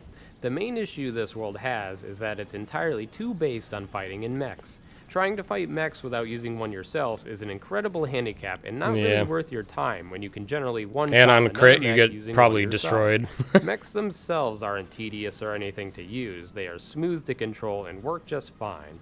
But to me, it's just glorified minigame combat, It which is. is what I want to stay away from in the KH series, and having a whole world have entirely too many forced mech fights put me to sleep. It did. Unfortunately, I don't think this design will change with patches and DLC. Nope. Next it up did was not. Corona, and that was yet another solid Disney World for me. Honestly, the only thing that bugged me here, other than the forest exploring being a little tough to find your way around, was that you can't keep Rapunzel on your team after the world is done. I understand for Oh, story yeah, that's reasons true. why, but it sucks because she had her own limit that you can't see again once you beat the world. In the next That group seems like of a little worlds, we have nitpick, though. Monsters, Inc. I don't think that's a big Monsters deal. was quite interesting, especially the more I played it. By far, the worst part That's of like the world worst for thing I me can was think the of boss Corona. I really don't know design-wise how they intended you to do the fight, but 90% of the fight, the boss has extremely high defense, so you're basically slowly whittling down its HP until This it was a goes weird into fight. deep I don't hate it, where its but it was kind of defenses are silly gone, the way they but did you that. easily get smacked around trying to damage it. So it's where you can deal the most damage, but also where you randomly will get hit the most, making it tedious. I also thought it was a tad silly to have these interesting laser segment mechanics, but why bother doing them when you can simply just dodge roll through Right, the yeah. whole segment It's unharmed? so stupid. Now we get to Frozen. I think there are a few problems with this world. Only a few. First being that it felt like it dragged on longer than it should have. It definitely In did. the game, Dolan even pokes fun at this, but the amount of mountain climbing you do is absurd. You get to Frozen, and right away you climb up. After you escape Larxine's labyrinth, you climb up again for a bit. Then you must climb up again even more. Then you Just keep climb climbing. down. It gets tiring after a while. And then you since climb snow back mountain up, and then you climbing climb can down. only be so fun and interesting after a while. Larxine's Labyrinth is also a tad boring to me. It's a dull and bland, lifeless dungeon. It where really you just do is. some forced mob fights against one of the more annoying enemies in the game, Larxine's Nobodies. Although Simba Nuke 'em is with so ya. insane, he just brained and Nuke 'em wins with those Simba. fights anyway without needing to think. I think most people also take issue that there is never a town visit in this world, such as in Corona. That could have helped with too much mountain climbing. I think and it was perhaps confirmed improve upon Disney's the the fault story a of bit. this one. Last thing I think many took issue I don't think I with knew the that back most then. was the skull boss fight. When it comes to boss fights, I don't always like to jump to conclusions without fully understanding the mechanics of the enemy, but as of right now, that fight isn't exactly terribly well designed. There are good parts to it, and cinematically it's awesome, but there are yeah. also lots The of waiting DM around for is the safe big problem openings for if you want to sure. go for physical combos, which are not too often, and then otherwise you're better off spamming from a distance. The DM was a cool idea, but the projectiles from above pretty much randomly strike you and also stun you. I think Unless that someone fight figures on something top out of the here, yeah, repetitive it does mountain seem climbing random still. combined with the labyrinth is the reason this world didn't stick with me too much, while also not being too high on others' list of good Disney worlds in the game. Also, just to tack this on, I definitely did not like the minigame with the dragons you do sliding Nobody down the likes this. mountain. Moving on to the next world, oh boy do we have a controversial one. One of Yeah, the worlds I this was is very most split looking on forward this. to was Everybody this one is. from its initial trailer, and similar to Toy Box, I was greatly let down, and nearly for the same reason. I did praise good aspects of the world earlier in the video, but this is the bad, so let me explain. This world tends Let me to be an justify extremely myself. love or hate world. Some people say it's hands down the best world, while others say it's the worst world in the series. Where do I stand in this? It's not the Let's worst start world in with the series, main but it's not problem I great have either. with this world, and that's the boat fights. If you don't enjoy the boat fighting mechanic, you won't have much of a reason to love this world. It is extremely Except for the overdone, exploration. and each time it's I probably pretty much mentioned the that. same thing. You Oh, no, shoot I the said that enemy in the ship's good one already. orbs to one-shot the ship, and then you get a situation command, you use it. There's no depth to the ship combat, it's just a glorified minigame. They should have had less Probably forced except for if you're ones, and then speedrunning, have you have the to do others be very possible specific optional setup, but quests or other than something that, yeah. similar to avoid spamming it on people who don't like it. Another large disappointment of the Oh, world for this me fight, was the underwater ugh. combat. Puking this everywhere. had a lot of promise at first, but I shortly realized that the water combat in the game was extremely restricted, which in turn made it very boring. Now, is it KH1 Atlantica level of bad? No, but when they teased it in the trailer, it seemed like it would be pretty neat. As it turns out, in water combat, you can only physically attack with the same 4-hit combo or use a few low-tier spells. There are no situation commands, no shot lock, no Yep. links, no air step, nothing. Now, No I understand nothing. having I some did say it. restrictions, but this many cuts to the combat system makes it too repetitive to want to do water combat. It's Yeah, so water disappointing combat that sucks. I'm relieved you're only forced to do 2 fights underwater in the whole game. Yet another huge issue with this world is the Raging Vulture fight. They gave entirely too many HP bars Yeah. to a minigame boss. This is before they patched And it as too. it turns out, if you don't get your strength stat to 35, you do incredible chip damage to the boss.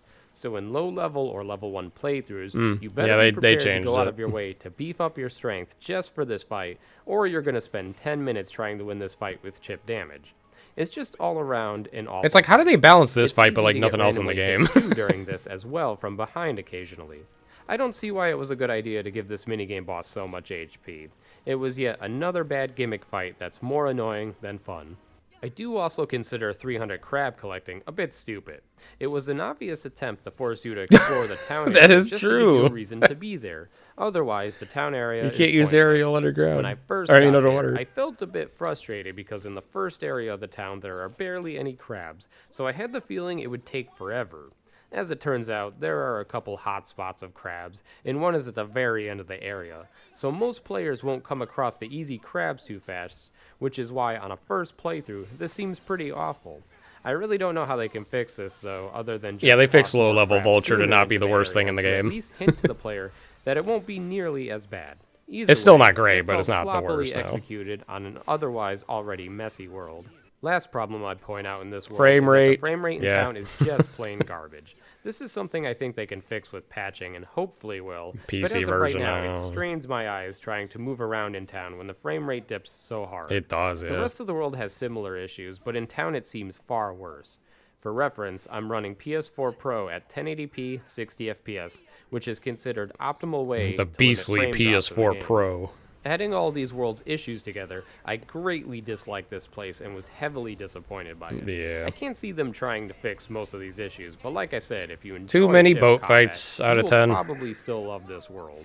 Or unless the exploration aspect of the world skyrockets your opinion that much. Finally, moving on to the last Disney World, we have San Francisco. There were only a couple issues I had with this world, first being that the city felt very lifeless until you beat the world. That's true. It's still a huge step over previous games, but there still needs to be some improvement in areas like this. Even after you beat the world and come back, there still really isn't anything going on, just some people walking around and some driving. Yeah, they probably could have came up with some Secondly, interesting I had a things problem here, with the huh? way Dark Baymax was done. I don't know why, The but they could have probably entire done fight being something. on the back of Baymax Yeah, made this it fight sucks. incredibly This fight boring sucks. and basically turned it into They botched a this minigame fight. gimmick boss fight, which is not really what I wanted for the final Disney World. Mm-hmm. I don't see why they couldn't have made half the fight on Baymax, while the other half a normal fight. Sure. Holding down R2 the whole fight while moving around just doesn't do it for me, It's so and made for stupid. a weak end to the Disney Worlds from the gameplay side for me. You I know don't what's even feel funny? like You it's know what's worth funny about that? It makes you now with the FF16 in my perspective. I'm thinking of that. That's like a little baby version of like an icon fight. Of course, like they're way better than that, and they're it gets more mechanically deep as you go. But it makes that just made me thought of that. It's like that's like a baby icon fight from 16. Mentioning 100 Acre Woods. But yes, I hated that world too. I was never a fan of it, and I feel like it overstayed its welcome after KH1. Yeah, I'm sick of 100 Now we're Acre at the Woods. point where its only reason to exist is to have one dumb mobile minigame spammed in it. Yep. Time to bring on the miscellaneous segment of this. For this section, All right, I will random point shit. out Let's other go. issues that didn't quite easily fit into other categories. First up, Probably many of nitpicks. us are confused by this, but there are only 9 available save slots Yep. for Kingdom Hearts 3. This was a giant disappointment to me, because oftentimes in my games, I save slot a lot.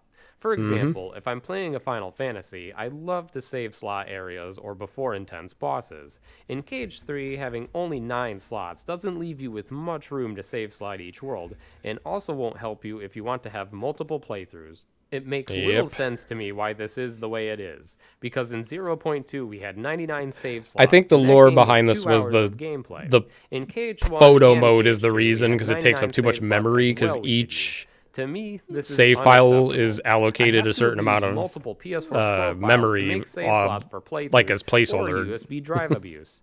Now, this isn't to say that other game companies don't also do this terribly. Some True. people may say, you're lucky to even have the ability for more than one save. But this isn't the Morons standard say most that. of the rest of the series set. I've heard excuses why it's this way, such as having only 9 saves is nearly 700 megabytes of space, but I'm not convinced that's exactly why. Others have said it's due to the way photos work in the game. Okay, as I well, did know back but then, I'm I willing to think. bet a company like Square can figure out how to let They us could have have more probably, save slots yeah. if we have the hard drive space. True. I highly doubt me having access to They more could have save figured it slots out. is going to quickly fill up my 1 terabyte drive when we can No, use but all some the other games, workarounds though. anyway. All the other The Square next rather games common that are like complaint 100 is gig. the likely clearly cut Scala content. Square at the point of this video has not stated, far as I know, if Scala was supposed to be more than just the final boss fight. DLC. But to me, it feels clear as day that more is supposed to happen here. Yeah. The world has its own It's themes that probably barely supposed to. play. There's no Probably got exploration cut. that isn't in a fight, and just the fact it's the final world is a red flag. Kingdom Hearts 1 and 2 had rather large final worlds. That Now the were question is, interesting was it and cut because of intense. time It makes constraints or no because they sense wanted that to get more Scala money would be from the a final DLC? world with nothing That's to the it. deep question If there. that truly is the case, that's severely disappointing that such an interesting world won't ever be improved. Next complaint is a bit small, but at the same time, I've heard many people also hate this, and that's the music changing whenever you whip out a Link or a track. Yeah, it's kind of Nothing dumb. breaks the intensity of an epic fight more than bringing out Meow Wow and having the music be butchered. There are some parts of the game where they don't change the music, but they should just simply have a toggle option for this. Yeah, They can even never leave have it too on many by toggle default options for players, stupid shit but like I this. personally hate when they break apart the awesome soundtrack of the game, so it would make many of us much happier to have this option. Yet another small complaint, but one people still ask for, is having a soft reset. Did I really need to This one showcase a super soft reset? surprised me because once again, 0.2 had one. Up until KH3, only KH2 had no Oh, I guess I soft show reset, all of while them, The wow. rest of the series did. But KH3, for some reason, has none. And that's quite unfortunate because it definitely is a pain to go to a save point to quit to the title screen. Times where you'd want to do this normally would be in situations I such as accidentally tossing paused there. postcards into the mailbox for that Orichalcum Plus, or trying to get excellent on all foods, where if you mess up, you may want to reset to not lose ingredients Yep. and have to go gather them all over again. Software This sets seems have like it should be a uses. simple programmable option that has It no is. reason not to suddenly exist again when they put it back in after KH2. Tacking on another small complaint is how easy it is to trigger a situation command when trying yeah. to open a chest. As a player, it really is fully my fault that I pressed triangle too quickly when I know I can just wait an extra second to open a chest. Dude, I did that so But many I do have times. to ask, is it It's really the a worst bad thing idea to simply ever. disable situation commands when outside Just like of a fight? 15 second That seems finisher. like a pretty Oops. smart fix Trying to for that. open a chest with a Next, potion. we have songs that loop pretty annoyingly. Two areas that stood out to me was the Toy Box boss song and the Xehanort clones fight. Those songs loop so terribly that it can Yep. distract you from the fight. It does, This is actually. not To me, it common for did. Square to But I have care about songs that music a loop lot, so. terribly, so I don't know if they intend to try to fix it, but I felt it was worth pointing out. Now, You let can me cancel quickly them. rant I on don't the think you can ability layout of cancel, this game. unless they changed In it, the KH3, Mirage all finisher. abilities that are gained from levels are on Sora by level 50. This is At least not honestly back not a then. huge deal due to lack of post-game content. I think the There's no reason attraction you flows need you to hit can, that though. level anyway, and you would likely hit level 40 by the final boss if not playing too Yeah, see, fast. this was a weird But my choice. problem lies with how easy it is to obtain Withstand Combo, formerly known as Once More, and Second Chance abilities. Rip in peace If you once go more. Guardian route option at the beginning of the game, you get Withstand Combo at level 4. That's one of the biggest blows to difficulty this game can do. If they don't rebalance ability layouts like they did in 2FM, then a critical mode won't even matter. Just pick Guardian route, you'll get Withstand Combo at level 4 still, and not have an issue. for Kind of most true, the but game I think the way they did Those it abilities are supposed to be at least almost somewhat wants of a you to have challenge it to because get. of the In how 2FM, extreme the if you damage pick intake can Defender be. route, you get once more Without at level food, especially. 25 and second chance at level 49. Any other options gives them to you later. Imagine that game if you got once more leaving Beast Castle. It's the Sure. same flaw BBS and DDD have, where Oh, the game allows you to for sure. easily obtain those abilities early and steamroll the game without fear. I'm all for allowing players to over-prepare in games if they choose, Mm-hmm. but those abilities should always be harder to obtain than at the beginning of the game without even trying. Yeah, so I think my I nitpick think here now is a good early time to tackle the game abomination broken shit should that not be is the available. Kupo coin. So in this game, you can buy a Kupo coin for Oh 400 God, the money, Kupo and coin this discourse. allows you to survive dying once in a fight. You can only hold one at a time, and once it's I'm going to spoil this, but critical mode helps a lot here because it's less useful on critical mode because if you die in a lot, you're going to just be spending a lot, you know? used, you But on must proud buy it. mode in So lower, what's the problem with this? it's basically Well, imagine like, if in KH2, there's no reason for Mickey it. could show up in every single fight in the game, but you just had to dump 400 money into accessing him each time. It would hurt the game's overall difficulty heavily. Just The so you, abilities yeah, the Second Chance classic. and Withstand Combo are supposed to be your extra shot at surviving fights once you learn them. In I like no that- way I like should that you be comparison allowed of to what be if you had fighting a Mickey super in every boss and just fight get saved by that a you die Kupo in. coin you bought for 400 money. Personally, I sincerely hope this coin is removed from critical mode. I can definitely imagine players doing crit, but abusing the coin to get past most fights Yeah, the is DLC definitely, considered a like, challenge, and crit mode instead of definitely learning punish the you for fights, the which is what Kupo high coin at difficulty least. is supposed to make you do. And no, I'm not defending Mickey and KH2 either, since I didn't really like that mechanic as well. Yeah, it's pretty But dumb. having I this didn't like it mechanic either. return, and But- instead of only being a handful of Me- selected fights, having Yeah, this I coin agree with work this in every guy. single I don't fight like in it the either. game was a terrible choice and slap in the face of high difficulty players. If players don't want to struggle in fights and have an easy baby mode time, that's what beginner mode is for. I would love for them That's- to take out this coin. That's true. Like I'm not one of those weird gatekeeper losers, elitists that are like, you gotta play beginner mode, or I mean, don't play beginner mode or you're stupid. Play hardest difficulty. It's like, no, that's what beginner mode's for things to be really easy. You know what I mean? It's like, just keep that stuff out of like the hardest difficulties. You know, it's not. Completely. no I reason. doubt they will do that, but I was not a fan of this, as many others were not as well. There will always be the moronic responses of just don't use it, but those cop-out counter-arguments don't ignore the problem at Don't use hand it. and still doesn't Yep. help improve bad design. Or If bad balance. design is not fixed, then it will persist to exist in future games. Probably. Last misc thing I'd toss They're in gonna here bring back is the Kupo load coin again. times. Now, this Calling it. game doesn't really have garbage load times by any means, but it makes me wonder if they can fix it to be faster still. This happened in KH2 originally. Yeah, I don't think they where did anything released with this. 2FM on PS2, and it had faster loads than original KH2 did, which was cool to see. So that finally brings us to the conclusion of this video. That the game In fucking end, sucks. As I've said before, this game was still a really fun first playthrough. I think it's easy to forget that for Osaka Team, this is easily their best KH game to date. So for that, I give them credit for improving.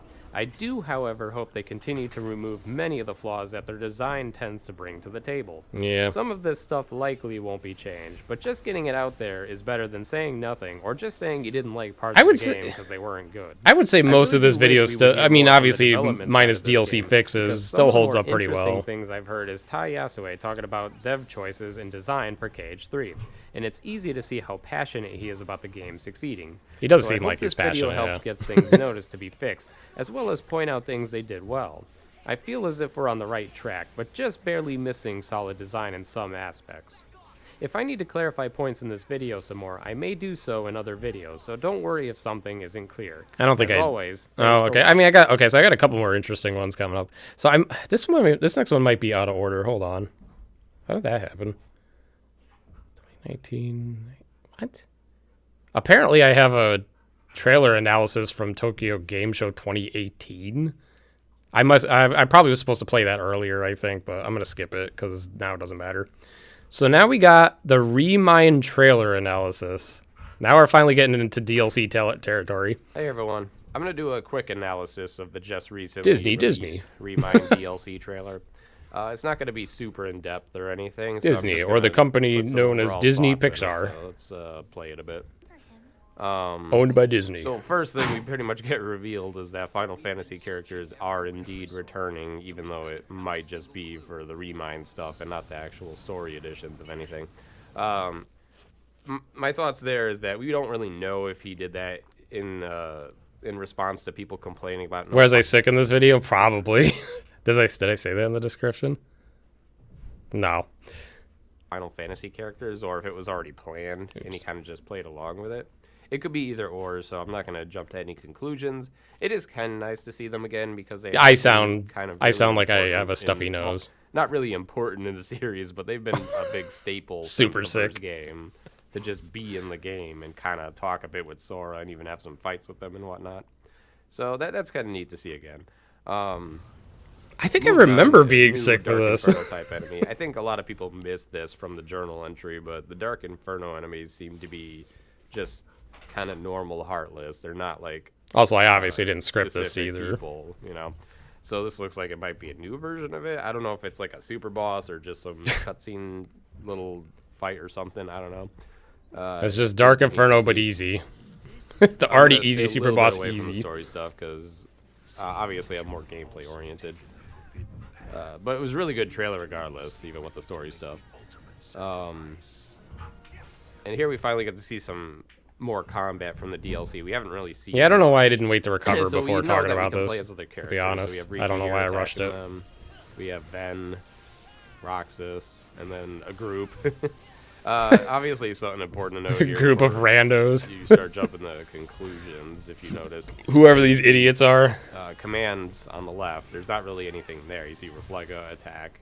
You saw some reaction command pop up.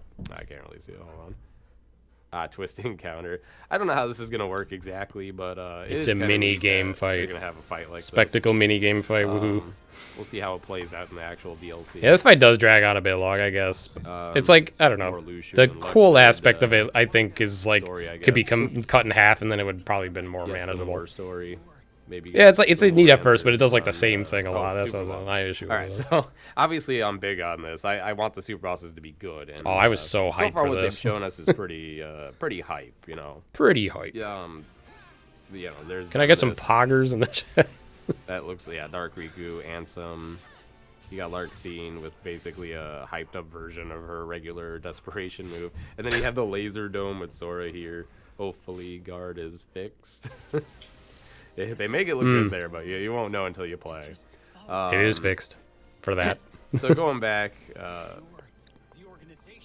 let me get to it. Okay, so ton of HP bars. They're basically like the data fights is what they're getting at. I believe they stated exactly 13 fights, so Yeah, it's probably it's- going to be all the new org members Yeah. from KH3 itself. Easy conclusion. I'm sitting here waiting for my Marluxia data fight.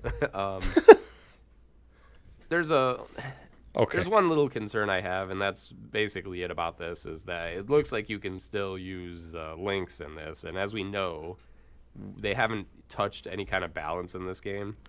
So links. See, this is a super valid concern at the time. Bosses don't resist or anything. They're gonna shred them. They resist. I'm pretty sure that's what's gonna happen, or even something like ever after shotlock spam, or maybe even Ultima, I guess.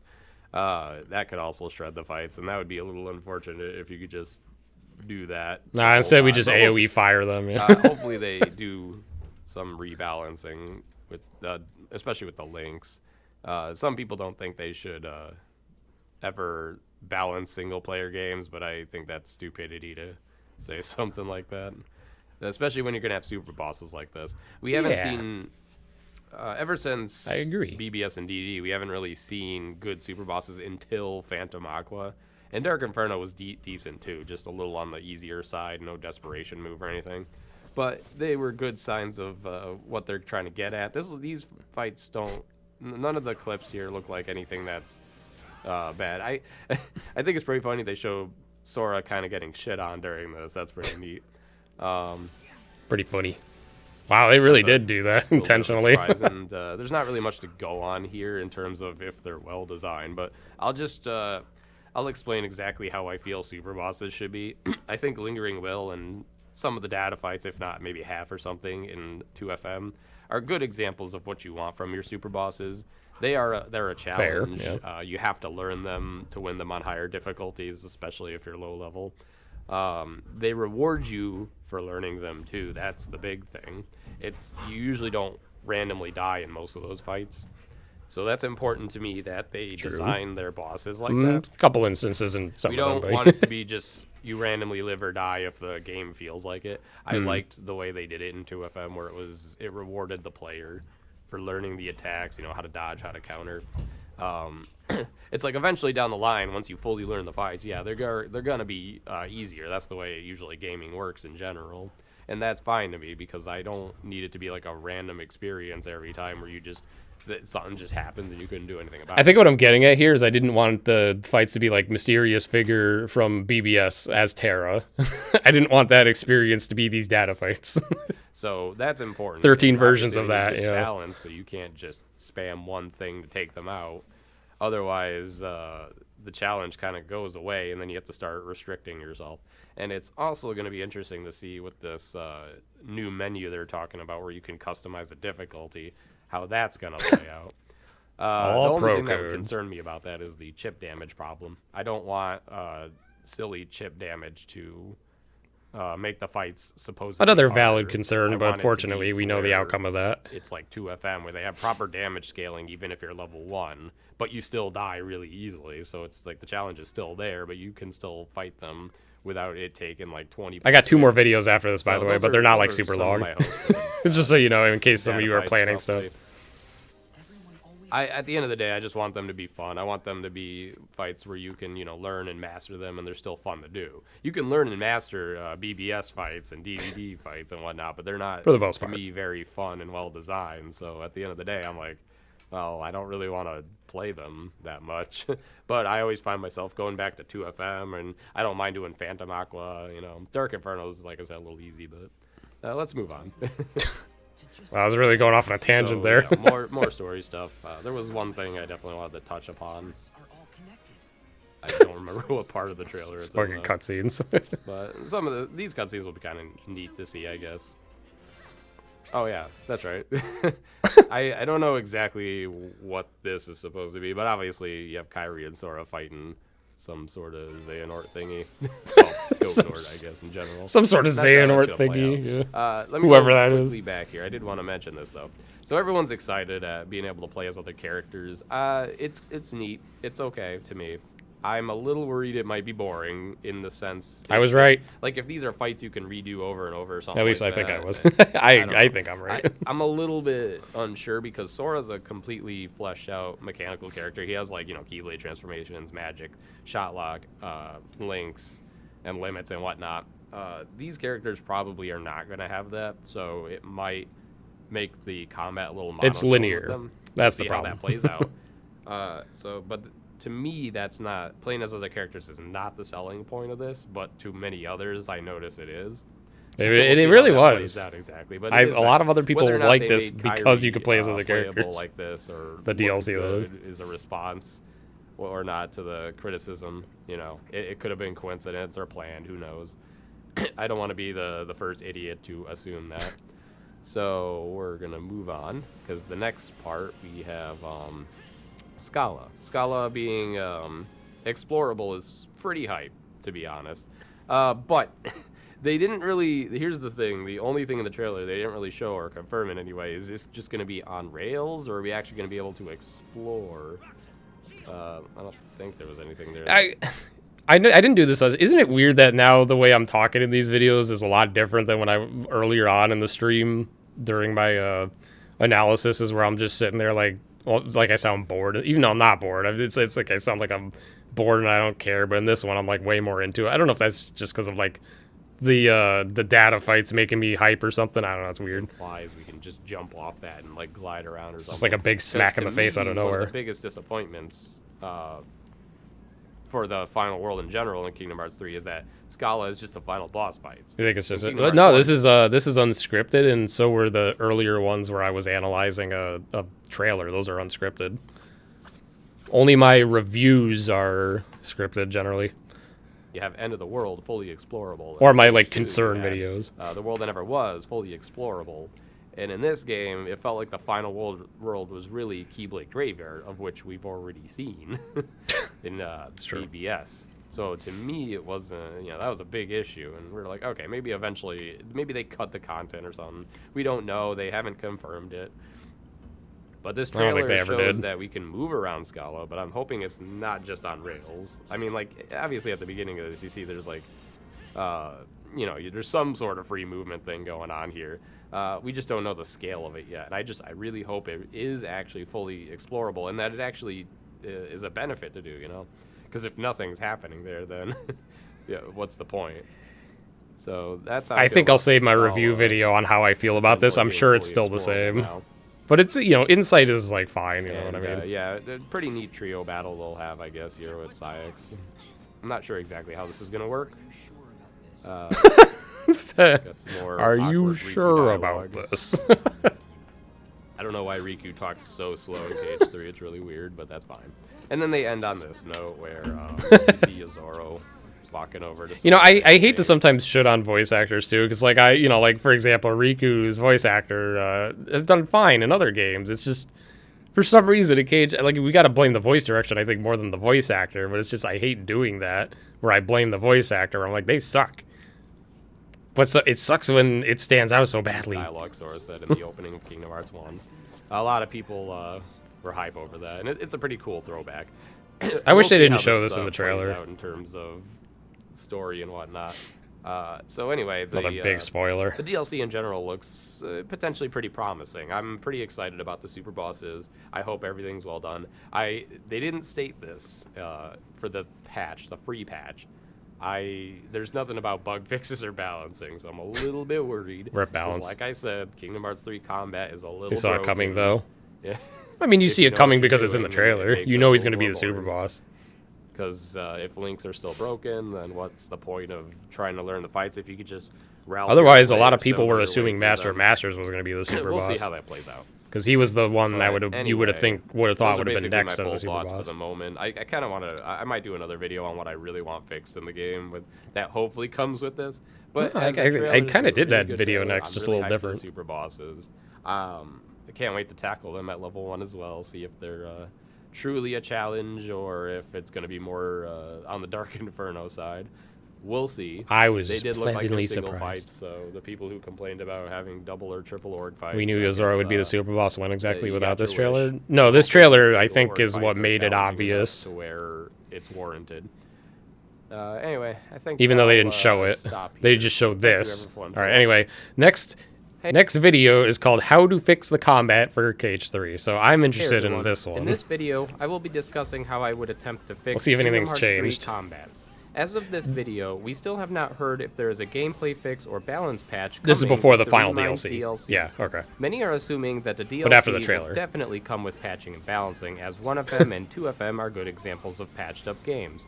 Never However, assume. I believe it is a huge mistake to assume this when we have no evidence of it. Yep. Unfortunately, due to the nature of what this video is trying to accomplish, that means there will be a mostly negative tone throughout. If you want to see everything good that KH3 did, I do a decent job at showing that in my good and bad video Decent of job. KH3. As for this video, the goal I'm is not to that good, present though. flaws and possible solutions. As much as I wish I could say everyone agrees with all the listed issues, I don't sell that's not myself how it very well, do I? works. KH3 has definitely brought in the worst types of people. You have the baseless haters who will bash everything no matter This how is still reasonable it true. is. And then you have the blind fanboys who are not good Oh my fans God, of the this is game that Twitter will be right crazy now. enough to defend all It's issues still and like claim this. it's fine because it doesn't bother them. So even though I will try to be very objective in these issues, you will I never try be my able best. to escape people who will either say, no, that issue can never be fixed, or that issue is not really a problem because I'm fine with it. Right. It's best True. to try to ignore Twitter. the extreme That's sides of Twitter. either baseless hate or supporting bad game design and bugs. Also, the fixes and design changes I recommend are based on how this series has tried to assert itself as an action RPG. My goal Yep. here is to not try That's to the way to turn look Kingdom at it, I Hearts think. into Bayonetta, Dark Souls, Devil May Cry, etc. But Kingdom Hearts 3 Why definitely not? seems like it missed some It should be. obvious fixes to the combat design that, if patched, could greatly improve the fun of the game. Some of the fixes listed are things that worked fine in previous games as well. At any rate, let's begin. Oh, that cut. One of the hardest fuck? to defend issues that still exists is the camera system. Today, camera movement Oh, okay. I was going to say the audio down there, you can see it, right? The reason there's no audio there is because it's taken from my video where I'm speaking in the background, so that's why I muted it. Right? really should be down to a science. Sadly, in KH3, it's still worse than KH2's camera. It spazzes often, gets stuck, zooms out too far with large enemies, gets blocked easily by objects around Sora, and is still a little bit too close to Sora as well. In such a Or fast-paced in that case, combat far away. system as KH3's, the game desperately needs a very fluid, fast, and coherent camera system. I'm also not a huge fan of how often the camera gets stolen from Sora during flashy Hold on, I want to answer this question because it's a big deal to me. If you are up for the challenge, you could play crit first, but you should expect to die a lot, especially if you're not familiar with the changes in the game versus previous games. Because there's a lot of different, there's like newer mechanics it wants you to take advantage of to make a crit blind playthrough more manageable. So if you're not prepared for that and being like intelligently defensive and whatnot, it might not be the smartest idea. Or if you're someone who gets frustrated at dying a handful of times in a fight or something. Okay, that's my 2 cents. cinematic finishers. But do what you can turn want. off some of it in the options, but other times it's still there. As for lock-on switching, they did patch it to process the input much faster to actually make it worth using. The last major flaw for lock-on is that you still cannot lock on to enemies behind you regardless of distance. This is Oh, yeah, not I how forgot they Kingdom did fix Hearts games that. normally lock on. All other games in the series allow you to lock onto an enemy around you so long as they're within target range. I forgot they I did have an patch that. unfortunate hunch that it's possible this is the intended design choice. I can sadly see one dev deciding that it's a brilliant idea to only let lock-on target enemies in front of Sora. Hopefully Idiot I'm dev. wrong, as it works greatly against the combat design as well as the way the rest of the series has done it. Not to mention, it also invalidates the options for camera speed, as you would be dumb not to set them to max for faster camera speeds Yeah, to that's get targets true. behind you currently. Especially So in this between game. camera and lock-on, there is still work to be done. They should be fully capable of fixing it up. Next problem I would put priority on is keyblade switching Oh, PS3 delay. 2FM As days, of yeah. right now, if you try to switch I probably keyblades went really hard mid-combo, back there's a then. large delay that happens each time. The issue with this is that it easily breaks combat speed and flow, as well as can allow certain enemies to recover, while the game switches you to your form that has a slower finisher than normal. In a fast-paced combat game like KH3, it should really be nearly instant at the very least to switch to other forms mid-combo. Otherwise, the player tends to get punished for trying to do it, and Yep. it makes keyblade switching less fun to do. They never fix this. I'm not sure how simple of a fix this would be, but I'm certain a I'm company sure it's like Square very Enix easy. can accomplish it. If someone This else is did it in a definitely mod. a reoccurring complaint that I see. While we're at it, I would highly recommend if they made it so when you input left or right during a combo, it queues up the keyblade switch. As of right now, Mm-hmm. it feels like you have to randomly press it 1 to 5 times to actually have the input be More like accepted, 1 to 10 which times. also can cause you to drop combos that you wanted to link with other forms. Or you switch to Now, 2 moving on keyblades to ahead links, instead of while 1. there is a lot of good to them, there is one thing that is apparent that should change. They are too damn strong. There is Too absolutely no fucking reason why strong. Lynx should be able to easily one-shot bosses Yeah, this is or a big deal balance many problem. bars of damage with little to no effort from the player. Isn't this crazy The way to the let you game just do currently this though? is, Lynx are Like the you're doing, like solution I'm to not doing nearly anything every cool single here or fight. whatever. I'm Not just using them to pressing a wipe out button. mobs, large bosses, and humanoid bosses is essentially handicapping yourself heavily and playing dumb. Summons have always been rather powerful in Kingdom Hearts 1 and 2, but now it's just absurd.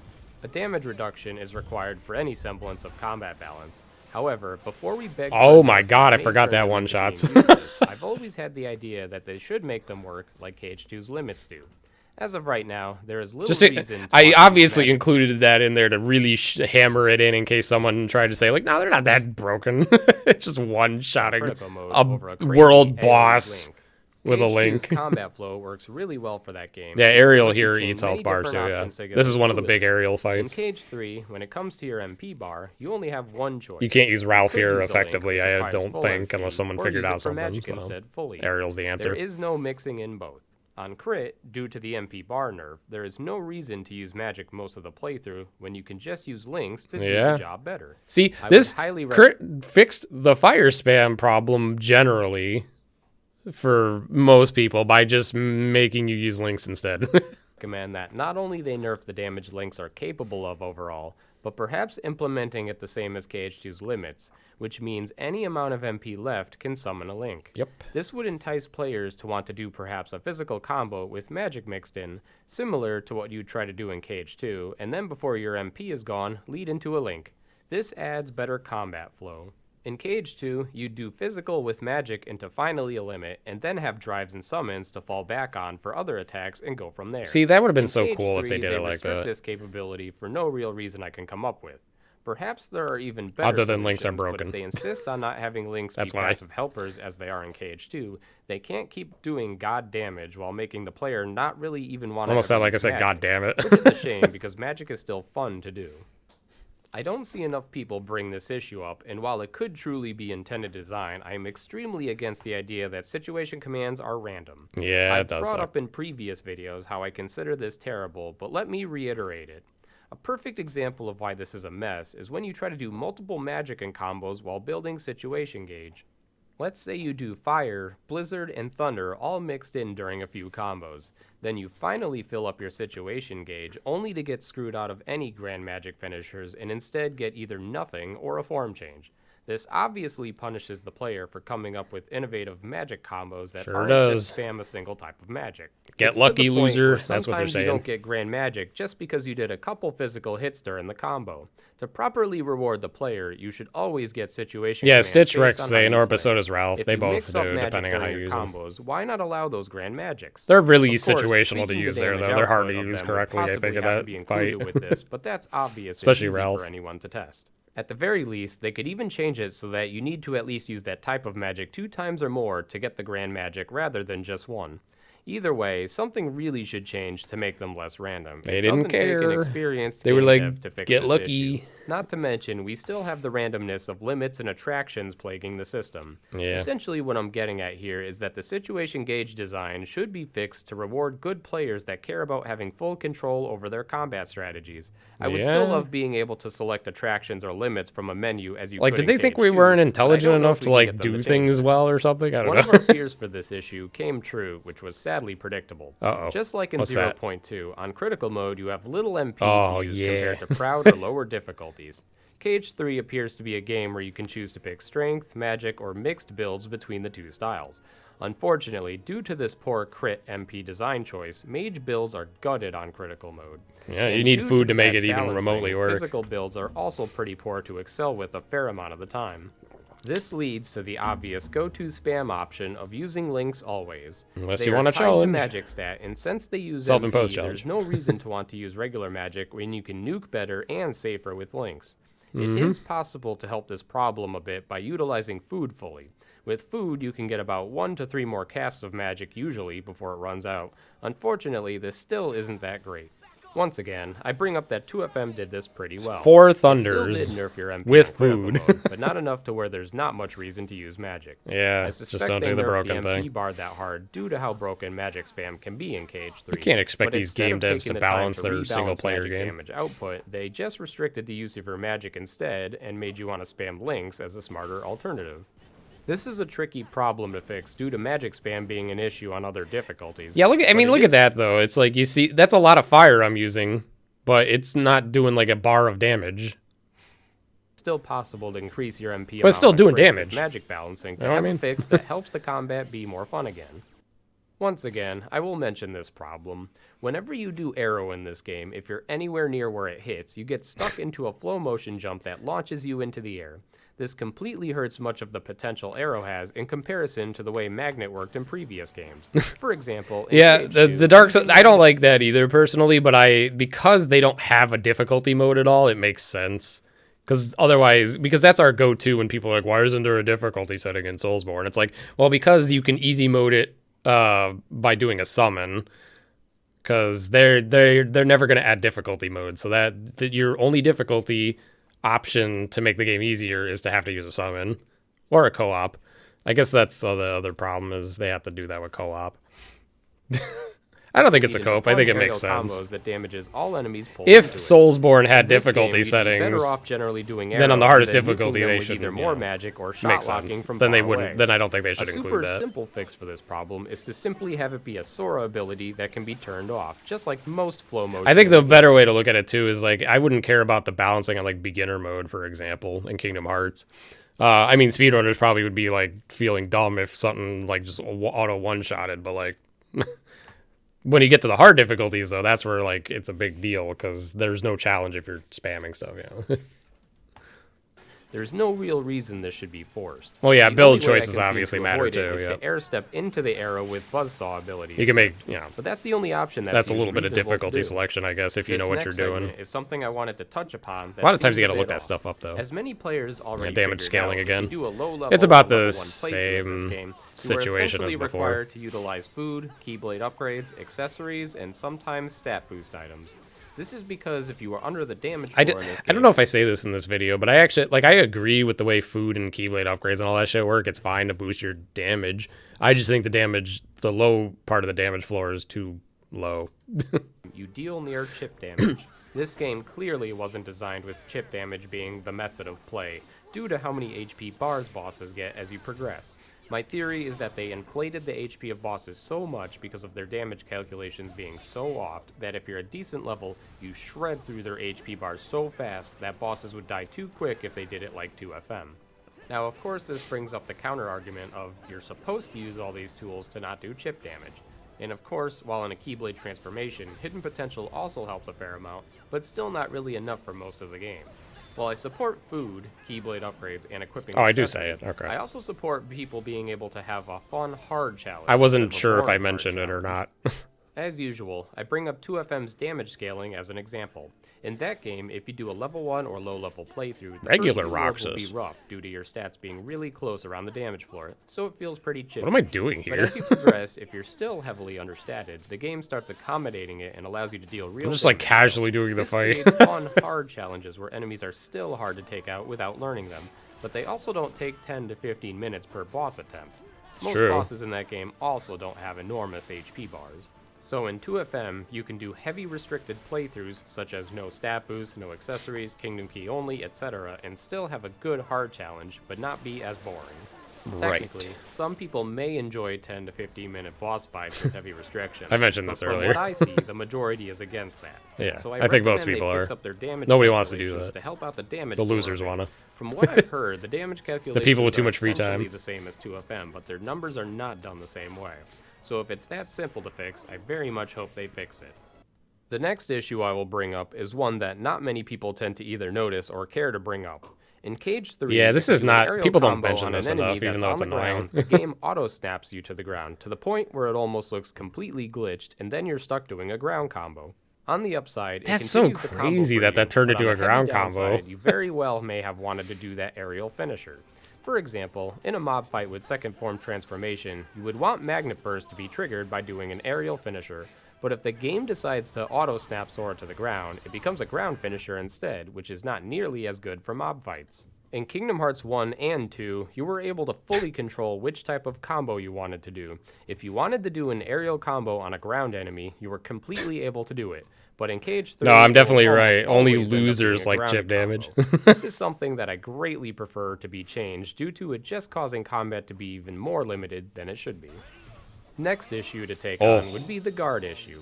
The problem with guard is that sometimes it fails on moves that are clearly intended to be blocked. Yeah, I don't know. It's most noticeable against at least The three Marluxia attacks in one, the game, maybe we which is can Marluxia's BS. I don't know ground about spinning attack, Xemnas, though. Xemnas' lasers, and young Yeah, because like Xehanort's right there, first you hit see that the scythe kind of hit maybe behind you first. But what the fuck about of those whip Xemnas combo. lasers? For some reason, there are people out there still trying to defend faulty guarding. What we Yeah, what the theorize is fuck? likely happening with guard Yeah, failing people is still that the defended that, too. hitbox They're of like, the no, you're move is timing it hitting wrong. either directly above It's like, no, or you're not. behind Sora and bypassing guard. But let me throw out an interesting piece of info. In KH2, any move that attacks directly This is behind interesting, or I thought, above yeah. Sora during guard can also bypass guard. For example, Larxine's drop-down attack in her last phase Yep. can bypass guard sometimes. Same with Shan Yu's bird attack. Even Fuck Terra's the whip bird. attack can be fail-guarded and Sora end up dying. That so what's too, the yep. difference here? Well, for moves hitting from above, you shouldn't be trying to guard them anyway, just as in 2FM. It's inconsistent. However, moves like Terra's whips that hit behind you can actually be consistent to guard by simply having proper spacing. But in Kingdom Hearts 3, it appears that moves like Marluxia's spinning attack can still get behind you regardless of where Yeah, I you don't are think positioned, spacing affects making it far still. less safe to guard a move that's clearly I think that's still blockable. accurate. Same for young Xehanort's whip and Xemnas' lasers. So what's the solution here? Well, if it's Don't only guard. a handful of moves that easily bypass guard randomly, perhaps their hitboxes need to be tweaked to not hit behind Sora as easily. In the Remind trailer, we saw Sora guard Xemnas' laser dome attack, which is funny because in the triple Nort fight against Xemnas, It is that kinda move funny. randomly bypasses guard. So our hope is that Why is they it fixed different, though, already, like, when but you we think won't about know it? until the DLC is out. They probably didn't Next, fix I it want either. to touch briefly on canceling moves. Kingdom Hearts 3, as I've already said, is a very fast-paced combat system. Sora is able to act out of actions faster than ever. However, for seemingly no real reason, quite a few moves with Sora still can't be canceled fast. Speed Slash and Triple Rush are I huge think they offenders. patched this in These the moves final are DLC. incredibly unsafe to use and not even a good payoff for the risk. They add minimal extra damage over a normal safer hit that Sora can cancel fast. I think they fixed a In my whopping level 1 one or two playthroughs, I things out always of this turn whole off Speed video. Slash and Triple Rush just to be safer. That way, I can cancel all hits of my combos fast except for the aerial spiral finisher. Magic Flash is also a very laggy move with not much of a payoff. In 2FM, we had amazing finishers like Explosion and Guard Break that were worth the risk of how laggy they were. They even came with iframes. Even Aerial Finish had tons of parry frames and high priority going on to make it mostly worth using. So my only easy fix here is to just make all moves cancelable. Even form change combos should be cancelable. For some reason, some form combos have parts that can be canceled, but others Yeah, it don't is last weird how long. arbitrary It's it is, just huh? wildly inconsistent for no seemingly real reason. So it's like, I no, think this having all one moves combo cancelable can't be except canceled for midway perhaps through, strong but all the finishers others would can. greatly improve combat and reward reactionary players. This last fix that I'm going to push for is yet another silly thing that It's should so- exist, which is the I wish I just put like music in the background. It's a weird cut to go from having background sound to not. horrifically bad wall knockback animation that enemies get in this game. Specifically where it's a problem is late game humanoid bosses. Yeah, so I getting already mentioned slammed this, into walls, obviously, yeah. invisible or not. They didn't The rest fix of the this series either. doesn't have wall knockbacks, and when you combo an enemy But into a wall, the, they just fall against it normally. The issue here is I that want to for say some only reason, you actually Xehanort get data punished and has put this into a problem bad still. situation for comboing enemies I think, into a wall. right? You think it'd be Because the of, other way like, the way around, he but there are floats. some enemies that can break out of combos if hit into a wall due to how short the wall knockback animation is. A good example of where this hurts most tends to be in the final fights against Xehanort. Anytime he slams into the wall, expect slow finishers to never connect. The super simple fix here is to extend the wall knockback animation to last a bit longer. Lastly, as a side note, I want to quickly discuss the Kupo coin. As I've stated in the circling past, back to this I one. heavily dislike this coin being accessible on Proud Mode because of how broken it is and how easy it is to get it. Now that critical mode is out, I feel less of an issue with this due to how much less of a payoff it is on the mode. So I did think the same Critical mode thing. is enough of a challenge to where if you're determined to always have a Koopa coin on hand, that you'll likely end up bankrupting yourself fairly easily. Yeah, if you're not Most good enough for players sure. tend to die quite a lot on critical mode. True, so if you very try true. to rely on the coin every single fight and need it to get by, you'll have no money left You over. know what was really funny is I'm not gonna call out anyone specific because it was multiple Kingdom Hearts speedrunners like playing crit or level 1 crit for the first time and complaining how stupid it is just because they're dying a lot. It's just funny watching like seasoned Kingdom Hearts like players just not able to handle the hardest difficulty in this game once it was added used in. for other support items. Unlike on Proud mode, where it was much less challenging to survive. I still would prefer it not exist on critical mode or be usable in super boss fights, but at this point, to me, it doesn't seem worth the argument when there are many other important things I listed earlier to fix. So as we're wrapping up this video, the Remind DLC did have an announcement where players can customize difficulty to their liking. This sounds awesome and may very well be awesome, but I worry it's a lazy dev move of making the players balance their own game and then fix some of the issues themselves. For example, instead valid of taking concern. the time to make links not the most But brain-dead way to win the game, they did a may decent just job put in of an it. option to simply disable links or have them be useless with chip damage. Because the game I actually, or the sincerely hope DLC this was isn't actually the case, challenging. and that they first fix all these issues That with was my the concern. DLC before hoping a difficulty modifier will somehow fix it.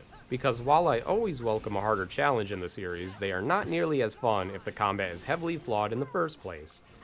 That's about it for this video. There are definitely tons of tinier things I'd push for, such as being able puppies to are being disable annoying. auto-hopping. But I We got listed one more most of video the to top trudge issues I had through. myself, My as well final as many review others video speaking for Kingdom openly about Hearts it over this last year. 3, I If they guess. release the Remind DLC and the game is still a broken mess in combat, then the DLC may very well not end up being as impressive as we hope. While Kingdom Hearts 3 did lots of neat things. All right, well, let's just move on. We're good.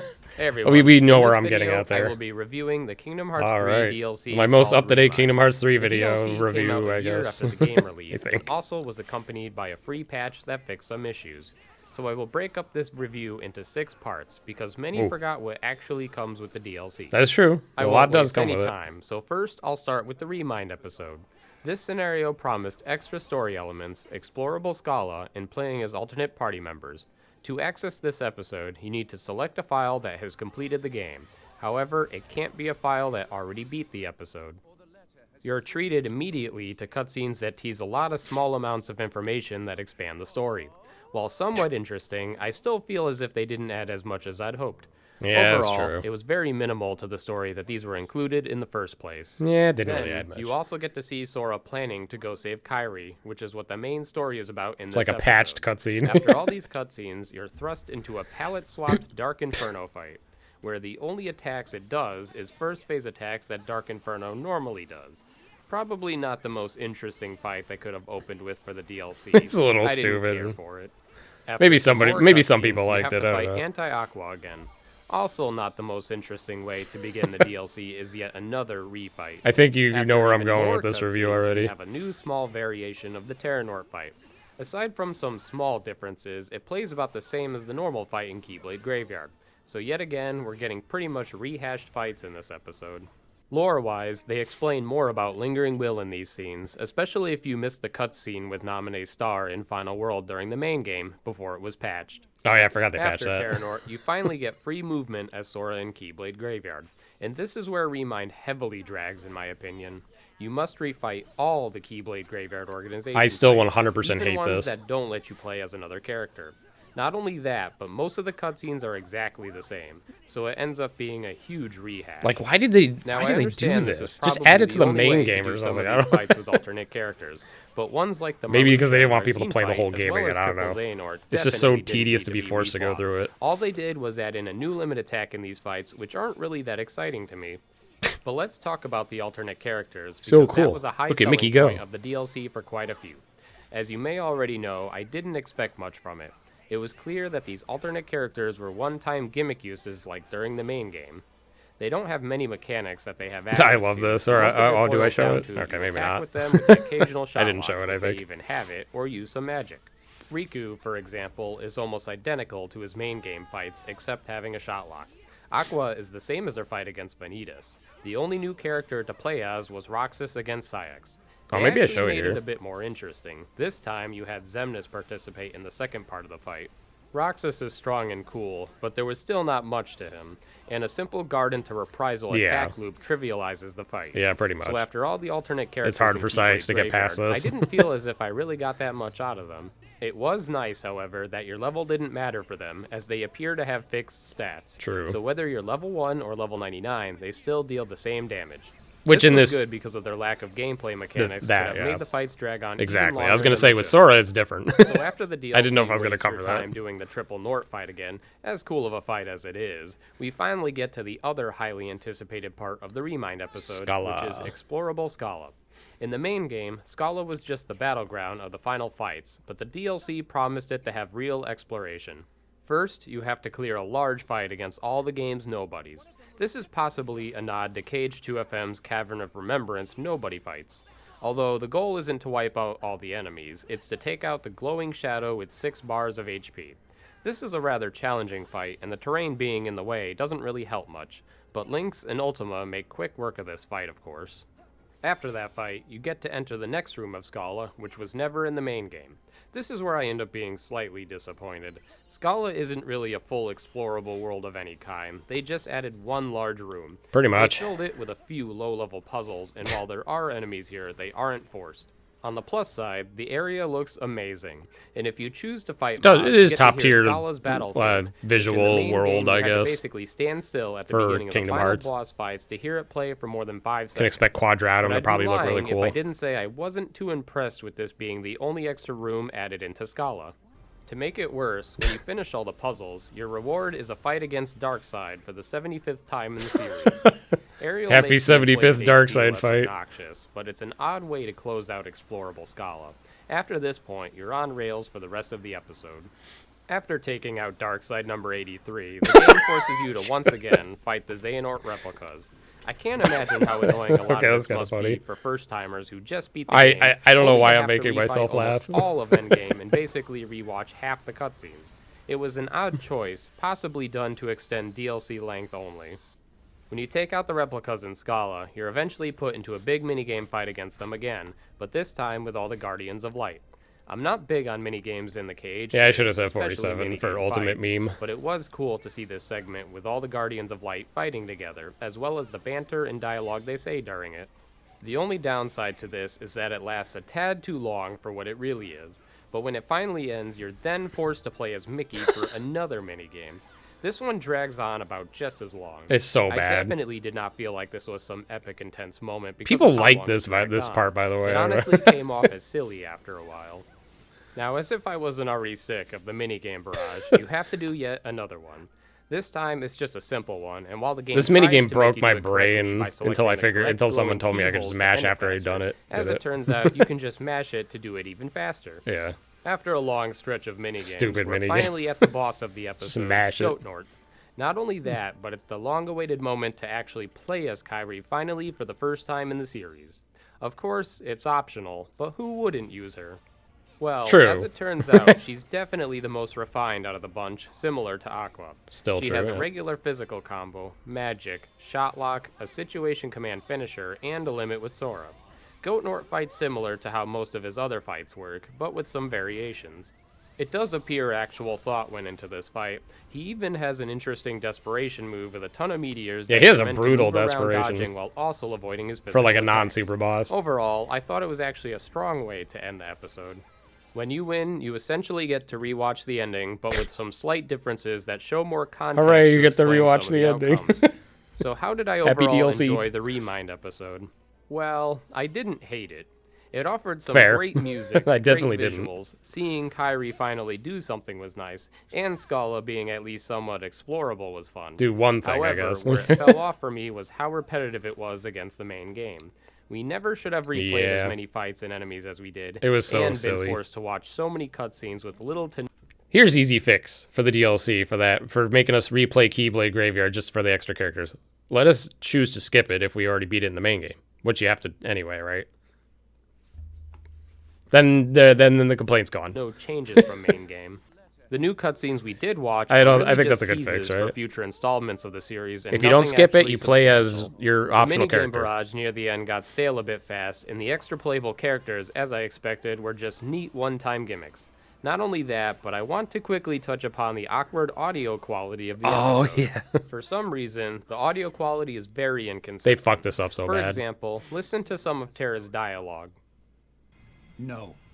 Only the Keyblade has the power to stop it. Oh my god. Oh my god. I'm puking everywhere right now. Imagine if that was like the audio quality of like 7R and FF16 right now. It would be. Oh my god. It's insane. You called on one of the new 7 hearts. It almost sounds like they didn't even double check any of his lines as he clips through the mic constantly. Yeah. This is unlike Everybody Square does. to mess up like this, and I doubt the JP version has the same issue, but it was very distracting Does anyone know if the JP had the same issue? I'm curious. my first time playing because I thought something bet was it didn't. possibly up with my headset until my stream confirmed they were hearing it too. So you're probably asking yourself right now, is it worth $30 for the DLC? Well, if your only intention is to play the Remind episode, no, I would say don't even bother. But fortunately, there's more DLC to talk about, so let's continue. Moving on to the next segment of this review, we finally are tackling the Limit Cut episode. Oh, let's This go. scenario promised 13 super boss fights against a new organization. If you're familiar with KH2FM's data org fights, this It was is during essentially the COVID. same That's thing. true. It's even to the point where they replicated the Garden of Assemblance the same as 2FM. Does that mean which JP also looks had the same problem fantastic. then? Yeah. However, before we even get to I the don't know. fights, we're treated to a cutscene in Hollow Bastion with the Final Fantasy characters that were teased to be in The DLC, super important to the where Riku plot is Final helping them Fantasy find characters. Sora. Never If you were disclude expecting them. the Final Fantasy characters to play a bigger that a role word, here than disclude? usual, you're going to be incredibly disappointed.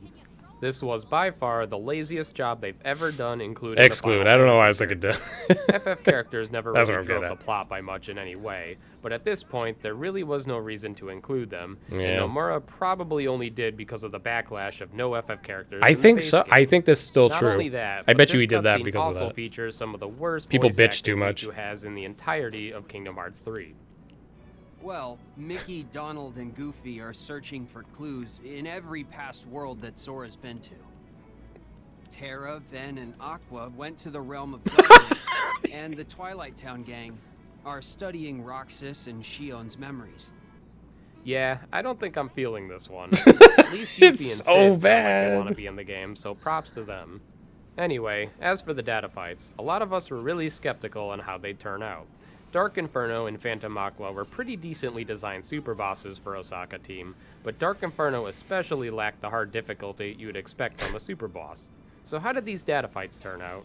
Well, they are goddamned amazing. Hold on, I gotta pause it. I gotta imagine he's like in the recording booth reading it for the first time just to make sure he understands the line, and then they're like, okay, you got it, that's a wrap. He's like, wait, what?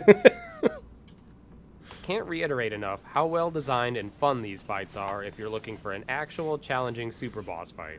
If you want an easy button mashing time, then you won't like these, but these fights are incredibly hard to casually cheese through and force you to actually learn It is them a pretty fair tough, amount yeah. to win. AoE fire is Not like your just only that, cheese but method. Every fight has It's nearly a completely little tricky. different attacks and AI for each org member. And what's also incredibly cool is each fight has a new remixed version of an existing song. For example, Marluxia has a new remix of Lord of the Castle, and even org members that share the same song, such as Syx and Zigbar with the 13th Dilemma, Flex. are completely remixed differently in both fights to fit their character themes. Needless to say, I did not expect them to put this much effort into their design. This blew me away. The only downside is that the arena is the same for all the fights, minus a couple tiny details here and there. But that's a small I like how I say that, even though like this one visually like I know it's only during the DM, but like during the DM I said this when it's like visually stunning compared to like the normal one. A little bit of an oof on the editing there. And I'll take it any day to the many other trash arenas that play True. the main game with bad I am terrain. down with this. Considering KH2FM, the data fights were really just slightly revamped versions of their main game fights. Most of the time, they just have a faster and stronger version of their existing attacks. They went above and beyond revamping their movesets by this much. An initial KH3 critique is that everybody wanted solo org fights in Keyblade Graveyard. That's true, some are because many bigger, didn't yeah. enjoy the group fights. However, I always stated if they did that, they'd have to make the org fights much harder because they're super easy when solo. So that was a fear of mine with the super bosses, is that they'd be too easy solo. Needless to say again, fortunately I was very wrong. These fights are relentless. Some of them almost never stop attacking too, such as Dark Riku and Yep. Shion. They've done this in the past with bosses like Mysterious Vigor and No Heart from BBSFM. So why are those fights terribly designed, but these so much better? Well, either somebody clued them in, or they finally figured it out themselves, which is that players tend Somebody to had not to like spell it out bosses for that them. randomly can hit you without warning, or that break out of attacks randomly. So they designed these fights similar to KH2's design, where bosses have openings, you can get full combos on them consistently, and all of their attacks are either telegraphed or reactable. Don't let anyone fool you with their criticism of these fights, saying they're unfair. These fights are all fair. They're and so completely unfair, man. They learnable. cheat. If you wanted button mashable fights, then yes, you will think these are unfair. But let's dive a tiny Hello, bit beginner deeper mode into players. the design of these fights and what makes them so great. First off, as I just said, they hard punish button mashers. Unlike in 2FM.org, now these bosses take low damage if you attack them while they're not open. This forces the players to pay attention to the openings to get good damage, or else they will struggle much more. I support this design. KH2FM had cool things you could do during enemy attacks, such as reflect, slapshot, into reflect to maximize damage output. But since this game doesn't really have anything good like this during enemy attacks other than reprisals, there's not much to do during their attacks than wait them out for the I guess you punch. could do waters. Secondly, another thing they punish is guard and roll spammers. Each boss has moves that intentionally either delay hits or have long active hitboxes to punish players who just spam these defensive options. And for those clips, I did intentionally actually try to mash that, because like when I'm trying to prove points, like I'll actually try to do what I'm saying you can't do, which is spam dodge or guard and whatnot. KH3 dodge roll still is incredibly good to spam, but it isn't 100% safe Did I dead as zone it was there? for Aqua and Ben in Birth by I think I did. So this forces players to usually try to learn how to dodge the attacks, or they get randomly hit out of dodging. Another great design feature of them is that there is a good amount of openings, but not all of them are obvious. At this point in time, almost every attack a member has is punishable, but some of them are more hidden than others. But the essential ones tend to be if you reprisal the end of their attacks off of a guard, or after their attack if they just stand there for a tiny bit, then you know they're likely open. Also, they finally seem to get the hint that players don't enjoy chip damage if they're underleveled, so they fixed that. Very in Battle big Org. deal. They made the battle level of the org members 102 and also customized the value. I didn't of the figure that damage out. score. Somebody told me Now, that. even if you are level 1 and I'm assuming don't they're equip right. food or accessories, you still deal decent damage. This is exactly what I hoped for because it doesn't artificially make the fight harder by just extending it to last another 10 minutes, but yet they're still long enough to be a hard challenge. And if you decide to use things like food, upgrades, or accessories, then you get a slight advantage. Sadly, they still have yet to fix this issue for main game, and at this point, they may never do it. They but won't. having it work well in the Or super they boss never did. fights is what I cared about most. So overall, Limit And Cup what I episodes matter, exceeded or my what I want matters expectations. most. I can't believe that for me, every fight is still fun. Sure, a couple are less fun than others, but I don't hate Vanitas and Terranort. Look at 2FM, where I would never want to willingly deal with Zexian's Book World or Vexen's Anti-Sora, or how unfun it is to deal with Zix. I bring this up this point in like these little like quote unquote debates a lot when people compare data orgs. I'm like, you know, 2FM ones you could say are well designed, but like you can't sit here and say you like all of them in comparison to like KH3 as if like they're all awesome, because like nobody should like Zex and Vexen and whatnot. You know what I mean? Because they're like just super trash. Even Zigbar is pretty awful. Demex's water clone spam. It was very impressive. They're just managed not to put designed this that much well. effort into it. They even clearly took inspiration from 2FM for some things, such as Marluxia's curse attacks in dark pools, as well as Zigbar's desperation move.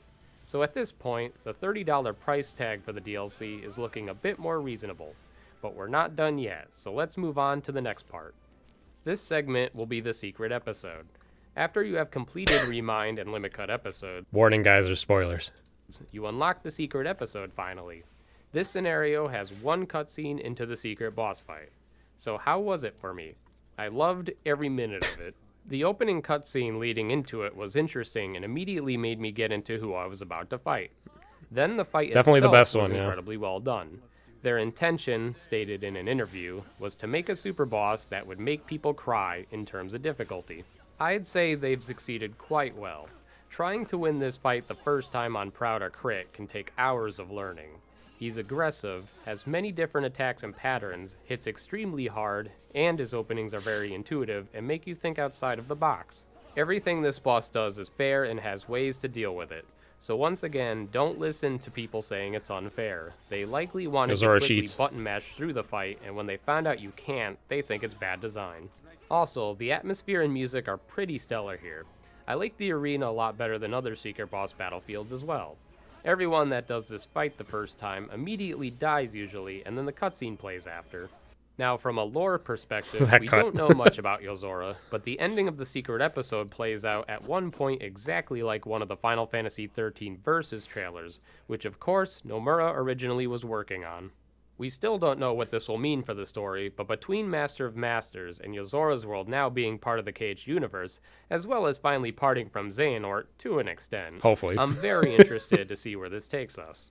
So this entire I don't trust episode Nomura as a whole, sometimes. from the cutscenes, the fight's design, Yeah, he's Yozora still being salty. a cool character with good Forever voice salty. acting from Dylan Sprouse. Probably This rightfully episode so. alone was an amazing experience for me. So that covers the DLC episodes. Now I will review the parts of the DLC people tend to forget exist. First, we have the easy and pro codes that have been added. Easy codes make the game significantly easier, and pro codes make the game significantly harder. Easy codes make the game There are two easier? ways to access these menus. First is to start a new game plus, where you'll be prompted to select either easy codes or pro codes for the playthrough. You cannot choose both. Second way is to beat the secret boss, and you'll unlock both. Yeah, he menus got on kind of that snubbed, file. yeah. For easy codes, they come with challenges you can complete. Fortunately, even if you already beat the main game, you can still complete all the easy code challenges. For pro codes, these restrict game mechanics that usually help you win fights much easier. There are merit points based on how many you have active for bosses that give out merit points. If you already beat the game, you can definitely still get A rank, but it will require you to take out all the data org and secret boss with nearly all codes on, as well as Dark kind of a pain to Inferno, do and this, if you but, you still know, need whatever. more points, Still did it there's the anyway. final boss as well. For data org and secret boss, all pro codes appears fine, as if they were designed to be handled with them all on. Yeah, However, I think the so. main game is a train wreck with them all on. It kind of is. The good news is that the merit points are only bosses, and some bosses don't even count. So for mob fights, you can turn off pro codes with no penalty. I think some people It would do be do the truly challenge an of, unfun you know. nightmare to do all mob fights with all pro codes. I think some people do But try even that, the but I would bosses not with all want to pro bother. codes don't seem designed Just a for them huge in the time main waste. game. It's definitely pretty manageable, but two bosses, specifically Lump of Horror and Skull, are very unfun chip damage fights. Yeah, Skull they're pretty bad. definitely wasn't meant to be done with all pro codes on, from what I can tell. Unfortunately, as I feared, they didn't rebalance the main game whatsoever. They seem to Nope. want you to just self-impose restrictions with pro codes, which is unfortunate. It's always still possible they could patch the remaining issues I stated in a previous video, but it's not as likely now. So in the end, pro codes on Data Org and Secret Boss were very fun and a good challenge for me, but main game bosses were a bit of a drag and not that interesting with them. If you want a good fun challenge for main game, perhaps try level 1 critical mode, but try not to use many links or Ultima. Next part of the DLC that sometimes gets overlooked. This is like the best I data could come up with because I This just didn't feature care. allows you to create interesting photos with the game's scenery, characters. I was and like, even here you enemies. go, While 5 this minutes feature in doesn't photo matter to mode. me, I've seen many have a blast with the level of creativity this feature allows you to accomplish. I just do So not while care. this feature gets slept on often by players, the fact Like that it me. exists shouldn't be ignored when talking about what is included with the DLC purchase. Last segment to talk about is also an important one that people gloss over, but had a couple game-changing additions. I'm of course talking about the free patch that came along with the DLC. Even though this is a Remind DLC review, I feel this is worth talking about. This free patch came with Oathkeeper and Oblivion Keyblades, which are both very strong. Oathkeeper is obtained by collecting all the Mickey emblems, and Oblivion is obtained from completing the game on critical mode. While the game journalists are having a meltdown over having to beat crit to get Oblivion, Right, I don't yeah. personally see it as that big of a deal. It really I think shouldn't it be works that big of a fine. deal. The patch also fixed a few notable problems. I remember there was a lot of First, discourse they introduced over a it. bunch of new combo modifiers for Sora to use. A few of them are familiar returning abilities. I've seen some insane people try to say that these didn't make that big of a difference, but I feel as if they are essential to God. make base Sora combo like he should. So The bad. new modifiers are pretty fluid and good at catching enemy openings with their multi-attack hitboxes. Fun all- fact, I wanted to kind of do restricted fights where I used the base combos instead, but I got so bored trying to do it. I was like, this is so boring. Also added in a new finisher, Last Charge. While this finisher is not on the level of ones like Explosion and 2FM, it's still a nice quick finisher that also doesn't have a ton of end lag, but can still also do strong damage and stun. I think they fixed What's Magic even Flash a better bit is too, some though. forms can use some of these modifiers, such as second form can now use them at the beginning of the combo. The even better news is that they also fixed our other common combo complaint of not being able to cancel all attacks fast. Now This Triple gets Rush slept and on, yeah. Speed Slash are fast to cancel, making them not as You dangerous originally to were use. not able to The cancel only these real fast. downside that bugs me is we don't really have cool button alternate combo mods, such as how Horizontal Slash and Finishing Yeah, Elite me work being a with little them. nitpicky because Of it's course, just like a it flex likely thing. didn't due to lack of buttons to make them work well. Square button can't be used anymore for those due to being able to cancel combos into a guard or dodge roll. Yep. So while I miss this, it isn't a deal breaker. I think of they any could have come kind. up with something though So if they on really top wanted of to. fixing combo I'm sure. modifiers and fast Like a canceling, button they combination also touched up together. the targeting system a bit. As I stated in a previous video, it was a bad design choice to not let Sora target enemies behind him like the Whoa. rest of the series. What the Seems fuck was they that? listened and now fixed that. They also fixed auto lock on to always be in effect, it seems.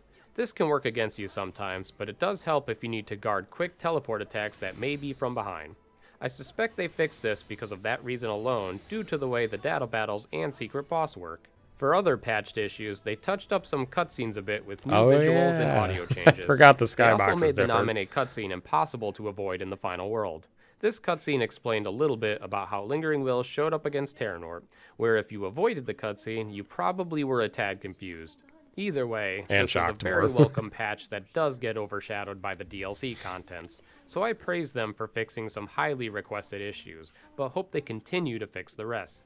Sadly, game balance itself was untouched. Links still rule the main game, as well as a couple other imbalanced methods of combat, such as AoE fire spam on Yep. single target bosses. We can still hope, but that's for another video. So that I don't think I concludes made my another Remind video. DLC review. The big question here is, was it worth the $30? I mean, at this point, how many more times can I say what they should fix? For me, You know what I an mean? easy yes. I love super bosses, and especially well-designed super bosses, so having 14 really fun and well-designed super bosses is a ton of content for me to work with.